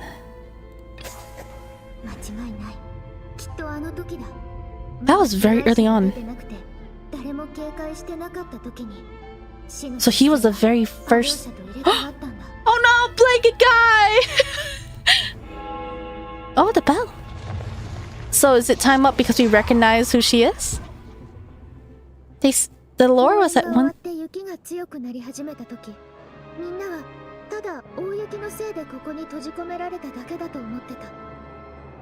So why is Ronova doing this? We're not for blanket guy. 死体を発見してようやく私たちは異常事態に気づいた。でも今思えば事件はあの時からすでに始まってたんだよ。あのディモフっていう人が吹雪の中に消えて戻ってこなかった時から。つまり最初の犠牲者はディモフであって、1夜目のソブレワやトルゴフ。Blanket guy. あの時を事件の始まりだとすると、一つ明らかになることがある。魂を呼ぶ歌がない状況で、あの吹雪の中から帰ってこられたのは、アリョーシャ、あなただけなの。あるいは、帰ってきたのはアリョーシャじゃなく、死神だったか。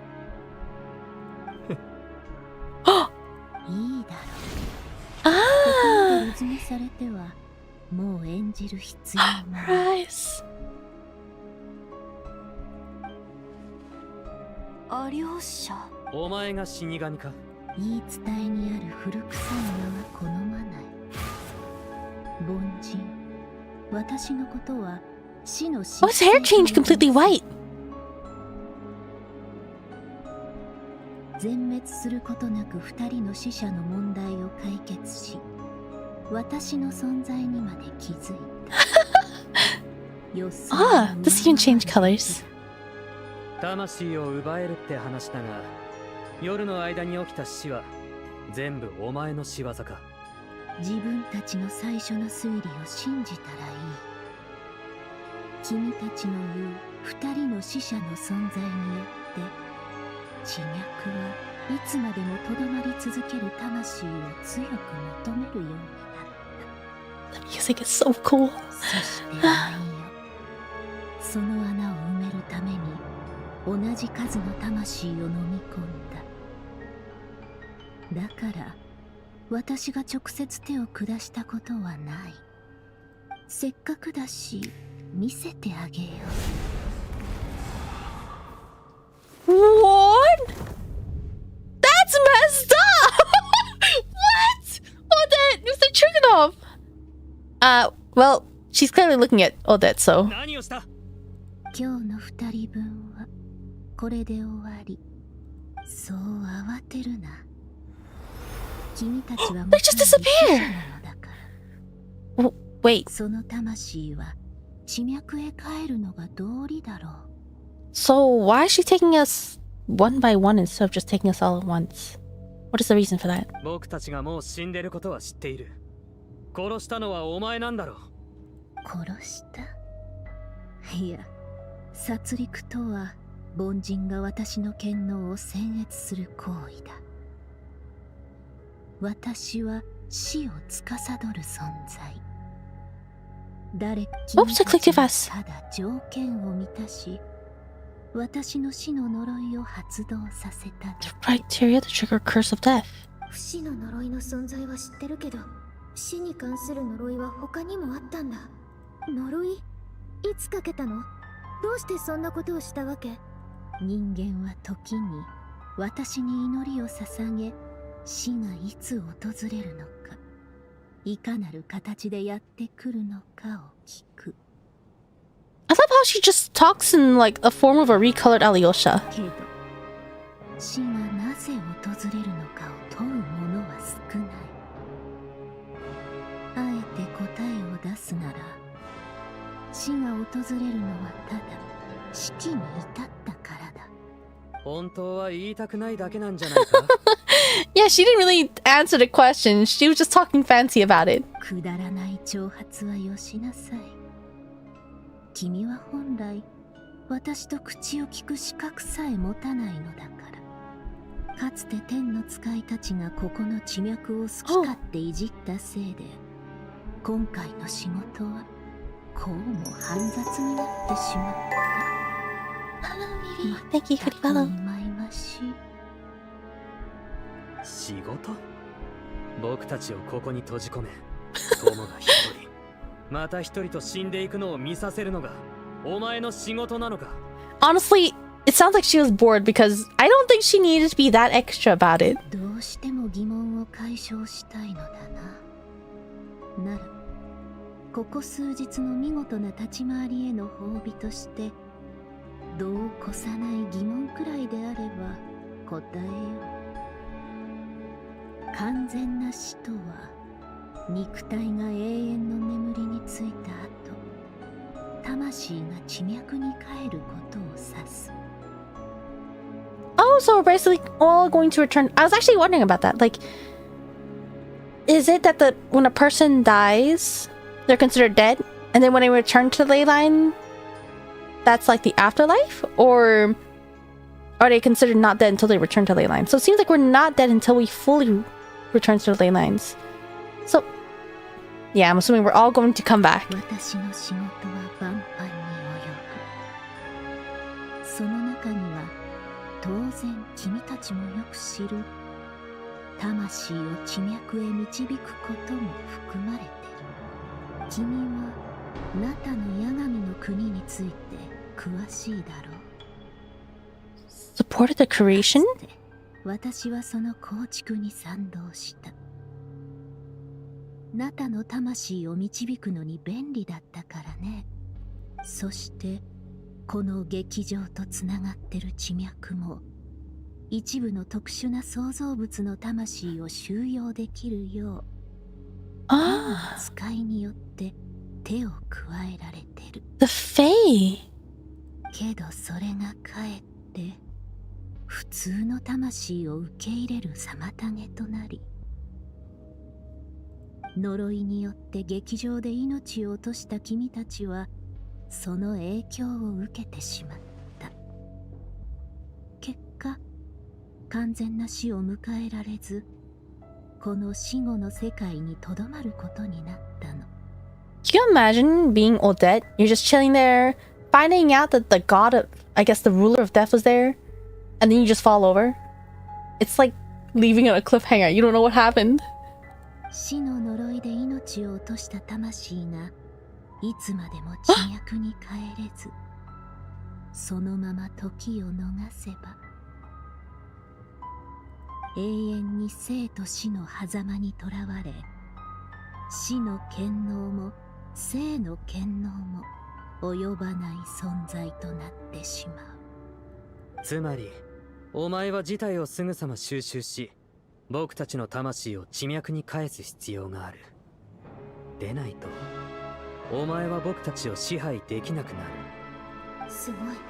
一瞬で相手が危惧してることを見抜いた。きっとこれがノノバが出てきた理由なんだと思う。でも魂を導く力を持ってるなら姿を隠さずに直接解決すればよかったはずだよね。どうしてアリョーシャに化けてたの？神の考えを理解しようというのか。まあいい。教えてあげよう。ここは劇場で、私は死の劇を間近で鑑賞することに興味がある。She was bored.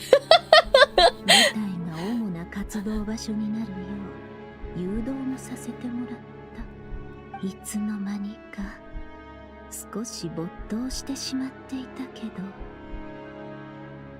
君たちがおとなしく死んでくれなかったせいで手間をかけさせられたわけだし、その埋め合わせだと思ってくれ。満足とは言えないな。不満か。けど人間は昔から神に対してそのような印象を抱いてきただろう。さっき仕事が煩雑すぎるって愚痴をこぼしていたよな。僕にもよくわかる。仕事ってなるとやっぱりどうにもならなかった部分があったんじゃないか。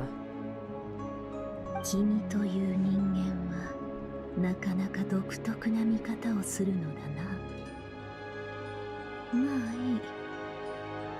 確かに厄介な部分はあった。 I love her voice. 劇場の地脈の流れが滞っている。Ah, I see. 一日に受け入れられる魂の数に制限があったんだ。軽率に正体を明かせば無用な抵抗に遭うのは目に見えていた。 Wait. 中には逃亡を選ぶ者もいるだろう。そうなれば魂が消えてしまうかもしれない。 So the reason why it was one death was not because it matches the number of deceased living among us. Well, it actually was. But it was also because the person that we sent out counts as the first person, which was one of the options. Can you imagine her going back home and be like, Shitadari? それから君たちの言う二人の死者についてだけど、確かに意図的に誘導してその問題を解決するよう仕向けた。ちょうど聞きたいと思ってたの。私たちもあの二人と同じで死んだ魂なのに、なんで彼らだけ特別だったの？数百年もの間、あの者たちは自ら地脈へ帰ることを拒み続けてきた。で、それと同時に数百年にわたって執念が積み重なっていった。それは死者の怨念に等しく、いつ爆発するかもわからない爆弾でもある。もはや看過できない状態にまでなっていた。解決するには二人に死を自覚させ、心残りをなくさせた上で、自らの意志で吹雪の中を歩ませるしかない。そして私が導くことで、ようやく地脈へ帰ることができる。さもなければ、いや、君たちはその結末を知りたくはないだろう。うっすら覚えてることがあるんだけど、すごく怖い確かにあった気がするの。夢の中だったかな。もしかしてあんな結末を迎えるかもしれなかったってこと？なるほど。So she remembers her dreams. 多くの啓示を得てきたようだ。死は人に知恵を授けることもある。ともあれ。What if I talk so slowly? I keep clicking too fast. 心のケアが苦手なの。この剣は天の使いレベルのものだから、力を直接使って解決することはできない。なら爆弾処理は君たちに任せた方が賢明だ。それに二人の死者の存在が毎晩君たちの魂をいやおうもなく地脈へと返す。私からすれば一石二鳥というわけだ。二つの難題が目の前で互いに削り合う。私は近くで局面を制御し、最後に死の力を持って締めくくるだけ。ついでに死によって描かれたこの劇を人の視点でじっくり鑑賞させてもらったよ。That is kind of a win-win-win situation. 見事な計画だ、死神。ここの地脈が一日に受け入れられる魂には制限があると言っていたが、 So these two will last another 2 days? Another day? その数は2人だな。その通り。凡人であってもそれは一目瞭然だろう。地脈は Was there- 一日に2人しか受け入れられない。これまでのことを振り返り Weren't there more people that died though? を整理してみよう。 Day 1 had Ticket Guy, no, Blanket Guy and Alyosha. And the night after that was 2 more. Unless they're like dying at the start of midnight. Ba-doom. 3, 2, 1. Select each day's deceased in order. Who's 今思い Ticket 返してみ Guy? ると、あの時のみんな Is Ticket Guy in this まだ photo? 何も異変に気づいてなかったけど、あのディモフっていうスタッフが吹雪の中に足を踏み入れた時からもう事件の幕は上がってたんだ。 Oh, this Ticket Guy, sorry. Blanket Guy is not here.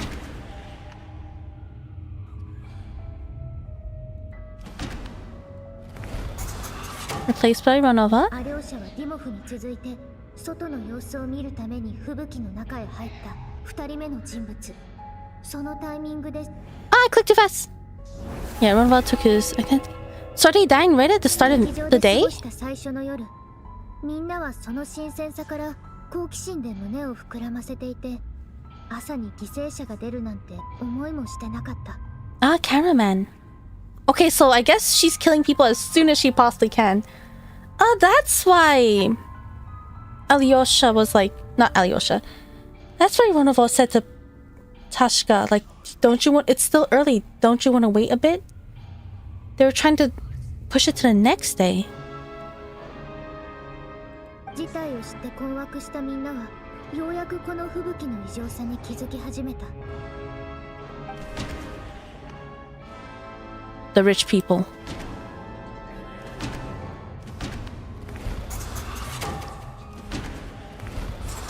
I still can't believe they were sharing a room when they're not even married. 最初の夜に地脈に飲み込まれた。あの時みんなはまだレーレクが関与する殺人事件だと思ってた。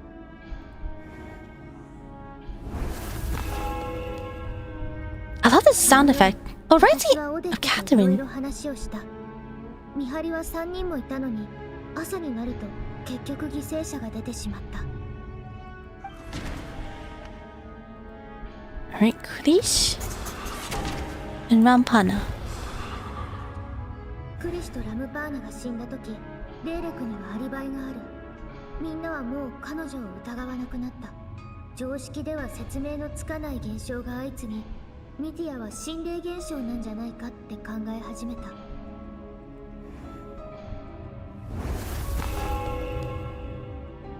後になって人が一人増えてることが分かり、そこから私たちは死者の存在に気づいた。 That's where we lost Shram and Valerie. 自分が死 Whoops. 者であることに気づいたシュラムは吹雪の中に入り地脈に帰った。私たちの中には本当に死者が紛れ込んでいた。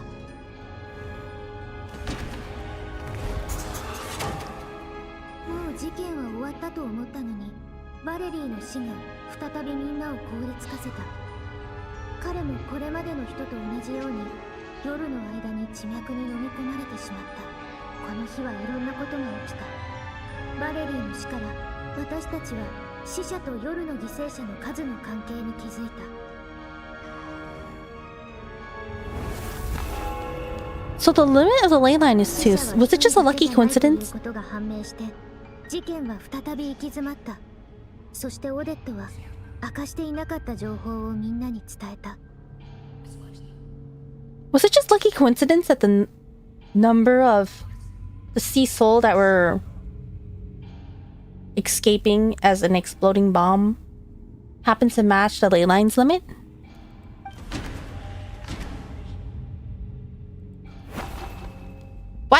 messed up. Wait. あの日吹雪の中に入ったのは間違いない。Oh, that's right. He didn't. 地脈の空白は埋まってない。ひとまずミティアはThat's right. She went out the same day. That's why he was able to return, right? ボジャニーツァは眠ってる間に地脈に飲み込まれ He た。 doesn't count. けど彼女が眠る前に歌ってた魂を呼ぶ歌が状況を一変させた。 And yeah, Tonya was on the same day. Was that why? ミティアが地脈から戻って Oh wait, I should be reading these. 空白はちょうど朝吹雪の中へ入った確かによって埋められた。タルタリアの妹のトーニャだと思ってた女の子は実は劇場のもう一人の死者だったことが判明した。そういえば確かが吹雪の中に入ろうとした時、ミティアが戻ってくることを知らなかったロノバは確かの魂が地脈から溢れてしまうのを心配してア両者の口調で残るよう引き止めてた。今思えばあれもロノバが出したボロだったんだ。 Yeah, she also prevent Truna from escaping. 吹雪の中に入った人が戻ってくるなんて誰も予想してなかった。 After nightfall. 夜になってすぐミティアが重要な情報を持って帰ってきた。そして全員もう死んでること、死の失勢がすぐ近くにいること、真相が徐々に明らかになっていった。その後正体を表したロノバが何のためらいも見せずに二人の魂を連れ去ってしまった。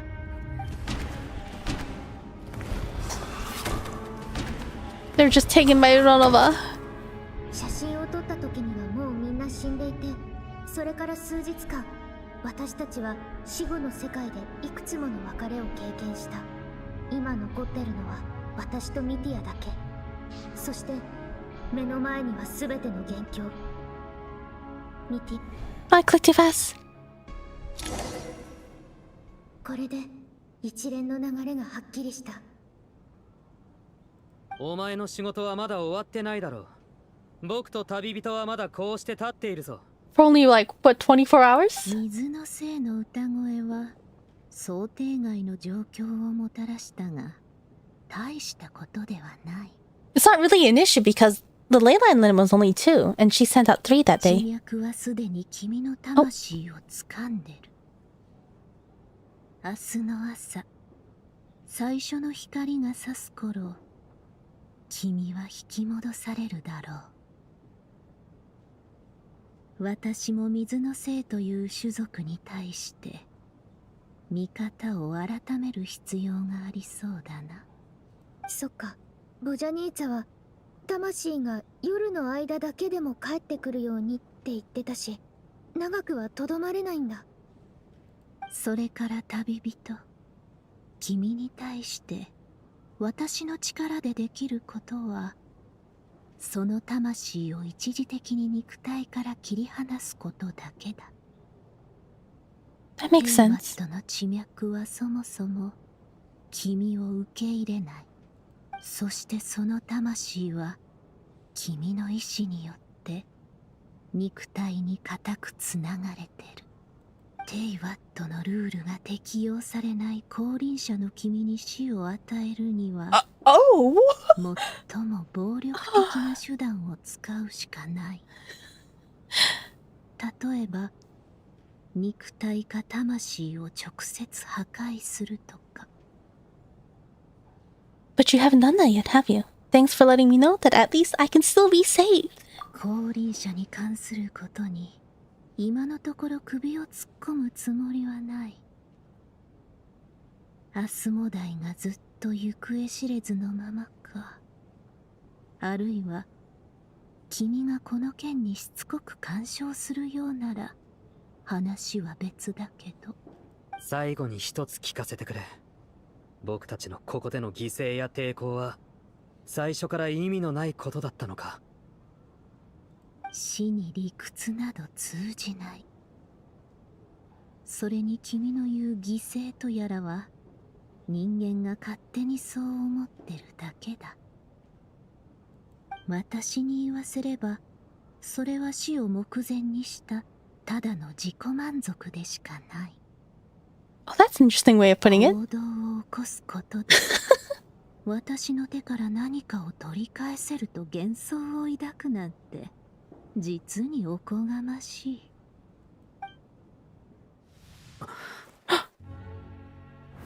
死神、お前は本当に頭にくるやつだな。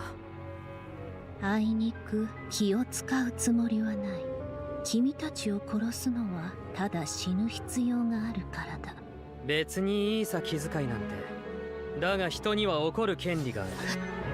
たとえ神相手でもな。あ、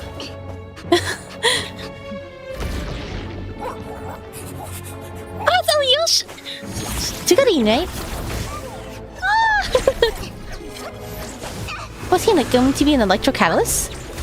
An emo? What is this? He can fly?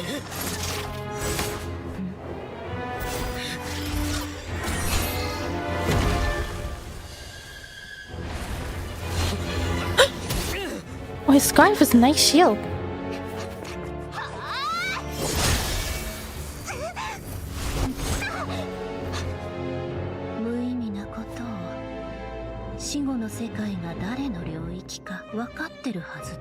Ha oh, なぜおとなしく死を待てない。死を待つ。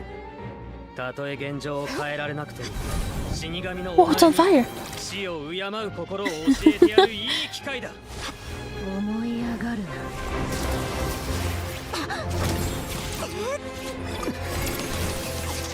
Oh, he can make a shield like that? That's so cool.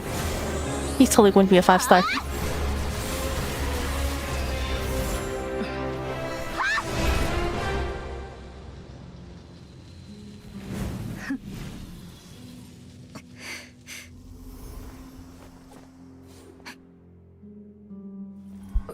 Yeah, it doesn't stop anything though, right? Wait. Oh, is it going to... Is it calling for him? Wait. Isn't that Schnitzelgrad? Oh, we're just gonna walk out together?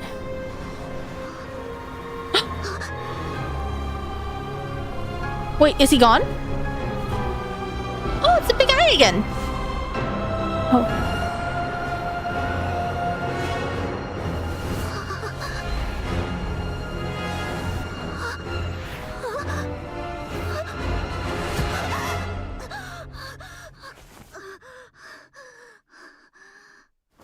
Is that all of their bodies?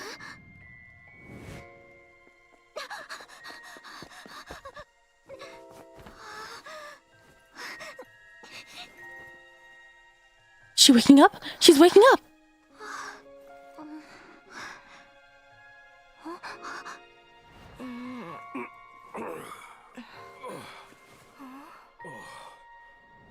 Wait, who's that guy sitting in the front?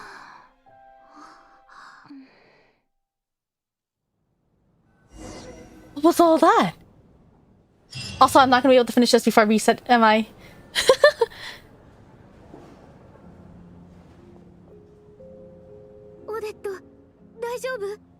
Okay, before they play, before I forget, I realize they cannot do a security check for our weapons at the theater because we materialize our weapons out of thin air. They won't be able to see if we have weapons or not. Thank you for the subscription. Is that Luke? Follow. That's a follow from Twitch. I thought it was YouTube. If not, you've got another 40 minutes? Really? I'm gonna be 1 week behind on the weekly. It's okay. I have more. Okay, wait. Okay, let's just continue. Okay, yeah, don't let me know how much.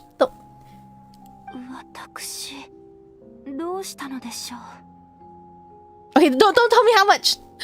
I didn't know how much. That tells me there's way more in the story. I thought I was approaching the end.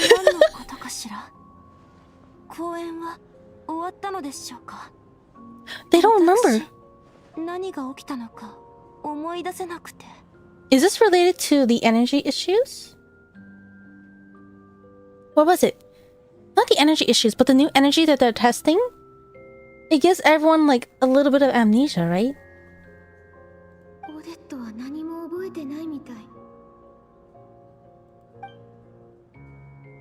Did Mitya write in his hand? ティ Does he remember? ああ、すまない。少しぼーっとしていたみたいだ。お前は。But he recognizes us from the restaurant. 覚えてる？ It's not there. He can. ああ、戦友。思い出した。どうやら僕たちの予想は間違っていなかったようだな。Comrade. Ah, that's so cute. Wait, so it's not even on his hand, but he can still remember just by looking at his hand. オルジェイナやパラダで僕の死を見た時と同じように、死の失勢に殺されても、どういうわけかみんな最後は生き返る。ただ、死んでいた間の出来事は忘れてしまうが。オデットや他のみんなは忘れてるのに、どうしてミティアは覚えてるの？もしかすると、これのおかげか？お前はこれを死の失勢のマークだって言ってたよな。私には何も見えないけど。何？見えないのか？なるほど。Oh. 死後の世界で書いたものだし、現実の世界で見えないのもうなずける。Wait. When did he carve it? When did he see it? I thought he saw it during the performance. I guess. となると、このマークは僕の魂に刻まれているってことか？なんだか気味が悪いな。ただ、不幸中の幸いと言うべきか。こうして記憶を残すことができた。Ah, in the snowstorm. That's right.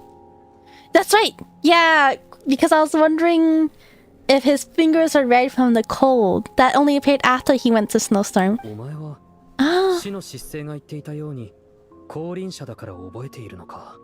ちょっと事情が複雑なんだけど、そういうことだと思う。Wait, so did everyone not get ferried over to the afterlife? Why are they all back to their bodies? ってところか。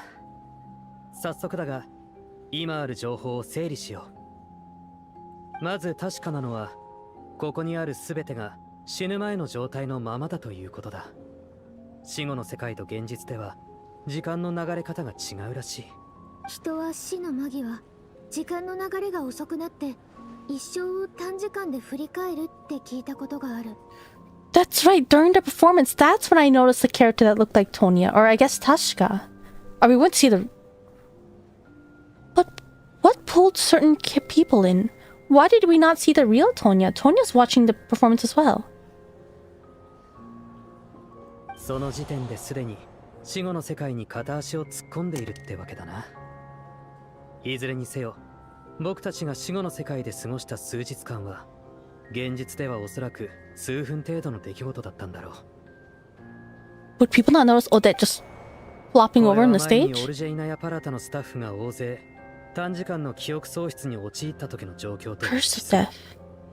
今にして思えば、これもすべてあの死神が言っていた死の呪いによる一時的な死だったんだろうな。What an inconvenient curse. You just flop over in real life, you go through like 4 days of suffering, you wake up with no memory. 真相を知らない者たちにとっては、死んで生き返るまでの間の記憶が欠けているように感じるはずだ。Yeah, who's this guy? Is this blanket guy? となると、今の疑問点は2つ。死の呪いの発動条件と、死んだ後どうして生き返るかだ。少なくとも私たちを殺すことがロノバの本当の目的じゃないってことだよね。ただなんで人を殺すのかはまだ分かってないけど。ああ、今回は劇場の地脈に問題があったから、あいつも特別な処理が必要だったんだろう。以前の研究員の記憶喪失の件からしても、僕たちを殺すことはもう日常茶飯事 A になってい pretty るようだ。 routine matter. Is it? Curse? Does it have to do... The energy they're testing, it was Stella Lynchpin, right? Which has to do with the third descender. And it's... Originally, it was the researchers that were affected. So could it be something about anything that relates to the third descender? That she has to cut off?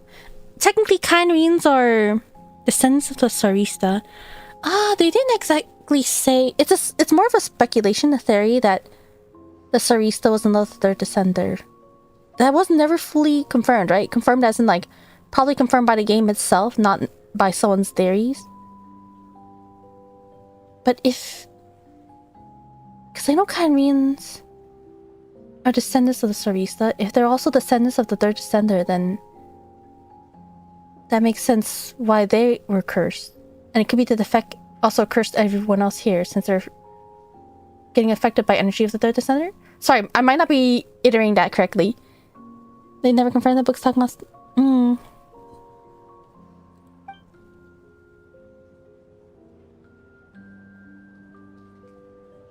そういえば死ぬ直前に何か書こうとしていた気が思い出せない。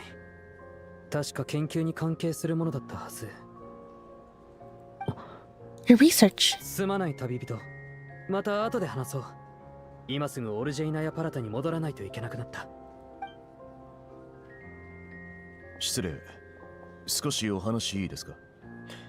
以前の調査ではミティア様に君のような友達はいなかった。 Wait, Mitia, come back. How do we explain this to everyone? さっき親しげに話をしてましたよね。ミティア様は急いでどこへ行ったのでしょうか？ Wait, aren't you supposed to follow him? How do we say? Yeah, we actually spent like 4 days in death together. Or I guess maybe 3 days because he died earlier. まあ、それと俺たち前にどこかで会ったことがありますか？急にこんなことを言うのは変に思うかもしれませんが、なんだか親しみを感じるんです。ちょうどその話をしようと思ってたの。劇場のみんなを集めてもらえないかな。We have to pull everyone together. Like, yeah, you guys died day one. You went to cold. Wait, oh yeah, Tashka is not here. Everyone gathers on stage once again, but this time we do this in the real world without everything outside being devoured by the snowstorm. Alright, there's a click to continue, which means I can actually take my time to read this.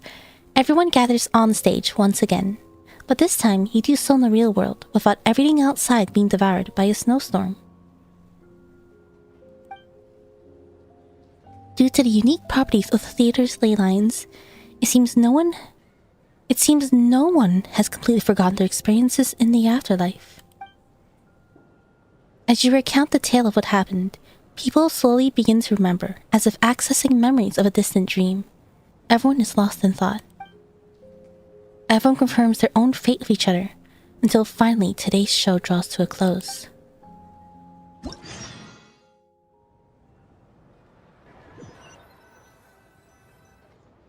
Masaka Chugunovが本当に工場の閉鎖を決めるとは思いませんでした。劇場で起きたことは悪いことばかりでもなかったようです。あなたの話によれば、死後の世界の私がオルジーナやパラタへ連れて行くと約束したのですよね。確かにそのような約束を交わした覚えがあります。I want to go back and check on Paimon first, even though not much time has passed for her. ええ、一度様子を見に行きましょう。そもそもオルジェイナやパラタへ向かうのもその子の不調の原因を突き止めるためですから。The 3 deaths of fate. Ah! Oh my gosh. We're finally free. Oh, can I go? I can go back in. Ah, happy reset. Wow, there's people in here now. I guess that makes sense why I was stuck in an instance world. That was really long actually. This would have been a good stopping point if I had started my stream earlier yesterday. Is this my launching pad? Oh, I think it is. Alright, let's head to Paimon.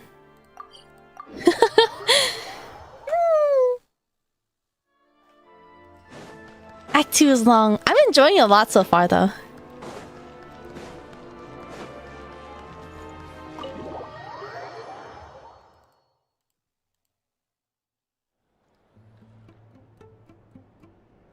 So close to making it before weekly? Apparently not. 私の感覚だと随分時間が経ってるけど、パイモンからしたら公演一つ分の時間だったんだよね。パイモンに会うとき、少し感情を抑えないと。じゃないと優しく思われちゃうだろうし。That's so cute. お待ちください。なんだか空気が妙です。What do you mean? Is there danger? 音を立てないように中の様子を見てみましょう。We never saw Tonya. We never found Tonya. まだ講師様に連絡はつかないのか。他に指示は That person? の方が戻られたら。Something happened to Paimon, didn't it? Oh, something happened to Paimon. What happened? What were you just talking about? 申し訳ございません。あのような状況では我々もどうにもできず。まさかパイモンに何かあったの？その道家様が、あの方がここに来られてパイモン様を連れて行かれたのです。道家様はファデュイの統括官で、その権限はあらゆるものを上回り、口を挟むことも許されません。私たちではどうしようもなく。I guess that's true. I mean, technically, their superior is Tartaglia, but that I can't. They would get cut down if they got in his way. The jester? あの方はいつここを離れましたか？パイモンの様子は1時間ほど前です。An hour. So not that long パイモ ago. ン様はぐっすり眠っておられました。道家様は彼女を丁重に扱っていたので、決して手荒なことはされていません。どこに行ったか心当たりはある？それはおそらくオルジェーナやパラタでしょう。道家様はこのところずっとあそこで実験を監督し、進捗を注視していらっしゃいます。ファデュイであれば皆が知っていることです。It's a good thing we went to check on Paimon, but at the same time, we were headed to Armory anyways, right? So the jester is bringing Paimon to the place where she feels the energy that makes her sick. まさかあの方が自らここに来るなんて。パイモンを連れ去った目的が何であれ、オルジェイナやパラタに戻られた可能性が高いでしょう。ちょうど私たちも行く予定でしたし。案内をお願い、オデット。ええ、行きましょう。Oh, are we entering an instance? この先です。急ぎましょOkay. う。I think I'm going to take 1 minute and I'll be back. I will. Yeah, I'm just going to take 1 minute. I'll be back.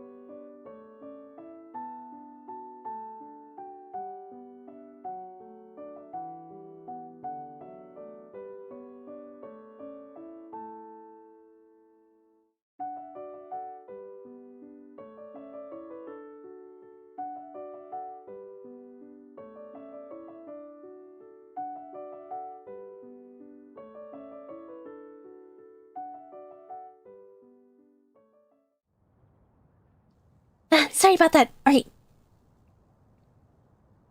Okay, I think I'm just going to go ahead and continue. Thank you. Alright. Looks like we're about to enter the armory? Armory Palace? ここからは一人で行くよ。強行突破するつもりなのは分かってるでしょ。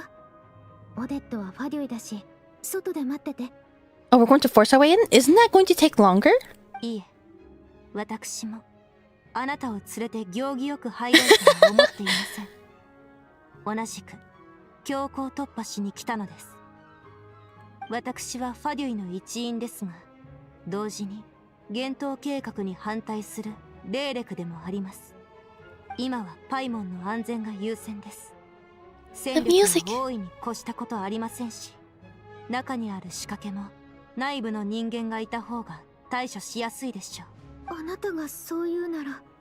迷っている時間はありません。行きましょう。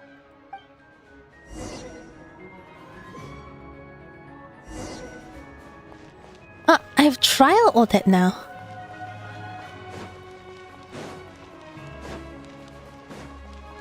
Am I fighting those for Twee or can I just...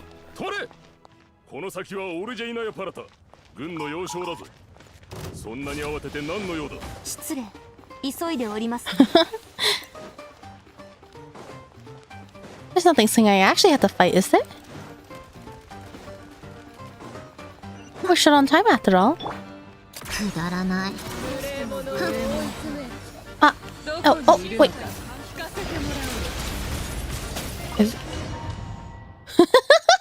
Yeah, there's nothing saying I actually have to fight, right?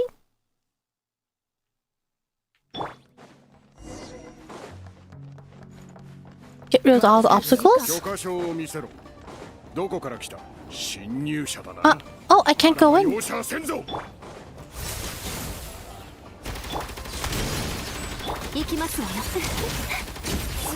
Oh, I have to drop Tugarin. Tugarin's on... Sorry, Alyosha's on slot number 3 now. I think usually for these trials, if I don't have Oda in my party, I would actually have a 5th slot. I should have brought Miko instead then. ここの研究は最高機密のものですから。ファデュイは常に深く隠すほど良いと考えているのです。あの場所、作りがファデュイの手に Whoa, wait a minute. おそらく前の文明の建物をそのまま重用しているのでしょう。 So pretty. いくらか偽装の役割。Oh. Her dialogue. I can't continue? I'm frozen. Yeah, Cryo Challenge is pretty fun to play. I'm really excited. Architecture here is really gorgeous. Yeah, it is. I'm guessing it's from Hyperboreas. Oh, treasure.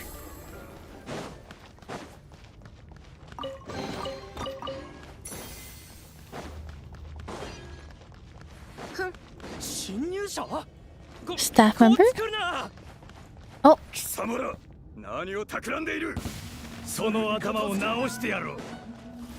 Did I fight him too? Bark, bark.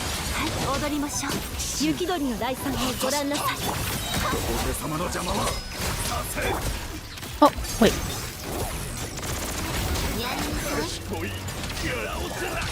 Everything gone? Oh, treasure.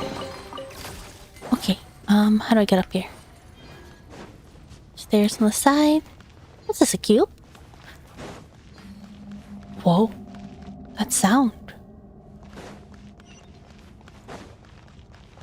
Whoa. Oh. Enter.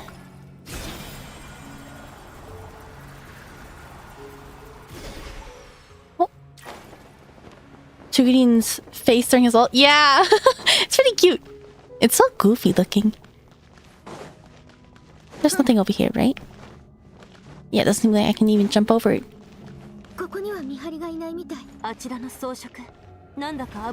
Oh, I see. That's... Oh.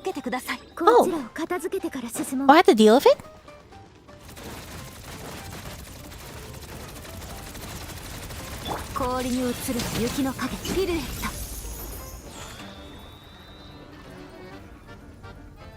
Are you gonna shoot? Oh, that actually hit me.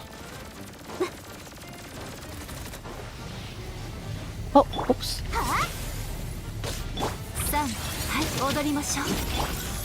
Oh wait, I can see Sanjana the whole time, right?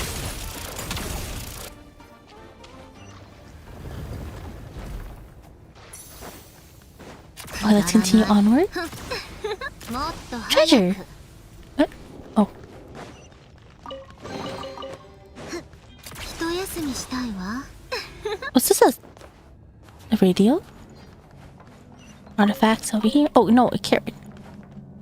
Oh, I see some Vtuber researchers. Will they run from me? Will they fight me?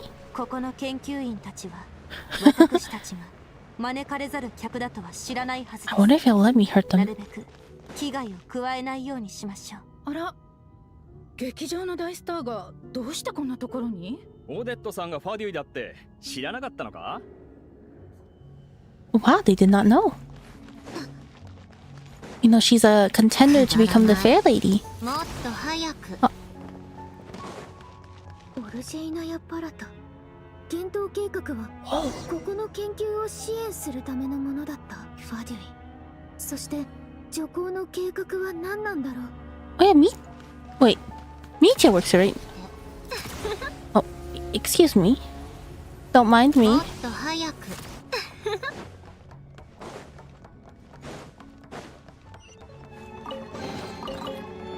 Oh, I guess we're going this way. したいわ Hi. 誰だ？見ない顔だな。 Is this the self-advertise energy? Oh, it makes a pretty sound effect. Oh, wait, it looks really nice from this view. Oh yeah, that's the stellar conduct symbol, right? ついてきて I love the music here. 早く Oh, how do I get あ there? のプリズムの力を使えば Oh, this 何 thing? とかなるかもしれません。 Whoa, whoa, whoa, I almost jumped down. Okay, how do we use it? Over here?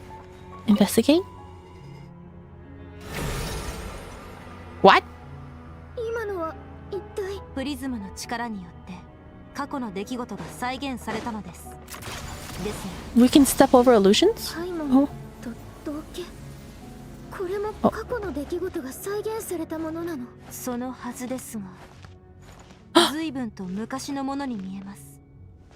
少なくともここ最近のものではなさそうです。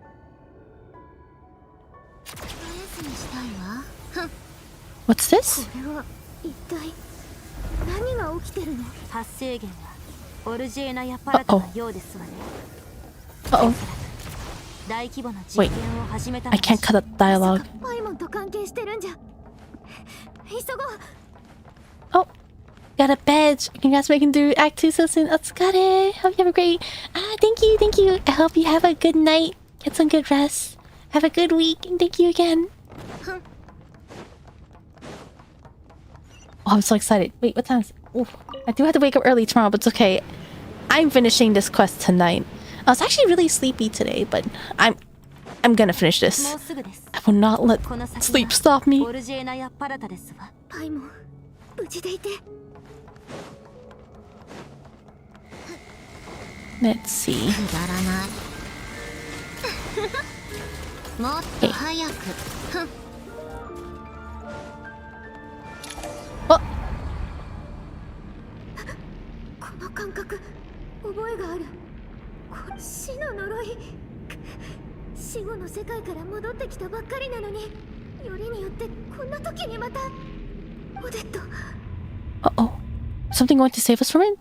We're not actually going to... Ah! Oh no! ここは死後の世界。 Oh, on a different map. なんとかして現実に戻らないと。これはオデットの念拍。もしかして That's right, doesn't 目 Paimon を覚ま have すことができたのはこれのおかげ。 gambling wake up time to this point? What? Escape the afterlife and return to reality? Oh. That's great, Nonova. That's great. What? Why? Why?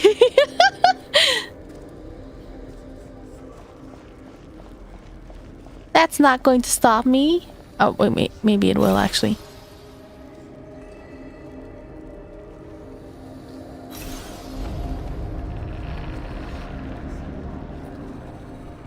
Oh. Thank you. Let's go.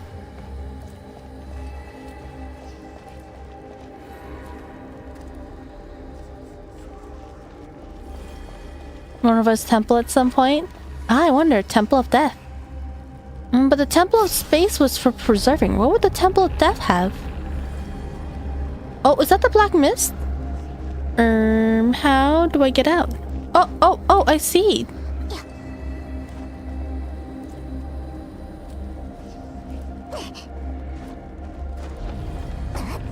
Let me in. Let me... Hurry up. Doesn't won't stop your guy, Varka. Am I going the wrong way? Am I not supposed to go this way? I'm stuck. Oh, there we go.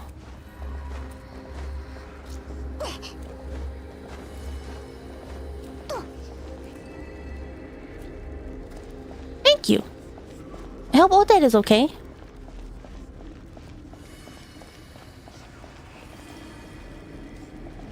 What if I went there? I don't think... Alright. Ah, wait, that was pretty easy.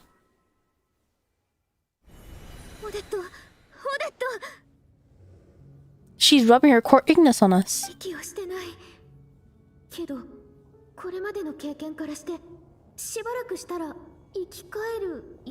How about everyone else in the room?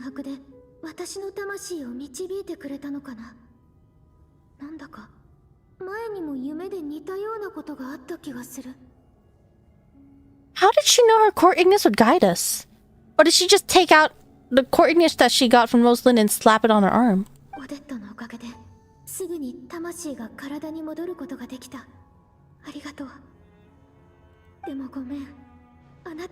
No!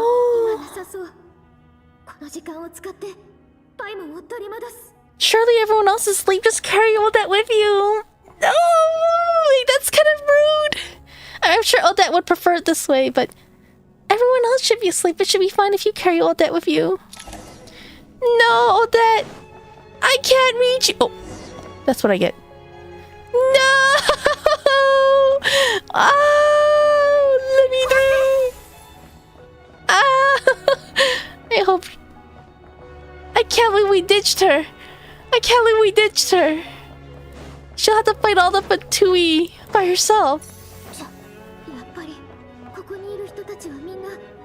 Yeah, see? Everyone's affected. I think it's the energy they're practicing on. Anything that... If we get too effective with the energy, then we'll get knocked with the curse of death. So we should be able to bring Odette with us. It'll be fine. Nothing's gonna get in the way. By the time she wakes up, everyone else is gonna wake up too. No caring character animation. I feel like there is. I feel like it. It's not hard. Oh.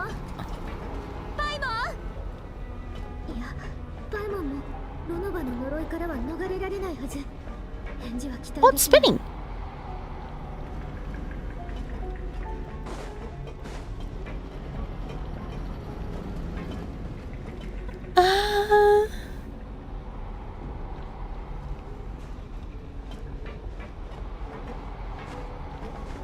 Hello, Dragon. Welcome. Hello, Joshua. Oh, everyone's knocked out. Media. He did say he works here, right?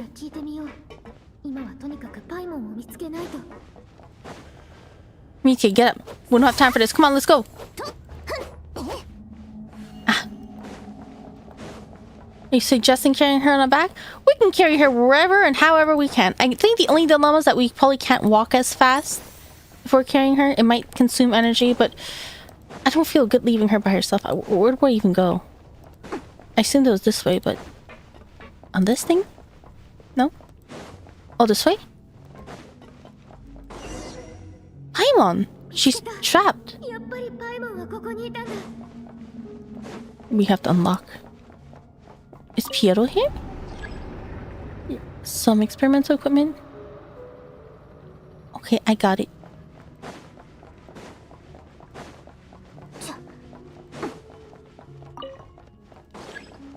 No response.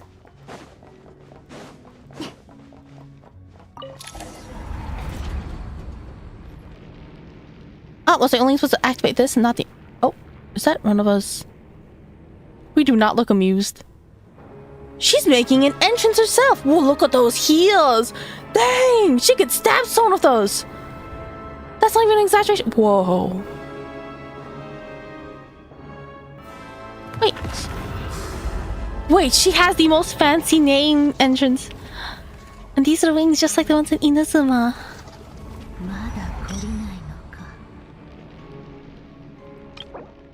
Ronova is the ruler of death, one of the four shades of the heavenly principles. In carrying out their will, she fulfills the duty appointed to her. For what reason does death come? Only because the destined hour has arrived. Ronova?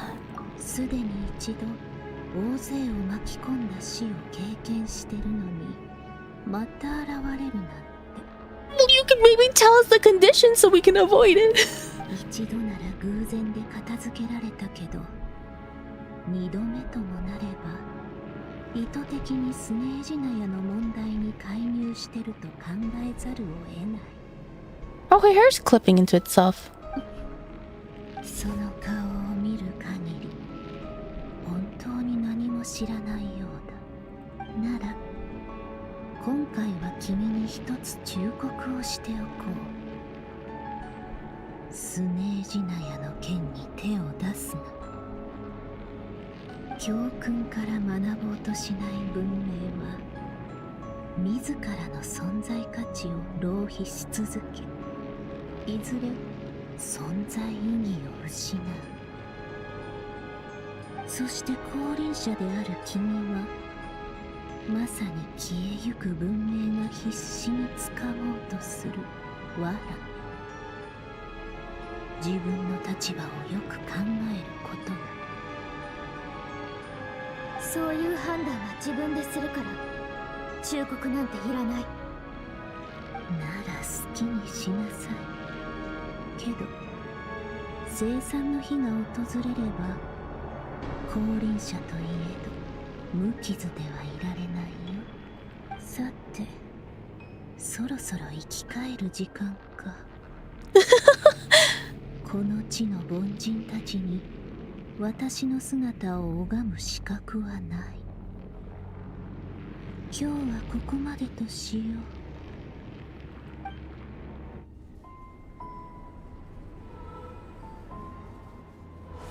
Well, she knows Paimon? I was really curious about this. あれは回収すべきThat だ。thing? Oh no, we didn't make it. Oh, Piero, Piero. Piero?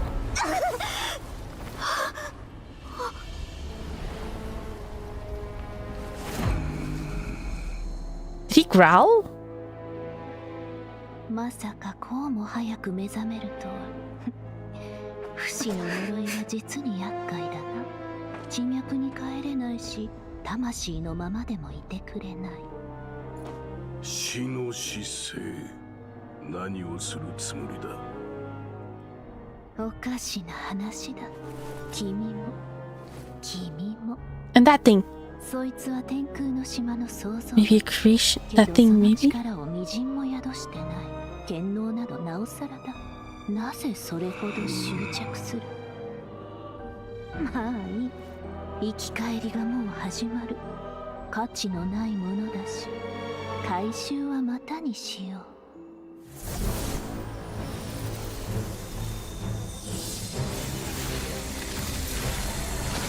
Is Traveler doing stellar conduct? またって言った。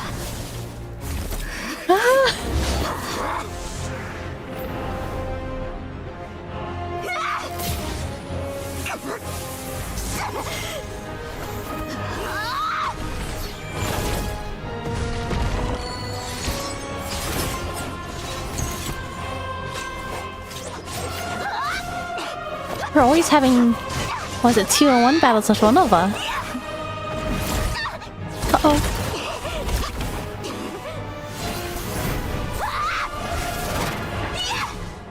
Uh-oh.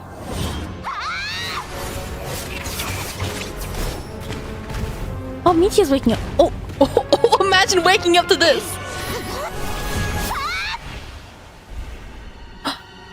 Oh, we scratched her clothes. Wow, her gloves are so cool. Oh.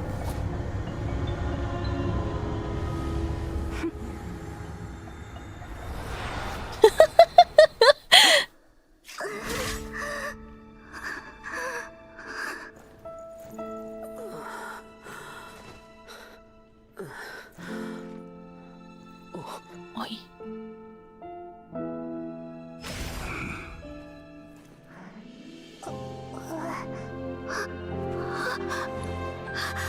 Our sword.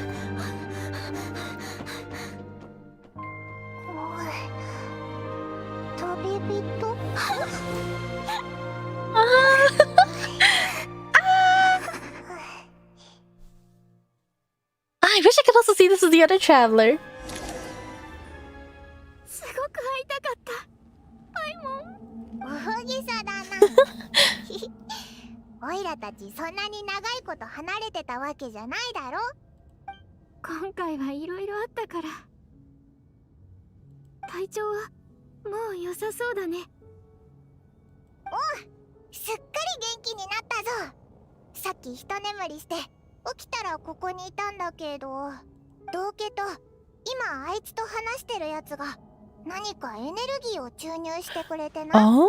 それがオイラを苦しめてた力を打ち消してくれたみたいだ。ミティアのおかげでもあったんだ。すまない。劇場を急いで離れたのはどうしても確かめたい仮説があったからなんだ。仲間のことなら安心してくれ。実験エネルギーがその子に与えた影響は反転させる。道家様からそうするよう命じられてな。ようやく正式に顔を合わせることができたな、旅人よ。パイモンの容体は一国を争うものだったゆえ、断りなく連れて行かせてもらった。Well, you definitely gave me a you definitely gave me a scare. For my part, I hope you don't mind that I beat up a few people in the way. でも、お前みたいな大物がなんでオイラのことを気にかけてくれるんだ？そなたがスネージナヤに来たばかりの頃にも告げたはずだ。我らはかつて共に過ごしたことがあったと。Was Paimon your travel companion? 遠い過去の話だがな。確かに言ってたな。あの時初めて会ったはずなのに、お前にすごく親しみを感じたんだ。解雇にふけるのは後にしよう。ミティア、先の報告を続けよう。エネルギー研究の最終実験を前倒しにした結果、何を得られた？はい。まずはいい知らせを。死の失勢に関する僕の推測が証明されました。そして悪い知らせですが、実験及び宿り木計画の全面的な一時停止を提案します。今のところ突破口は皆無です。これは研究者として冷静な判断に基づくものとなります。そなたの意見を尊重し、ひとまず停止させよう。Has been eliminated. 死の失勢を始末するまではな。Let's just get rid of Death and Tavon. 待った。お前たち何の話をしてるんだ？死の失勢、ロノバを始末する？始末って殺すってことか？脅威でさえなくなるなら何でもいい。だが肩がつくまで僕たちのなすことは全て徒労に終わるだろう。先ほどの一件でロノバの目的、あるいは死の呪いの発動条件を確信した。聞かせて。あいつがやっているのはスネージナヤの科学技術の進歩を止めることだ。天理を脅かす手段をスネージナヤが一切持てないようにするためにな。Like with Kairia, right? They dropped a nail. There's still a nail in Celestia, right? そして技術進歩につながる発想や研究、実験などが死の呪いの発動条件なんだろう。That's right. He had an idea and then the curse was triggered. But why did it affect everyone in the theater? さっき僕はエネルギー研究の最終段階となる実験を行った。成功すれば革新的な技術を得られたはずだったんだが、案の定実験が始まった途端、全ての研究員、技術者、観測者が呪いによって死を迎えた。 My question is, why do we come back to life? 僕たちの心血も幻冬計画で集めたエネルギーも資材も全て無駄になり、何一つ得られなかったんだ。つまりあの劇場でも似たようなことが起きてたってこと？ああ、公演中実験に役立つ重要なアイデアを思いついてな。ただそのせいでみんなを巻き込んでしまった。呪いの内容は科学技術を進歩させる要因が現れた時、その場にいる全ての命を奪うといったところだろう。すごく荒っぽいやり方だな。普通に考えれば呪いが発動するのはオルジェイナやパラタ内だけだ。部外者の立ち入りも禁じられているし、この集団的な死という現象はこれまで目撃されてこなかった。多分オデットが最初の目撃者なんだろう。死の呪いは彼女がオルジェイナやパラタに潜入する直前に発動したんだ。でもお前、さっき最終段階となる実験とか言ってなかったか？ってことは全く進展がないわけじゃないんだろ？その通り。たとえ神に足止めされようと、人は成果を少しずつ積み重ねることでゆっくりと科学技術を進歩させることができる。だがロノバも分かっていたんだろう。こうした地道な積み重ねもいつか限界を迎えると。その時真理を証明するための実験が不可欠になるってことを。それがさっきやろうとしてた実験ってことか？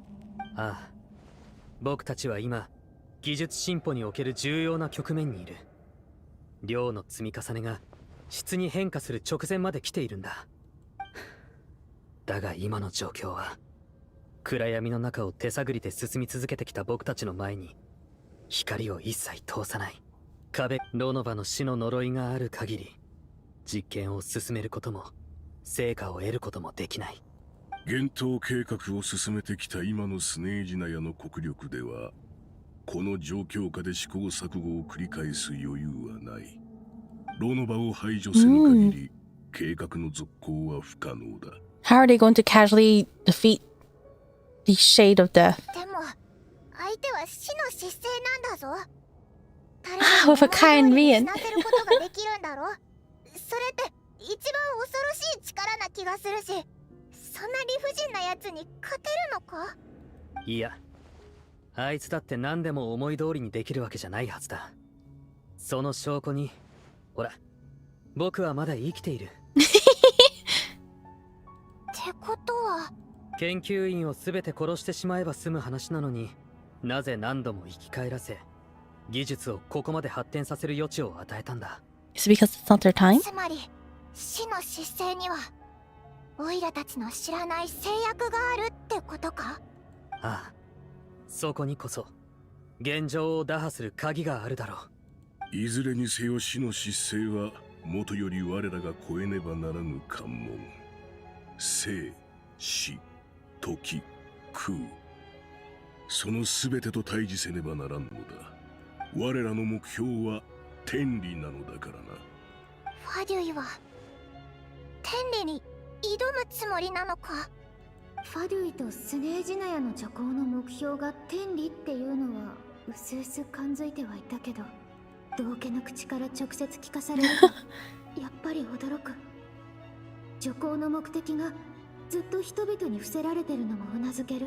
I just realized he shaves his beard kind of funny. Why did he shave just this bit, go around it, and shave this bit and stop right here, and left this chunk right here? スネージナヤにとってそれはどんな道を意味するんだろう。う。道家様、しばらく休暇をいただけないでしょうか。その間に考えとデータを整理したいと思います。ああ、休め。実験のことは考えるな。一般人に死の呪いが及ぶのは避けねばならん。Are we going to find out what history they have?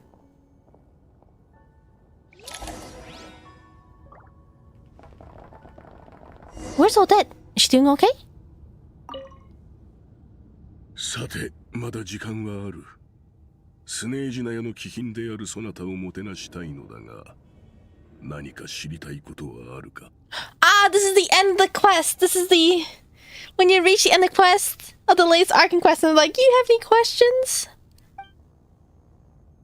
About Project Mistletoe. 宿り木って言葉、コロンビーナも言ってた気がする。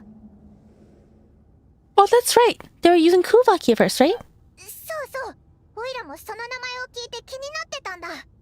スネージナヤが幻冬計画を進めてるってことは知ってたけど、その宿り木計画っていうのは何なんだ？幻冬計画はそなたらも知る通り、国家の資源を管理する一連の施策だ。その目的は宿り木計画を完遂することにある。そなたらがこれまで目にしてきた多くは、本質的に全て宿り木計画を推進するためのもの。などくらいの空爆実験設計局もそうだ。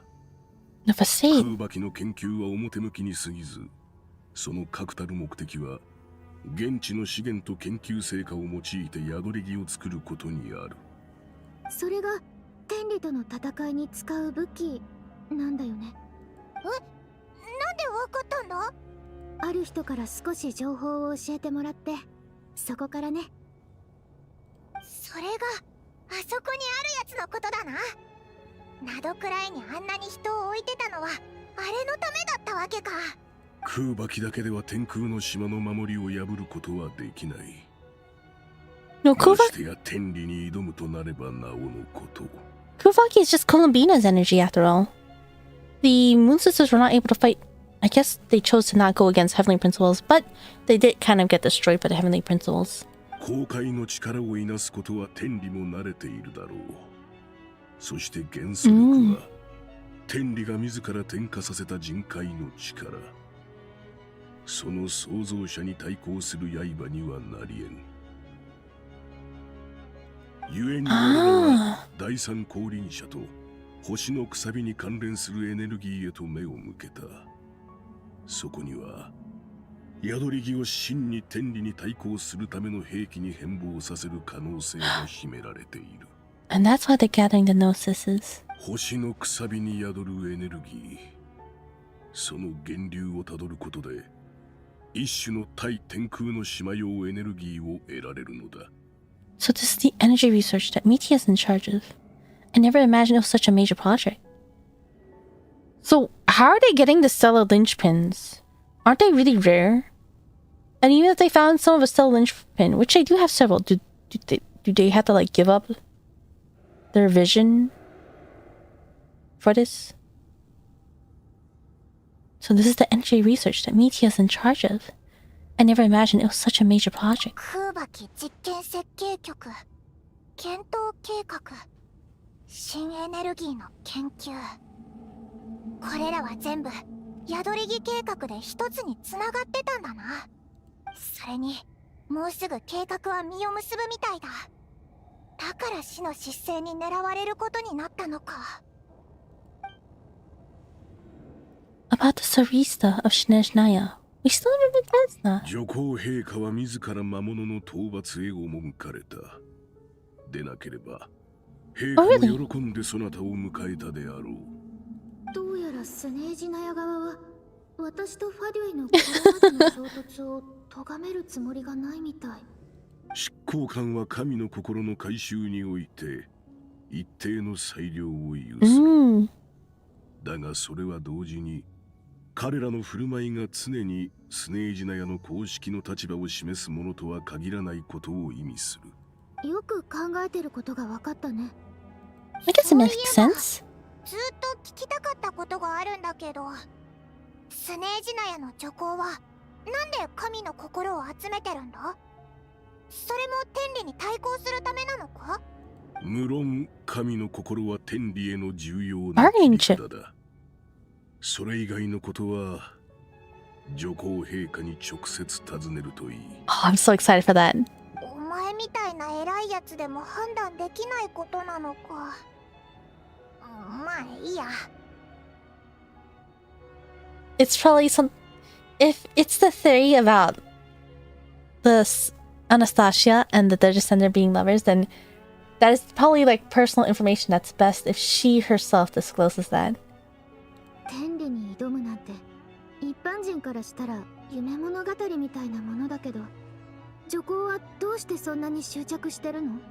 今のテイワットの文明は儚い泡も同じ。いつでも否定されうるものだ。我々の文明が構想の果てに滅びるならば、それもまた致し方あるまい。だが、天理の一存によって存在を根底から否定され、消滅の運命をたどることだけは容認できぬ。この状況を覆し天理を破って初めて、我々の文明はようやく真に根を張ったと言えよう。さもなくば、カーン・ルイヤやヒュペルボレイヤの民が味わった悲劇が繰り返されるだけであろう。滅びることは許せても、否定されることは許せない。それと、そなたらにはまだ理解しがたいものかもしれぬが、Curses? この世界のあらゆるルールが呪いで構成されていることを知っているか？あらゆる？お前たちが言ってた死の呪いや、お前とダインが受けてる不死の呪いのことなら知ってるけど。Curse of Time? ヒルチャールの誕生、それにナタの反軍の歌も呪いってこと？フリーナの長い寿命がフォカロルスの呪いによるものだってことは知ってるけど。それに魔人の人間への愛もまた、天理が魔人に刻んだ呪いだ。そんなものまで？女皇陛下は以前より天理を憎むに足る十分な理由を抱えておられる。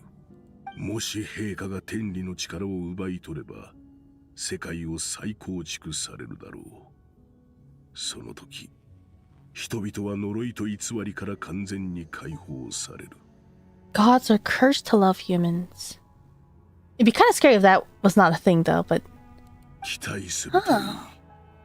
それはそなたらの想像を超える世界となるはずだ。スネージナヤの民はこうしたことを知らぬ。だが、常に過酷な環境に抗ってきた国。この神に愛されぬ雪国で、我らは女皇陛下のもとに集い、共に抗うことを決めた。より良い新世界を迎えられると信じてな。About your relationship with Paimon. おいら、本当に何も覚えてないんだ。過去にこいつに会った記憶なんてないし、信じてくれ。She's like... When someone freaks out about... When their boyfriend finds out about their ex or something. Let's say, I don't know, a girlfriend ran into her ex and a boyfriend comes to her and gets really suspicious. And she's like quickly trying to deny everything. Yeah, like cheating. パイモンがここの対天空の島用エネルギーの研究に影響を受けた理由は Because she's from Celestia. 天空の島より来たそこの創造物であるからだ。おいらが天空の島の創造物？そういえばあの時は頭に血が上ってて流しちゃったけど、ロノバもパイモンは天空の島の創造物だって言ってた。でも天空の島の力や権能は持ってないって。そなたも知る通り、などくらいの月の破片はファリュイが持つ技術によって空より引きずり下ろしたものだ。Did they pull Paimon down? そしてその技術が初めて振るわれたのは500年余り前のカーン・ルイヤ。我が輩が天球に向けてこの技術を用いた時に得られたのこそ天空の島より降臨したパイモンだった。He stole an infant? The Finster King. あの方は興味を示さず満足もしなかった。以降パイモンは我が輩の宮殿に住まうことになったのだ。カーン・ルイヤの最悪が訪れるその時までな。頭がこんがらがってきたぞ。お前が言ってるのは500年前のカーン・ルイヤの話なんだよな。そこにオイラがいた。 That means Paimon's at least 500 years old. でもそんな記憶全くないぞ。空から来たことも誰かの贈り物にされたことも。おそらくカーン・ルイヤの最悪はそなたにも何らかの呪いを刻んだのであろう。記憶の喪失など我が輩が見てきた代償の中では最も軽い部類だ。カーン・ルイヤの記憶だけじゃなくて、オイラこの500年どう過ごしてたのかもわからないんだ。頑張って思い出そうとしてもここ数年の記憶しかなくって。カーン・ルイヤにいた時のオイラはどんな感じだったんだ？天空の島から降臨したってことは、もしかしていろいろ知ってたりめちゃくちゃ頭が良かったりしたのか？残念だがそなたがカーン・ルイヤに降臨した時、Newborn infant. その意識は生まれたての赤子も同然であった。天空の島でどのような存在であったかを知る者もいない。性格もカーン・ルイヤで暮らしていた頃と今とでさして変わらぬ。No surprise the Vincer King wasn't exactly taken by your charm. At least it sounds like you're able to fly under that radar. 記憶を取り戻して天才になるっていうオイラの計画が始まる前に終わっちゃったぞ。でもその頃のお前はきっとオイラの面倒をよく見てくれてたんだよな。だって記憶をなくしてるのになんとなく親しみを感じるし。いや、むしろ逆だ。当時の我が輩はそなたの存在をずっと無視していた。賢者フロプタチュールとの争いにばかり気を取られて。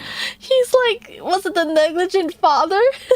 だが今我が輩の目に映るそなたは違う。あの狂気の時代において唯一狂わなかったもの、そう見える。過去の扱いを考えると、お前に親しみを感じたのはオイラの勘違いだったみたいだな。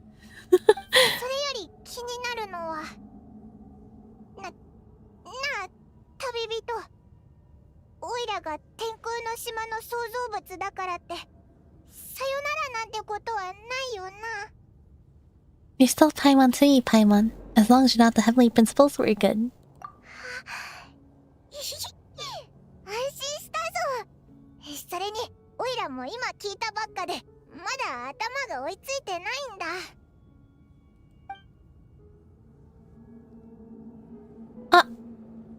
That's all. I don't have any more questions. Let's talk about what's next. ありがとう。いろいろ教えてくれて。正直ちょっと意外だった。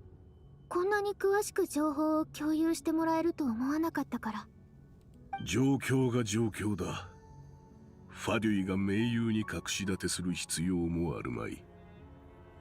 盟友？宿り木計画を完遂するには死の失勢の問題は避けて通れぬ。そしてそなたもあやつを放っておくつもりがないのだろう。ロノバがまたパイモンを回収するって言った時からもう和解の道はなくなったと思ってる。あれほどの相手を前に立場の違いを気にする余裕などない。持てる力を全て集結することこそ行動する上での前提条件と考えるべきだろう。お前、オイラのために死の姿勢に挑むのか？でも、オイラなんてただの。No buts. I won't back down when it comes to you, Paimon. ありがとう。ありがとな。そんなこと言われると、なんて言ったらいいかわかんなくなっちゃうな。とにかく、すごく嬉しいぞ。女皇陛下は間もなく凱旋される。ファデュイ内部でも対策を協議するつもりだ。再会の時はそう遠くないだろう。モンのことを助けてくれてありがとう。当面は私がしっかり目を光らせておくから。なあ、最後にもう一つだけ話が。いや、お願いって言った方がいいか。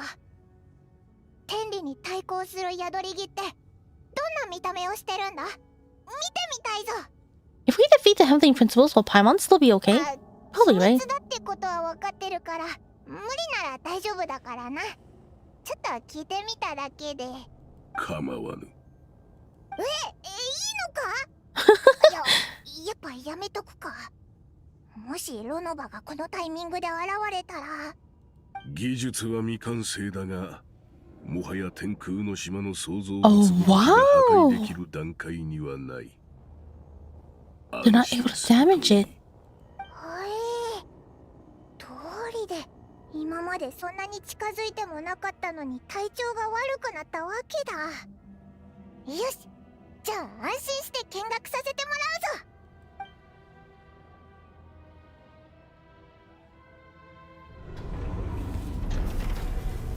There's a big spear? Yeah, I remember seeing, was it Anastasia wielding this? Oh, it becomes even bigger. Ah, it has... What's it? The little DNA strands are like... What's her name? Not Ryan Daughter. Naberius.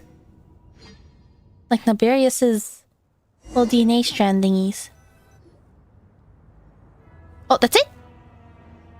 あれ？オーデット？パイモン、無事に救出できたのですね。顔色も良さそうですし、体調はもう良くなりましたの？まあ、いろいろあってな。ところで、どうしてここに？オイラたちを待ってたのか？ええ。目を覚ました後、追いかけようとしたのですけれど、守衛たちも同じく目を覚ましてしまい、一人で相手をするには骨が折れますし、堂々と潜入するわけにもいきませんでしたから、それで引き返して、ここで待つことにしましたの。オデットのおかげで魂がすぐに体に戻れたよ。ありがとう。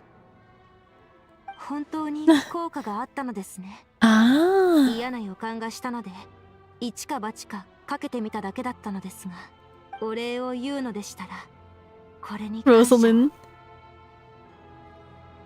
こちらの件も一段落しましたし、私も自分のすべきことをしてきます。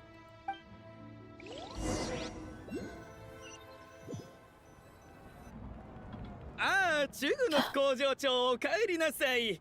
先ほど厳冬計画の一時中断の通知を受け、急ぎ会議を行いました。こちらが暫定案となります。生産ラインの拡大だけでなく、収支構造を最適化するための現実的な人員削減についても検討しました。試算によれば、工場の利益を少なくとも3割は向上させられる見込みです。あとは工場長の一声があれば。He said he was planning on shutting it down, but does he still need to shut it down if the plan is suspended? 必要ない。エネルギーはそれを必要とする者たちに譲る。生活のためでも商売のためでも好きにさせたらいい。生産停止と解雇の準備を Lay off the 進めて、 staff. 従業員の再就職支援を行い、保証金も漏れなく払うんだ。これまで I clicked too fast. 何かの聞き間違いでしょうか。どうなさったのです。苦しい時期を乗り越えてようやく稼ぎ時が来たというのに。急にやる気がなくなったんだ。理由なんてものはない。イゼカはもう休ませるべきだ。ロコットのメンバーへ告ぐ。レーレクの過激な行動は組織の評判と社会の治安を損なうものであった。よって協議の結果、その名を永久に封じることにした。だがその動機が人々の利益のためであったことを鑑み、我々は政府と交渉し、最終的に一切の処罰を免除させた。レーレク本人には活動を自粛させるが、今後の素行次第では他のコードネームでロコットでの活動再開を許可する。この通達の目的は、影の中で活動する者にとって動機と手段は等しく重要であると再認識させるためだ。Is this safe to be reading out loud 検討 in 計 a place with no 画が一 walls? 時中断され、ロコットが段階的な勝利を収めた状況であっても、決しておごらず、着実に成果を重ねていかなければならない。我らは行動する。オーロラと東堂を流れさせ、栄光と団結を築き上げるために。我らは行動する。オーロラと東堂を流れさせ、栄光と団結を築き上げるために。どうやら本当に一段落したようだわ。俺たちのことか。ただの独り言よ。昔のコート評議会はあんなに賑やかではなかったわ。まさか私がここに来るなんて。 Wait, if I'm here, I'm taking advantage of 全 it. てわかります、ロザリン様。 I had been hid through exploration. I was getting these frost fairy flowers. The music came back. I was actually thinking, I forgot to comment on this, but interestingly enough, I think Voljanitsa is considered a very cutesy character. Oh. 私はこれまで数多くの精霊を訪ねてを見てきたわ。あんたの母親が踊ったものも含めてね。どうして急にそのような話を。たとえ全く同じ演目であっても、踊る人によってそこには違う味が宿る。 Is Arlecchino going to be here? まさか私とバレエの話をされるなんて。私はただ演目が失われてしまうのを惜しんでいるだけよ。彼女はあんたに教えなかったんでしょ。そんな回りくどい挑発 Was that a taunt? らしくありませんわね。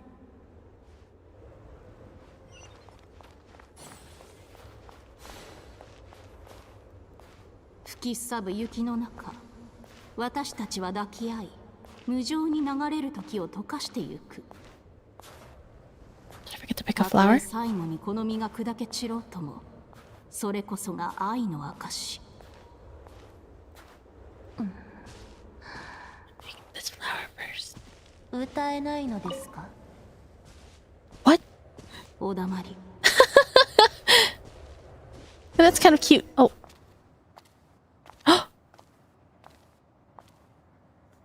恨まれても仕方ないわ。パデュイは彼女の生活を奪ったのだから。反対をしたつもりはないけれど、それでも私は舞踏の敵となってしまった。少し距離を置くわ。私を恨む人は腐るほどいるし、慣れたものよ。君は衝突によって関係を処理するのに慣れているが、she's dancing for 子 her? 供相手となれば別だ。母親を気取るつもりはないって言ったでしょ。だが彼女は確かに子供だ。私の経験上、父の威厳は大事だが、愛ゆえに譲歩すべき時もある。舞踏をどう思っているのか、きちんと伝えた方がいい。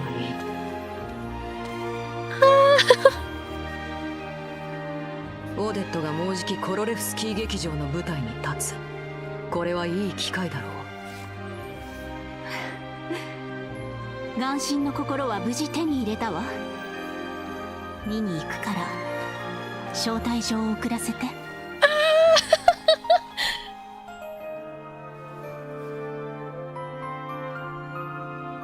残念だが願いは叶わなかった。彼女の最後の言葉はその氷に残されている。 Her final words. これは部下を監視するためのものだったのでは。君のは例外だ。それは魔女の炎ではなく、私の爽快の炎だからね。Oh, what? その炎には記憶を焼く力がある。私がロザリンへ送ったものだ。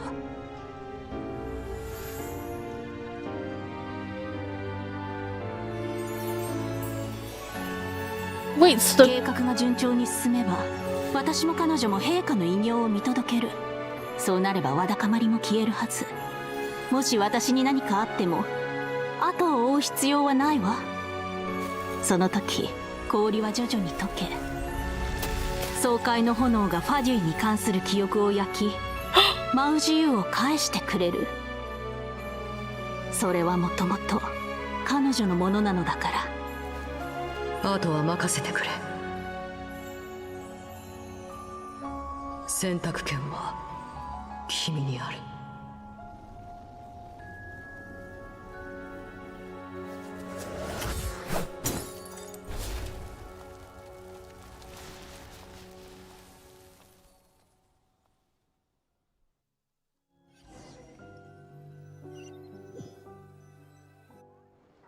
外の空気は最高だな。頭もクラクラしないし、熱っぽさもなくなった。ようやく思う存分飛べるぞ。it's nice that Paimon is healthy again, but oh my gosh, wait. So it was... She was not cuddling next to Rosalind's fire. It was Arlecchino's fire this whole time. And it's one to burn away her memories. Because... That's right, Arlecchino has done this before. When there were a couple of people in the House of Earth that... Oh wait, I guess this is spoilers for her character story quests. I think most people have probably done it by now because it locks a world boss. There are some people who are not happy with their situation, so she gave them a means to leave the Fatui while staying within the rules. She erased their memories of being as part of the Fatui so they could live as normal civilians. So it seems like they offered the same option to Odette. But she was forced to join the Fatui as a way to... as a living, I suppose? I guess now she earns enough with her ballet that she probably doesn't need to rely on the Fatui anymore. And it's very clear that she chose to retain all of her memories and she does not want to abandon her current life.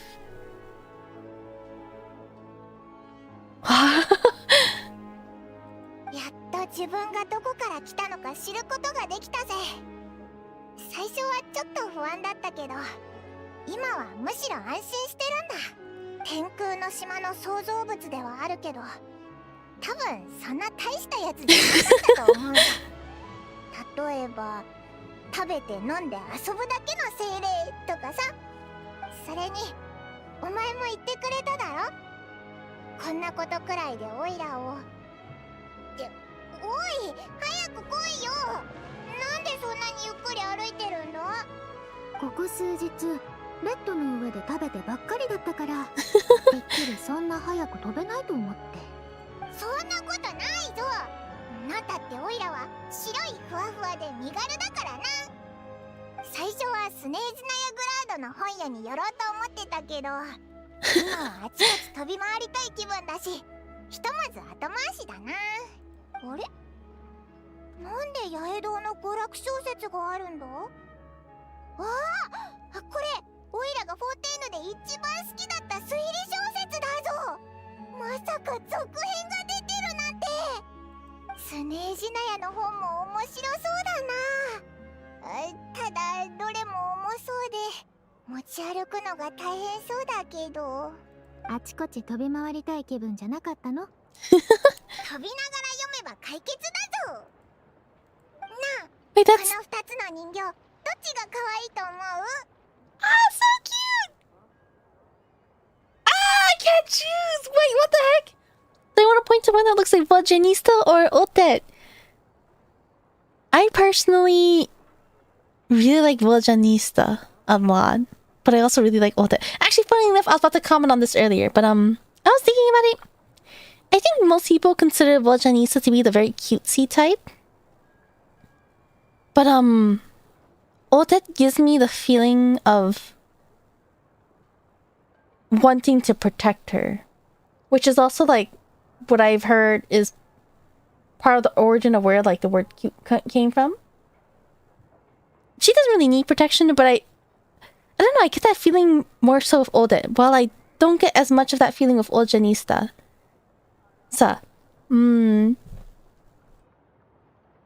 Moe? I was actually thinking more of Kawaii. I was told that kawaii originally meant... It's used now for cute, but I heard that it was originally meant to describe something that you want to protect, which is why in anime, a lot of male do not like being called that. That's what I was taught. So in that sense, even though Vajanisa is a very cutesy type, she invokes this feeling more so for me. This will turn me 50-50 like in the future. You can't say that because now I want to vote Vajanitsa. I plan on pulling for Vajanitsa, but the Odette one is really cute. I really like Odette's color palette too. Probably has a connotation of someone precious originally. But I mean, if you see a random cat in the road, you would call it cute, but that doesn't necessarily mean it was originally someone precious to you. I can't believe they're making me choose. What the heck? I can't believe it. I think... And especially they showed us that animatic. That's... Me overthinking things that don't matter. I'll call street cats precious to me? I suppose so, but it's like... It's... a bit different, I would say. You prefer Vajanitsa? In general, as a character... like, I don't plan on pulling a single dupe for Odette, and I don't plan on going for her weapon. Vajanitsa, I might go all out on her. Me personally, I like Vajanitsa more, but... in these plushies themselves, I think Odette's really cute. I love how her hair... I really love the flowers that Vajanitsa has, but I really like how this hairband looks on Odette. Oh my gosh, it looks like Vajanitsa is very popular.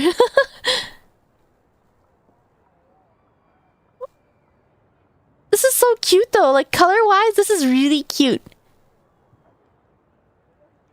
Okay, I was about to go for Odette, but I feel like I'm being convinced to go for Vajanitsa.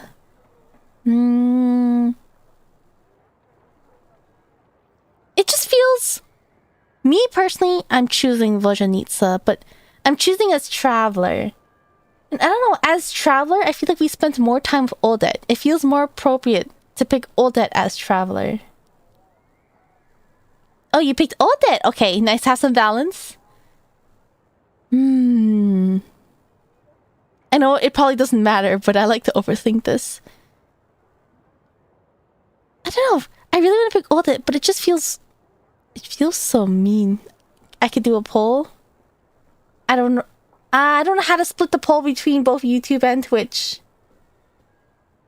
Actually, you see, the thing is, I actually don't know how to do a poll. Do I? Wait, maybe I...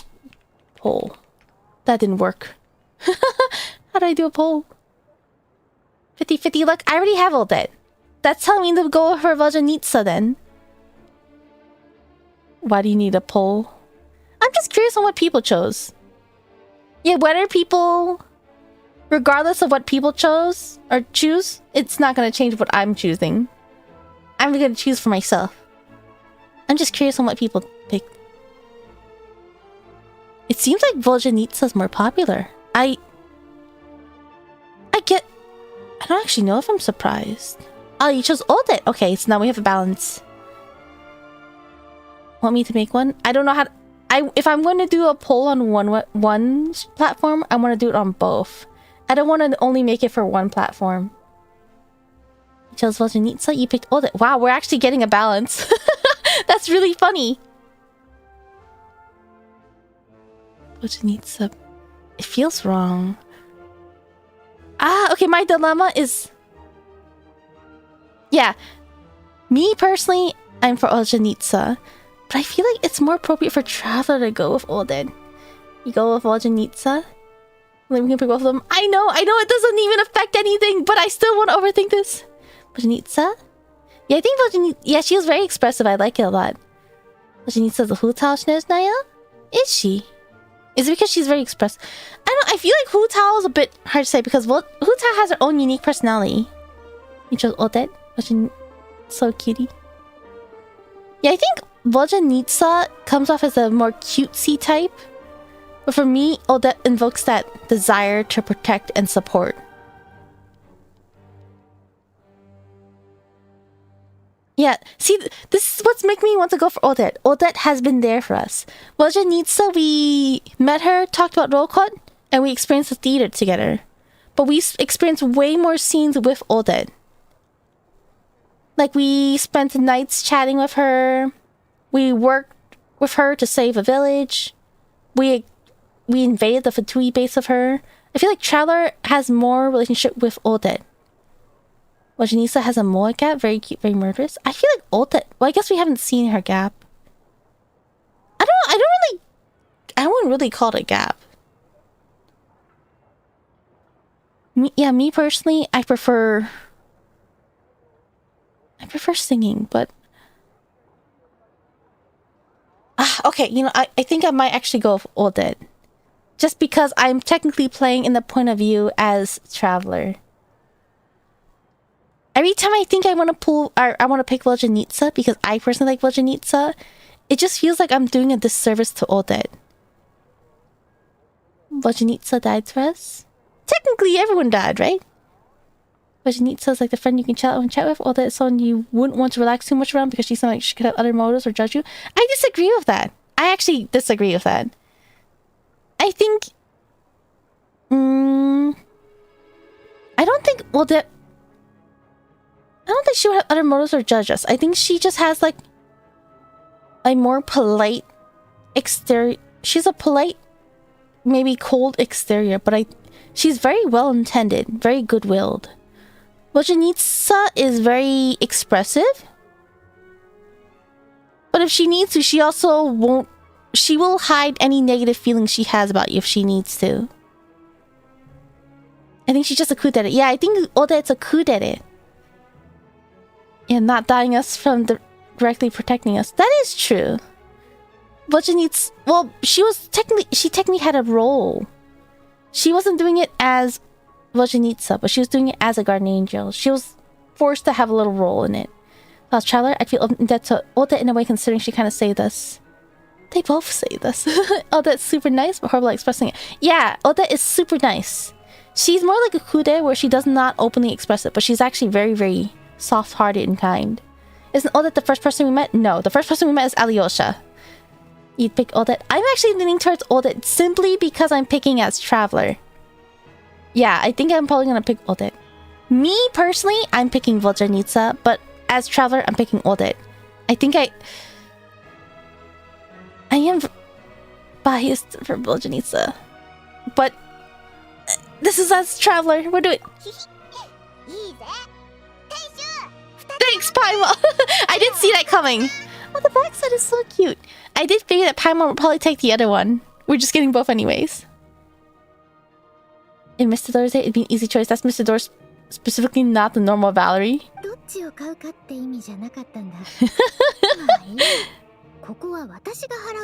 See, it's always an illusion of choice, but I still like to overthink it.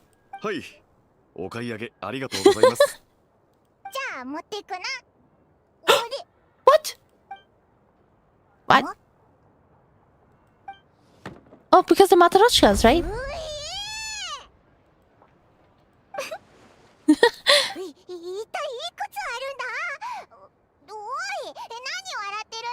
Is Paimon not familiar with what?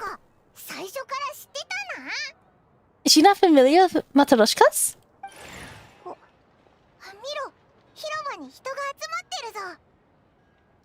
it's Tonya! How do we say, hey, I know you gave us a ticket to watch the show with your sister, which we never met up with. Let's see. I think she tried... I think the Voljanista doll has a nicer design. I think Voljanista in Nitsa in general has a nice design. Color palette wise, I actually really like Odette. I'm just really biased for Voljanitsa. I'm really biased for her, like, every way. Oh my gosh. That's why I hesitated so much. It'd be fun if they showed a percentage of how many chose which one later. I don't know. I don't know if I would want to see that. I already feel bad having to sit down and compare the two to each other. I feel bad doing that. I don't... My wish is that if they do, I want it to be like a 50-50. I don't think it'll be 50-50. I feel like it will probably lean toward... I feel like it might lean towards Vajanitsa. Well, you're right. What's going on with that kid in the background? Is she stuck? Is she teleporting back up? I don't know what she's doing, but I hope she's having fun. Yeah, looks like she gets stuck whenever she throws the ball. Is that supposed to happen? Wait, is that supposed to happen? Yeah, they're both great in their own ways. I think they're both great characters. I like both of them, honestly. Okay, anyways. Oh, let's talk with Tartaglia. この声、やっぱりおちびちゃんか。それに相棒も。アストニア。体の方はもう良くなったみたいだね。道家が原因を知ってて直してくれたんだ。オイラが寝込んでる間、護衛をつけてくれてありがとな。いや、まあそれについてはちょっと決まりが悪いというか。まさか統括官が君のところに行くとは思わなかったからごめんよ。そうだ、紹介させてくれ。妹のトーニャだ。Ah, her hair's more brown. Once a frail and sickly child, Tartaglia's younger sister is now in somewhat better health and as eager as ever to experience all matters of performances. Wow, is this everyone we've seen in... Oh, this is just in general. No note about Tashka?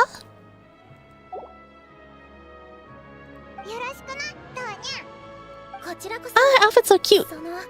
兄がいつもご迷惑をおかけしています。本当に恥ずかしいです。なんでいきなりそんなことを言うんだ。事実ではあるけど。この子が本当のトーニャ。そういえば劇場で会えなかったんだって。いくら待っても俺が来ないからこの子心配になって劇場を出たみたいでね。Wait, you mean you didn't even tell Tonya I'd be going in your place? そうなんです。何も聞いてなくて、街中を探し回ってようやくグルプフの前で捕まえた時に教えてくれたんですよ。最近忙しくって家に帰る暇がなくってね。旅人なら事情を知ってるし説明してくれると思ったんだ。So she was spared from the curse. 雪はどんどんひどくなるし、普段めったに遅刻しないから心配したのよ。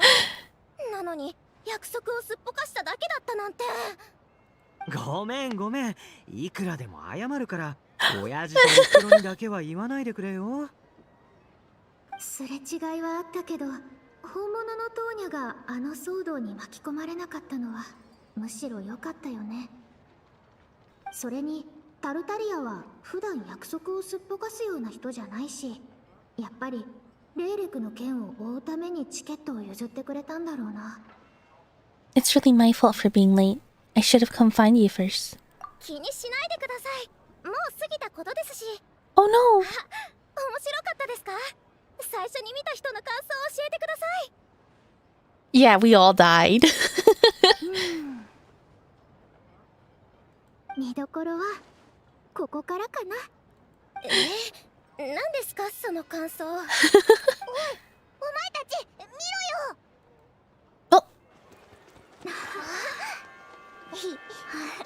What's this? Is this Sarista? We actually do get to see her! She's walking? What's this Pokemon gym music? I remember the scene. Wow, she's so... she's so Genki!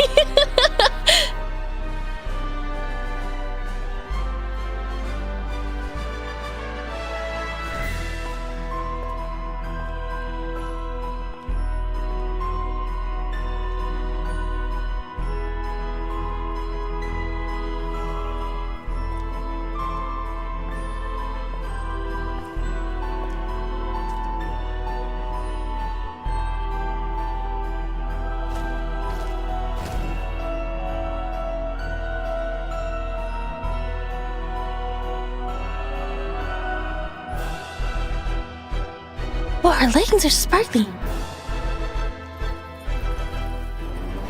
Oh. Wow, that's a way to end the chapter. Yeah, is it not going to snow as heavy now? Oh my gosh. I don't need special.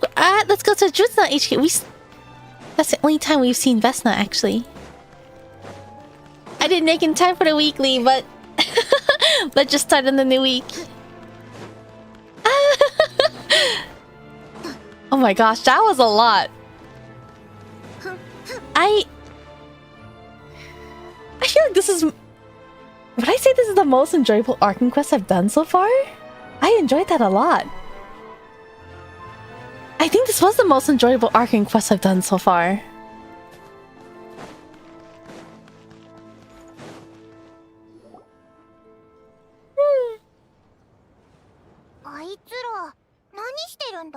Are they practicing?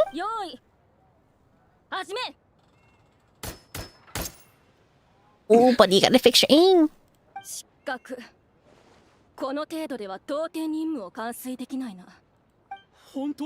hair's so cool. この機会を逃すわけにはいかないんです。悪いが、命がかかっているんだ。的確でないものに危険な任務を任せるわけにはいかない。次。We're already in a... Is this a new recruitment drive? We're already in this armor. Why? 普通の歩兵じゃないみたいだぜ。試験の難易度がいつもよりはるかに厳しいんだ。毎回こんな審査基準だと、ドルジーナはとっくに人手不足で解散してるぞ。Oh, he got a boo-boo. じゃあ、なんでこんなにたくさん人が来てるんだ？報酬が段違いだからな。聞いた話じゃ、合格者にはクルーズニック証拠まで配られるんだと。Cruise Nick Crystal? We're excited. 俺の番だ。おお。証拠ってみんな欲しがってるやつだよな。それが試験に合格するともらえちゃうのか？ As a member of Roco, I have an idea. Even though we finished everything? Or even though the project is no longer in place?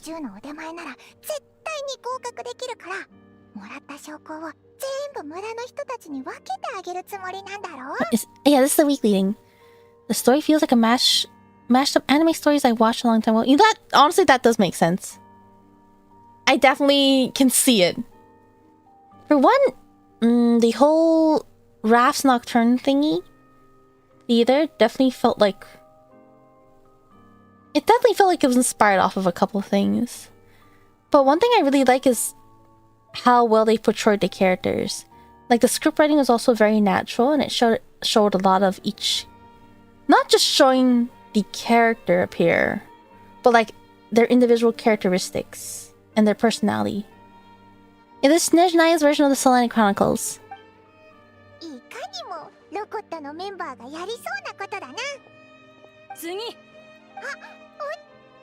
Oh, sorry. I was rushing through. Oh. Oh, that's it? 合格。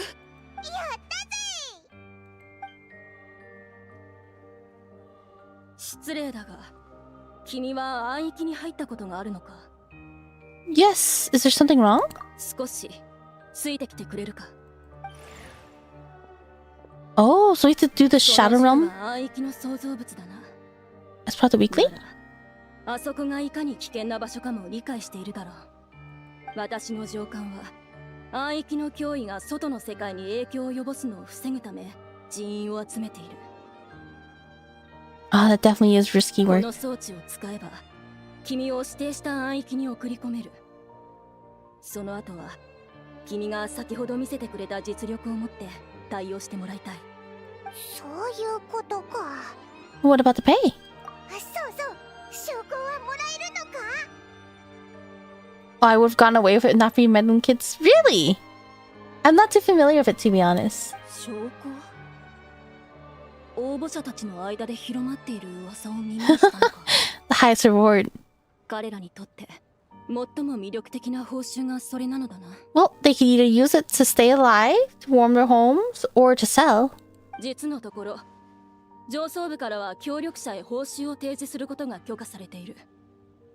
君には最高水準の手当を支給するだけでなく、任務遂行に必要な物資を一式指定する権限を与えよう。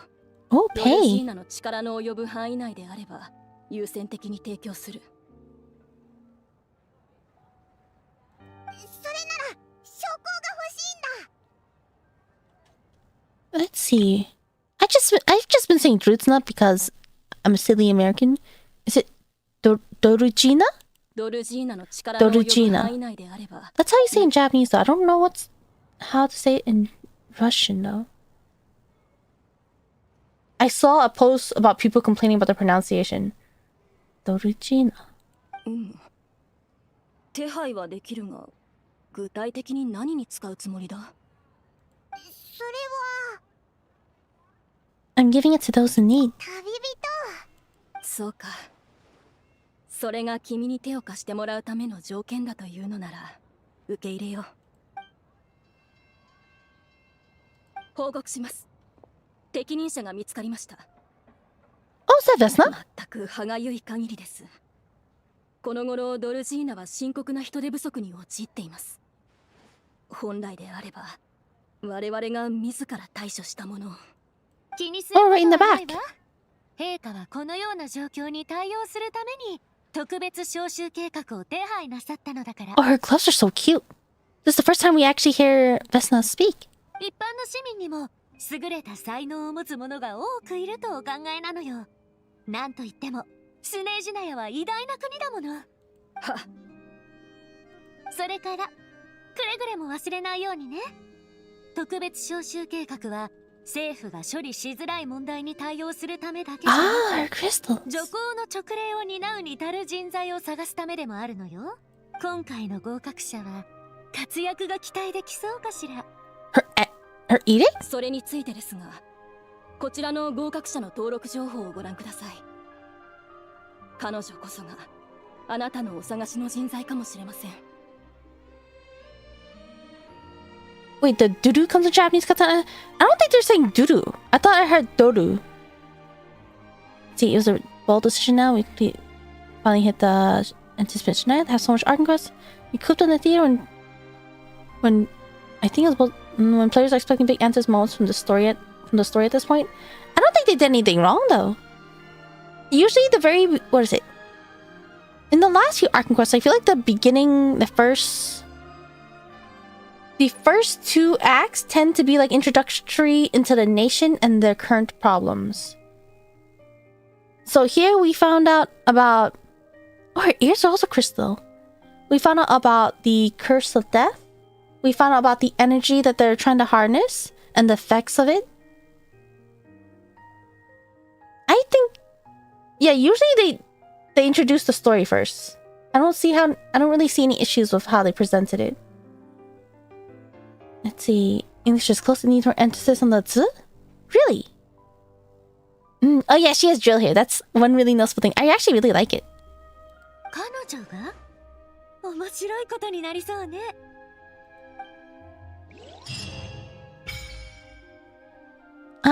Special recruitment project. Okay. Yeah, my goal was to start this before the weekly reset came, but... Alright, let's go. Get quests?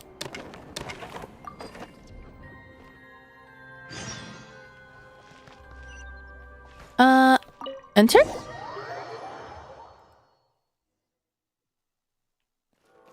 Challenge time?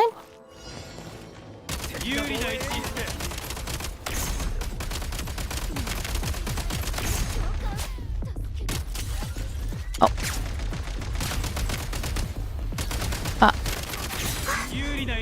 Oh, where did you guys come from?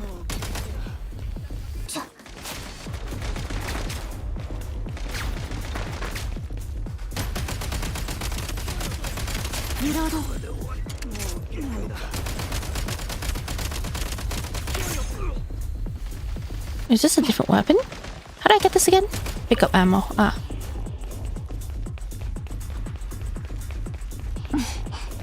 Come here, come here.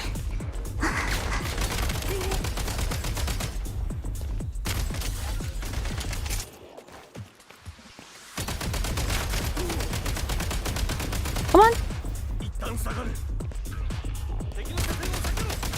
Are there other enemies? Oh yeah, there's something above me. I'm not too worried about HE right now. Oh.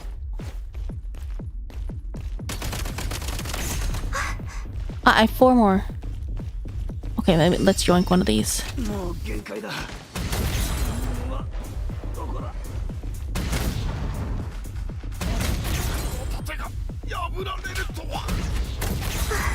Oh!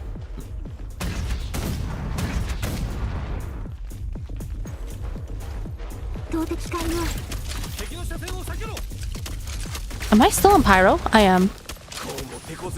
How do I change this to Cryo again?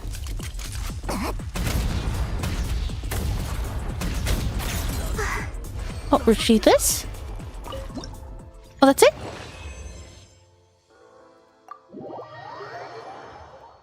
Let's see. Let's see. Quest of 6 steps. Each step open 2 days after completing. Really? So I can't continue it?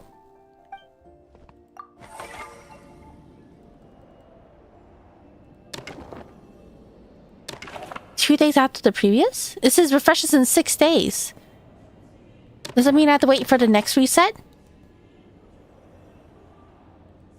I kind of want to play more of the shooting minigame. It's kind of fun. 10 days for 6 steps? 10 days? That's not what mine is saying. Mine says refreshes in 6 days. Which would make sense if it's a weekly thing. Can I only do 1 each week? So isn't that 6 weeks?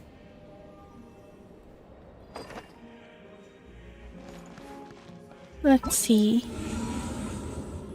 Oh, anything? Oh, what? A preview. Or, sorry. There we go. Items!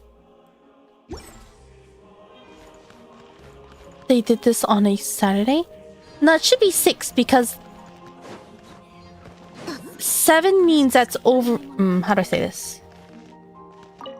It is under exactly 7 days. Therefore, it will say 6 days. That's why.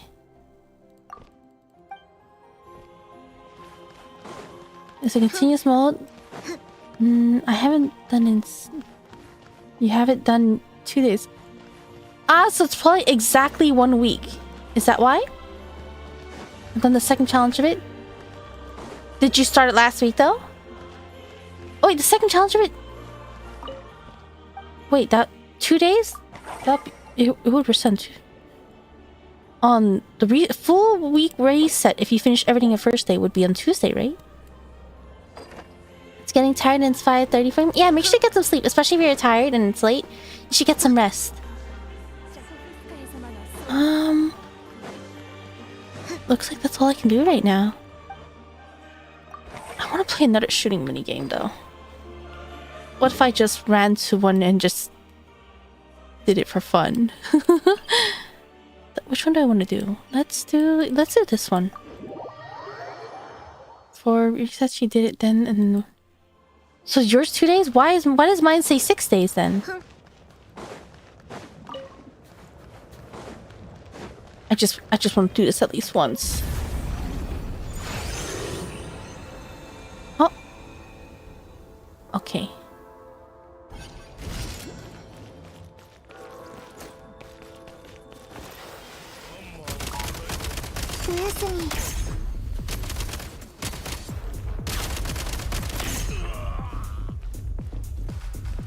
Oh, I didn't see you there.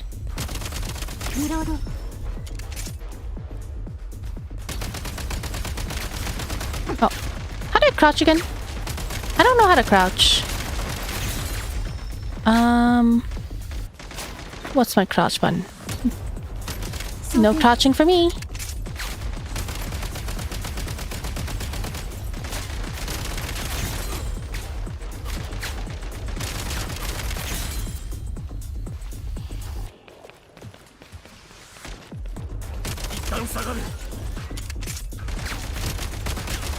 Oh. Yoinks. How do I get rid of this again? Oh, done. Oh wait, no, I have to grab this thing. Do it like this.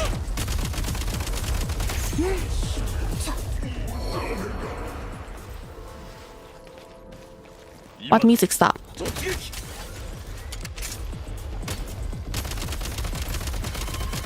Oh, I didn't realize they would do that.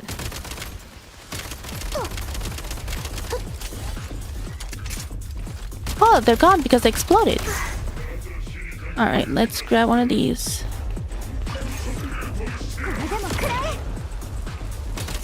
Oh, let's stay away from that actually. There's only 2 of them. Let's grab. Oh, shoot! I was trying to dodge. Eat this.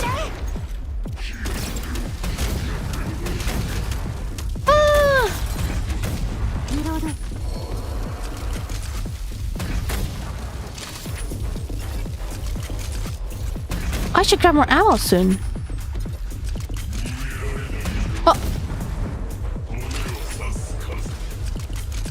Oh, do I have ammo? Oh, very little. No, let's not waste those ammo. Actually, I can't. I can just go pick up this box over here. Oh wait, there's a time limit on this. I can't take my time. What? What? Over here? Oh.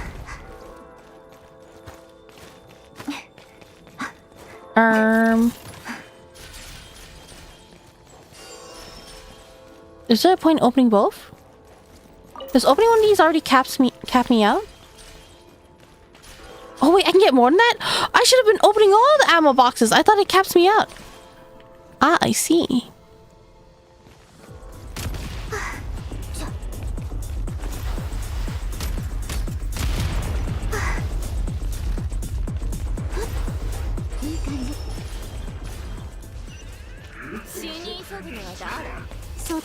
Ah, where's the frag?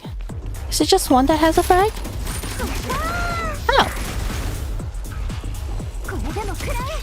How do I change my element again? Oh, wait, E.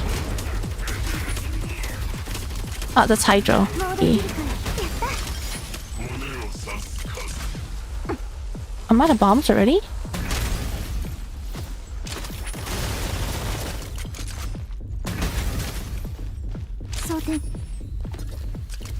Wait, let's change the element again. I like this one. How do I... Shit is not...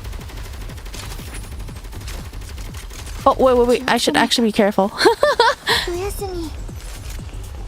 Oh, wait, let's grab this. Will this give me bombs? It didn't. Oh, I have to pick them all up, that's why. Oh, did I use all my bombs? Oh, wait, I forgot. Oh, wait. Dash, run! Why is she not running? How come I can't... Oh, I have no stamina, that's why.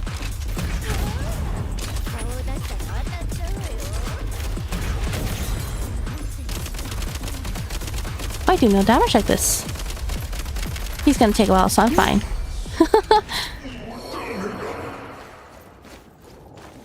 It's a stopwatch? What does a stopwatch do? Let's see. I remember the customer, you can auto crush when you're in boxes. Let's see.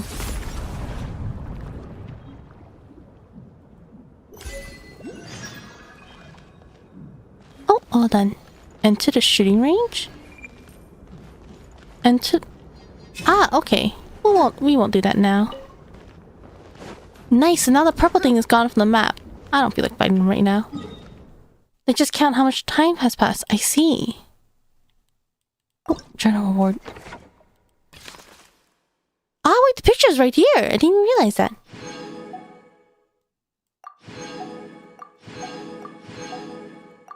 Oh, wait, there's so many parts to it. Whew. Wait. I need a... Wait, can I go to my teapot right now? Let me see.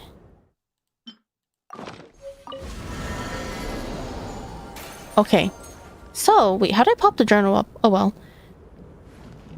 I am going to have to do this world quest because it's not letting me teleport anywhere. It's not letting me leave Teyvat.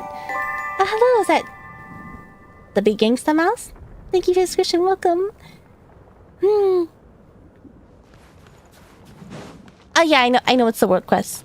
If you teleport to not Shenanigans, I've tried it in Mondstadt. I cannot leave Taybot because I have to do this world quest. I was initially in Mondstadt when this happened. It's not gonna work. Oh, 8 a.m. Yeah. Make sure to get some rest, especially if it's really late for you. Get some good sleep. Thank you for stopping by. Hello, Kodas, and welcome. We just finished the Arkin quest. I was just doing the shooting minigame for fun.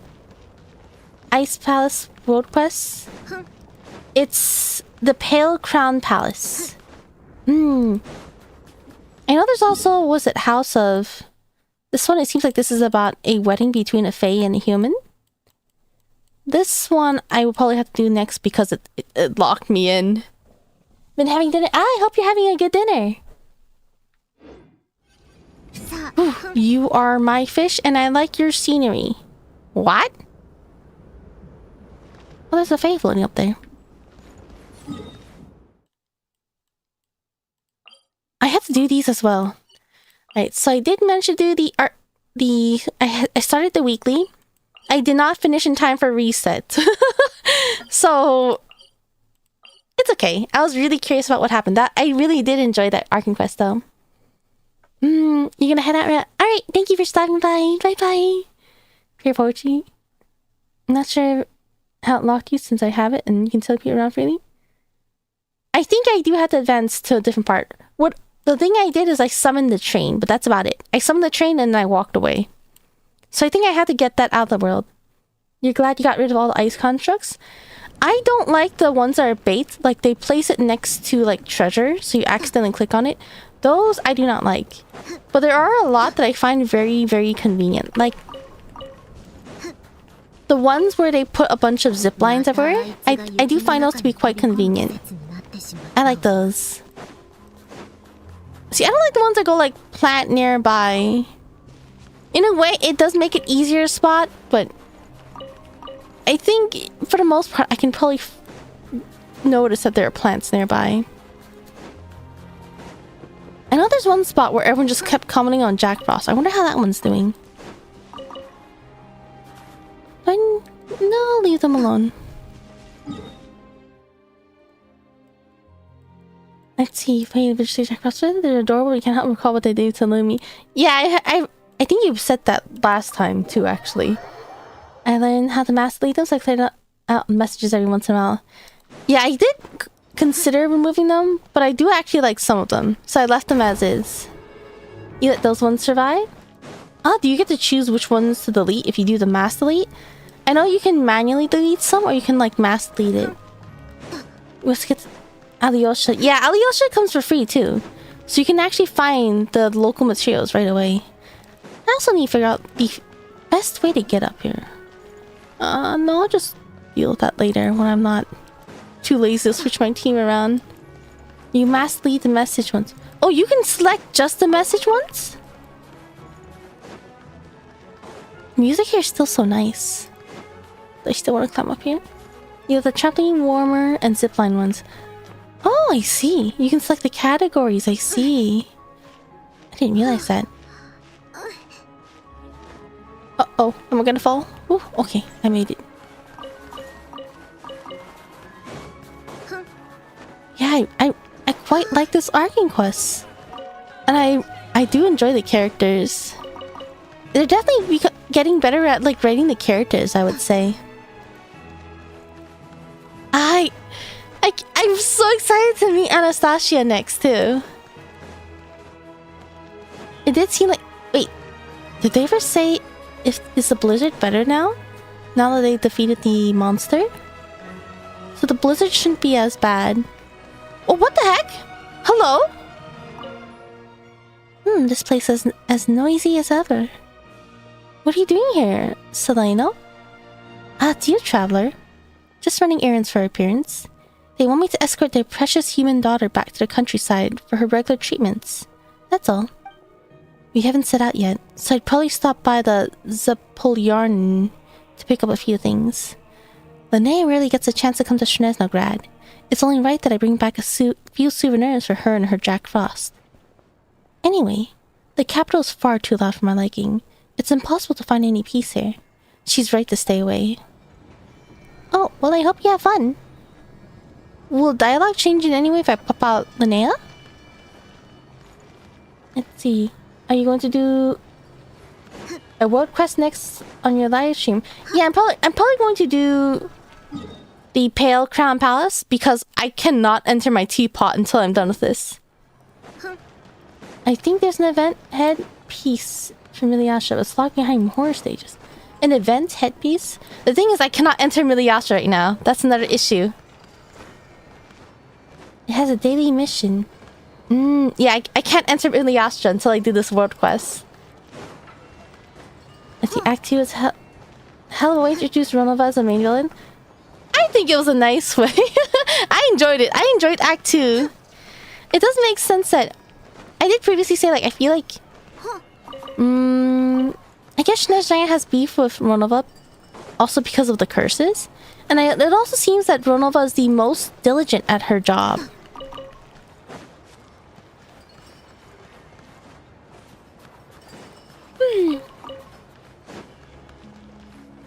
How I love Sinon to be playable. Ah, I feel like it'd be nice if she was. It is nice to have, like, lovable NPCs. But if they ever made her playable, I think that'd be pretty nice as well. I wonder... Wait, does she even have a vision? I don't think she has a vision, right?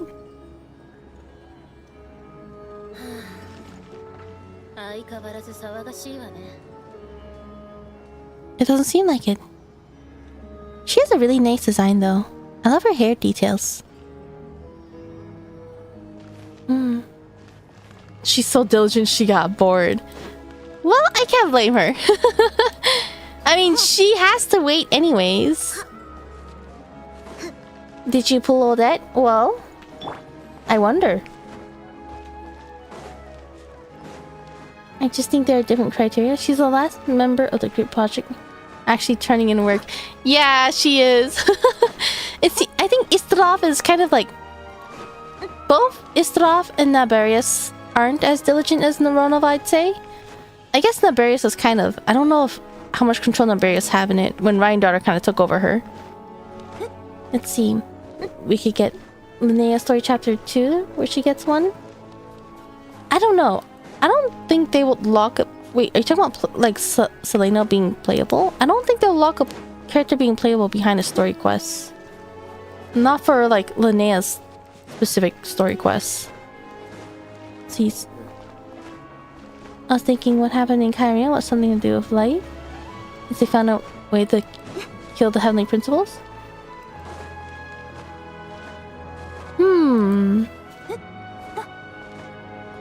Let's see. I do not have her signature weapon. I do not have Odette's signature weapon. Let's see. And before, I'm guessing they found a way to create life. That's why they got Curse of Immortality or life from the celestial creatures. I don't mean lock her behind it, just showing how she gets sent to Furina's. Oh, her vision! Wait, but why would Selena's vision be part of Linnea's story quest?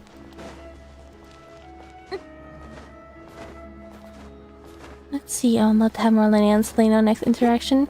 I think it's a nice Easter egg. It seems like the uncommon Fae are so rare that most of them are pretty familiar with each other too.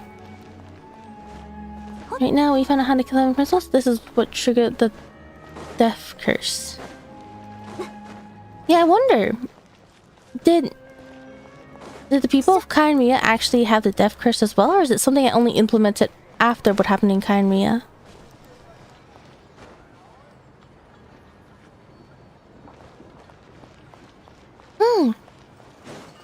Honestly, I want to keep streaming, but it is 4 AM. So I actually have to start getting ready to wrap up. Let's see, if they made a play-by stream should be 4 starting, that's only hangouts or world quest inclusions, but they can fold into her sister's quest. Personally, I prefer when the character's quest is focused on the character themselves. I think what was it? did Nilo have a quest? I feel like whatever with Nilo was focused more so on a different character rather than Nilo herself. I prefer when the character quest is the main focus. I'm guessing the immortality curse was from my daughter? But the curse of immortality was placed by the heavenly principles, right?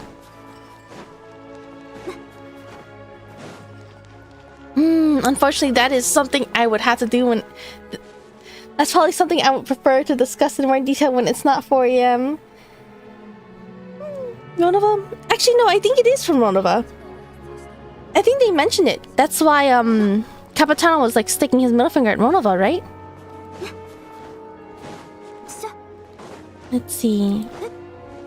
Yeah, she deprived them of death, right? She negated death for them. Yeah, it's Ronova's curse. Yeah, that's why, yeah, Capitano was sticking his middle finger at Ronova. I replaced it, and you see you're doing it in the God's Limit trailer? I don't remember which one that specific that is. But I do believe it is from Ronova. Okay. Let's go ahead and switch over to the chatting screen. Yeah, everyone just hates Ronova. I feel like it's I feel like she's just doing her job in most cases. It's not like, yeah, I think Pietro called her like the Heavenly Principal's lapdog, but she's just doing her job. Getting the blueprints in your guns will make it more comfortable to use. That makes sense. If they beat Ronova, will Capitano be playable? No, he's tied to the ley lines. I'm sorry, I'm gonna break it to you. He's not gonna be playable. He's stuck to the ley lines. Sorry, not ley lines. He's stuck to the Night Kingdom. They need him for the Night Kingdom. He's what's powering it. Let's see. Love Ronova. I love Ronova since got teaser.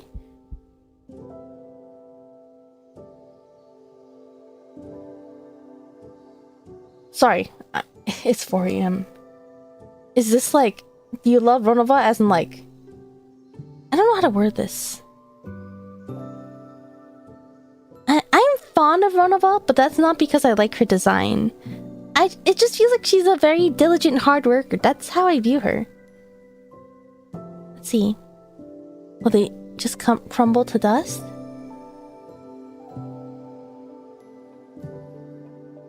Sorry, it's 4 AM. Ronova doesn't end up like the Moon Sisters? I don't think Ronova's doing it out of fear though. I think she's doing it because she's diligent. If evil, why hot? It's precisely because they're evil that they're hot. No, he keeps Night Kingdom alive because of this curse. Yes, he does. Let's see, when do you think of opening monetization? Ask YouTube. I actually think my account is glitched. I think I'm gonna have to send this over ticket. Oh, that's right. Now that we're actually on the chatting screen, I'll say thank you again for the congratulations. Thank you again for your support. Thank you, thank you. I try not to focus on the numbers too much because I don't really want to encourage the thought of viewing things as numbers. I feel like in general, when people focus too much on numbers, it tends to be kind of unhealthy, and also it feels like people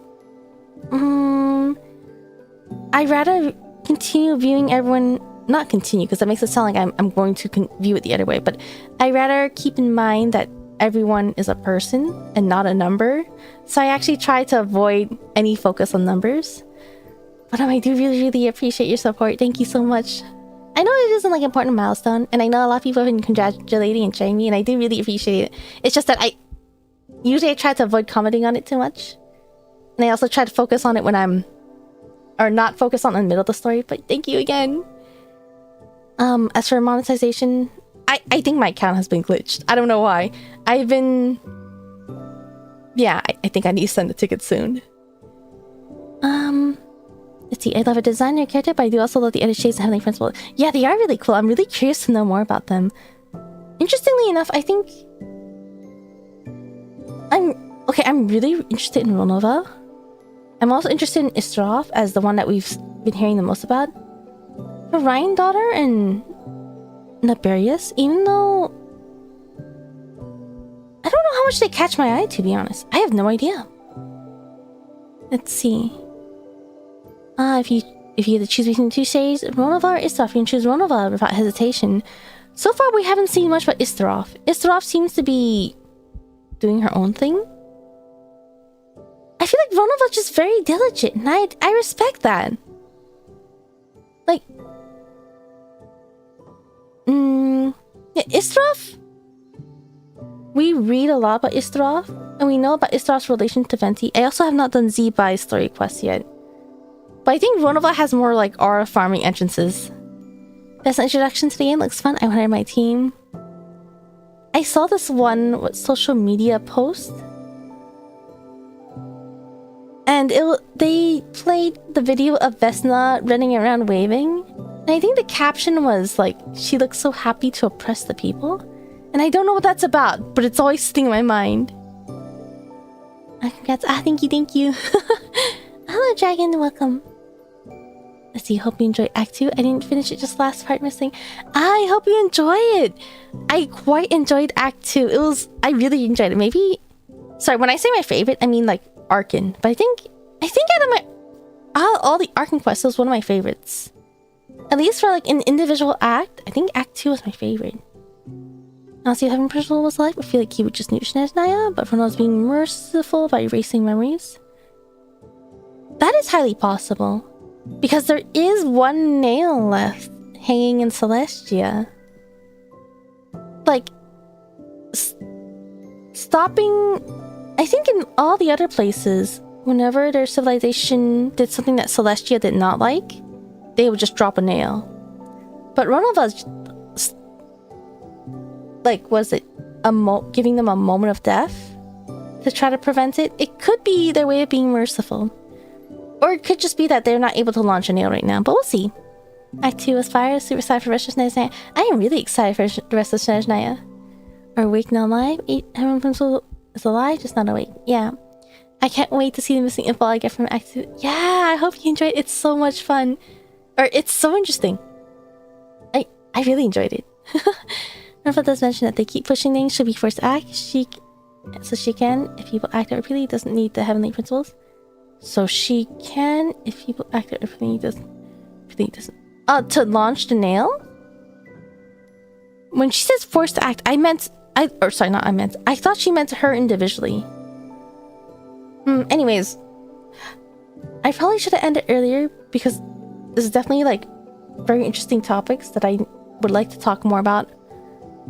But it's 4 AM. Like, sorry, it's not even a focus on the time. It's just a focus on the fact that my brain is not working anymore. It's pretty late.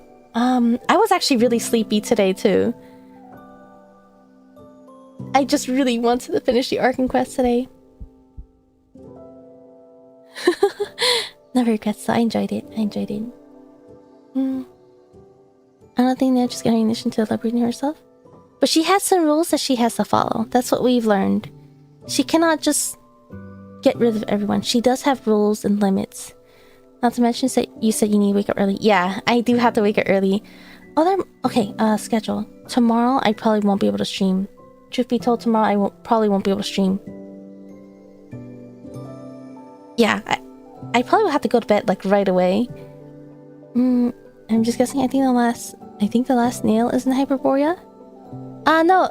If you look at the model of Celestia, there's like a couple of empty gaps, and in one gap there's actually something that looks like it has a nail in it. So they have one nail that they can launch out. The God's limits, yes. Alright. Let's see, is there anyone to raid? I don't think I can actually raid. Wait, do I have to close my Genshin? Yes, I do. Why wouldn't I close my Genshin? I'm going to bed. Alright, let's close Genshin.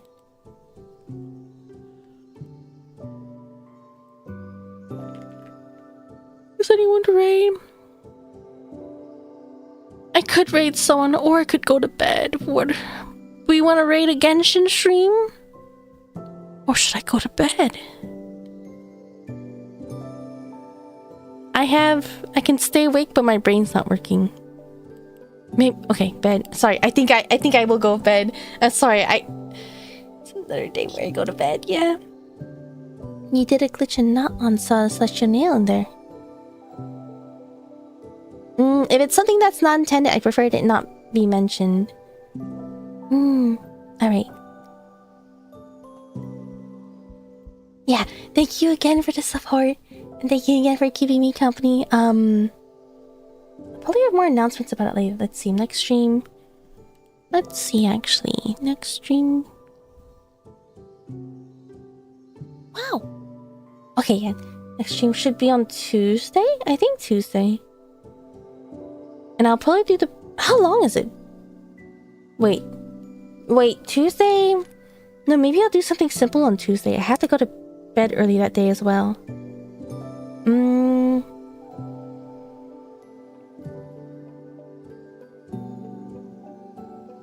Let's see. I forgot what I was checking. Okay. So maybe Wednesday or Thursday I'll do Pale Crown Palace because I think it's long, right? Does anyone know how long? I'm just going to assume long. Yeah. Well, what would I do on Tuesday? No, maybe I can. Shoot, I'm actually gonna have to check how long each one of these are. But I'll leave that for next time. Maybe I'll just ask on my Discord later. Okay, thank you again for keeping me company, and thank you again for your support. I really enjoyed Act 2, and I hope you guys have been enjoying the Arcane Quest and Shnez Night as well. Yeah, make sure you have lots of fun. Make sure to take care and hydrate. Yeah, get some rest when you need. Make sure to get plenty of sleep. Did I just repeat myself? Yeah, get some sleep, get some water, get some food. Make sure to take care. Alright, I'm going to head to bed now. There will be no raid, no redirect because I'm going to bed. That's it. Thank you again. I will make an announcement somewhere. Maybe I'll talk in my next stream. I'll figure that out. Okay, bye. Yeah, take care. Bye. Did I forget something? Bye.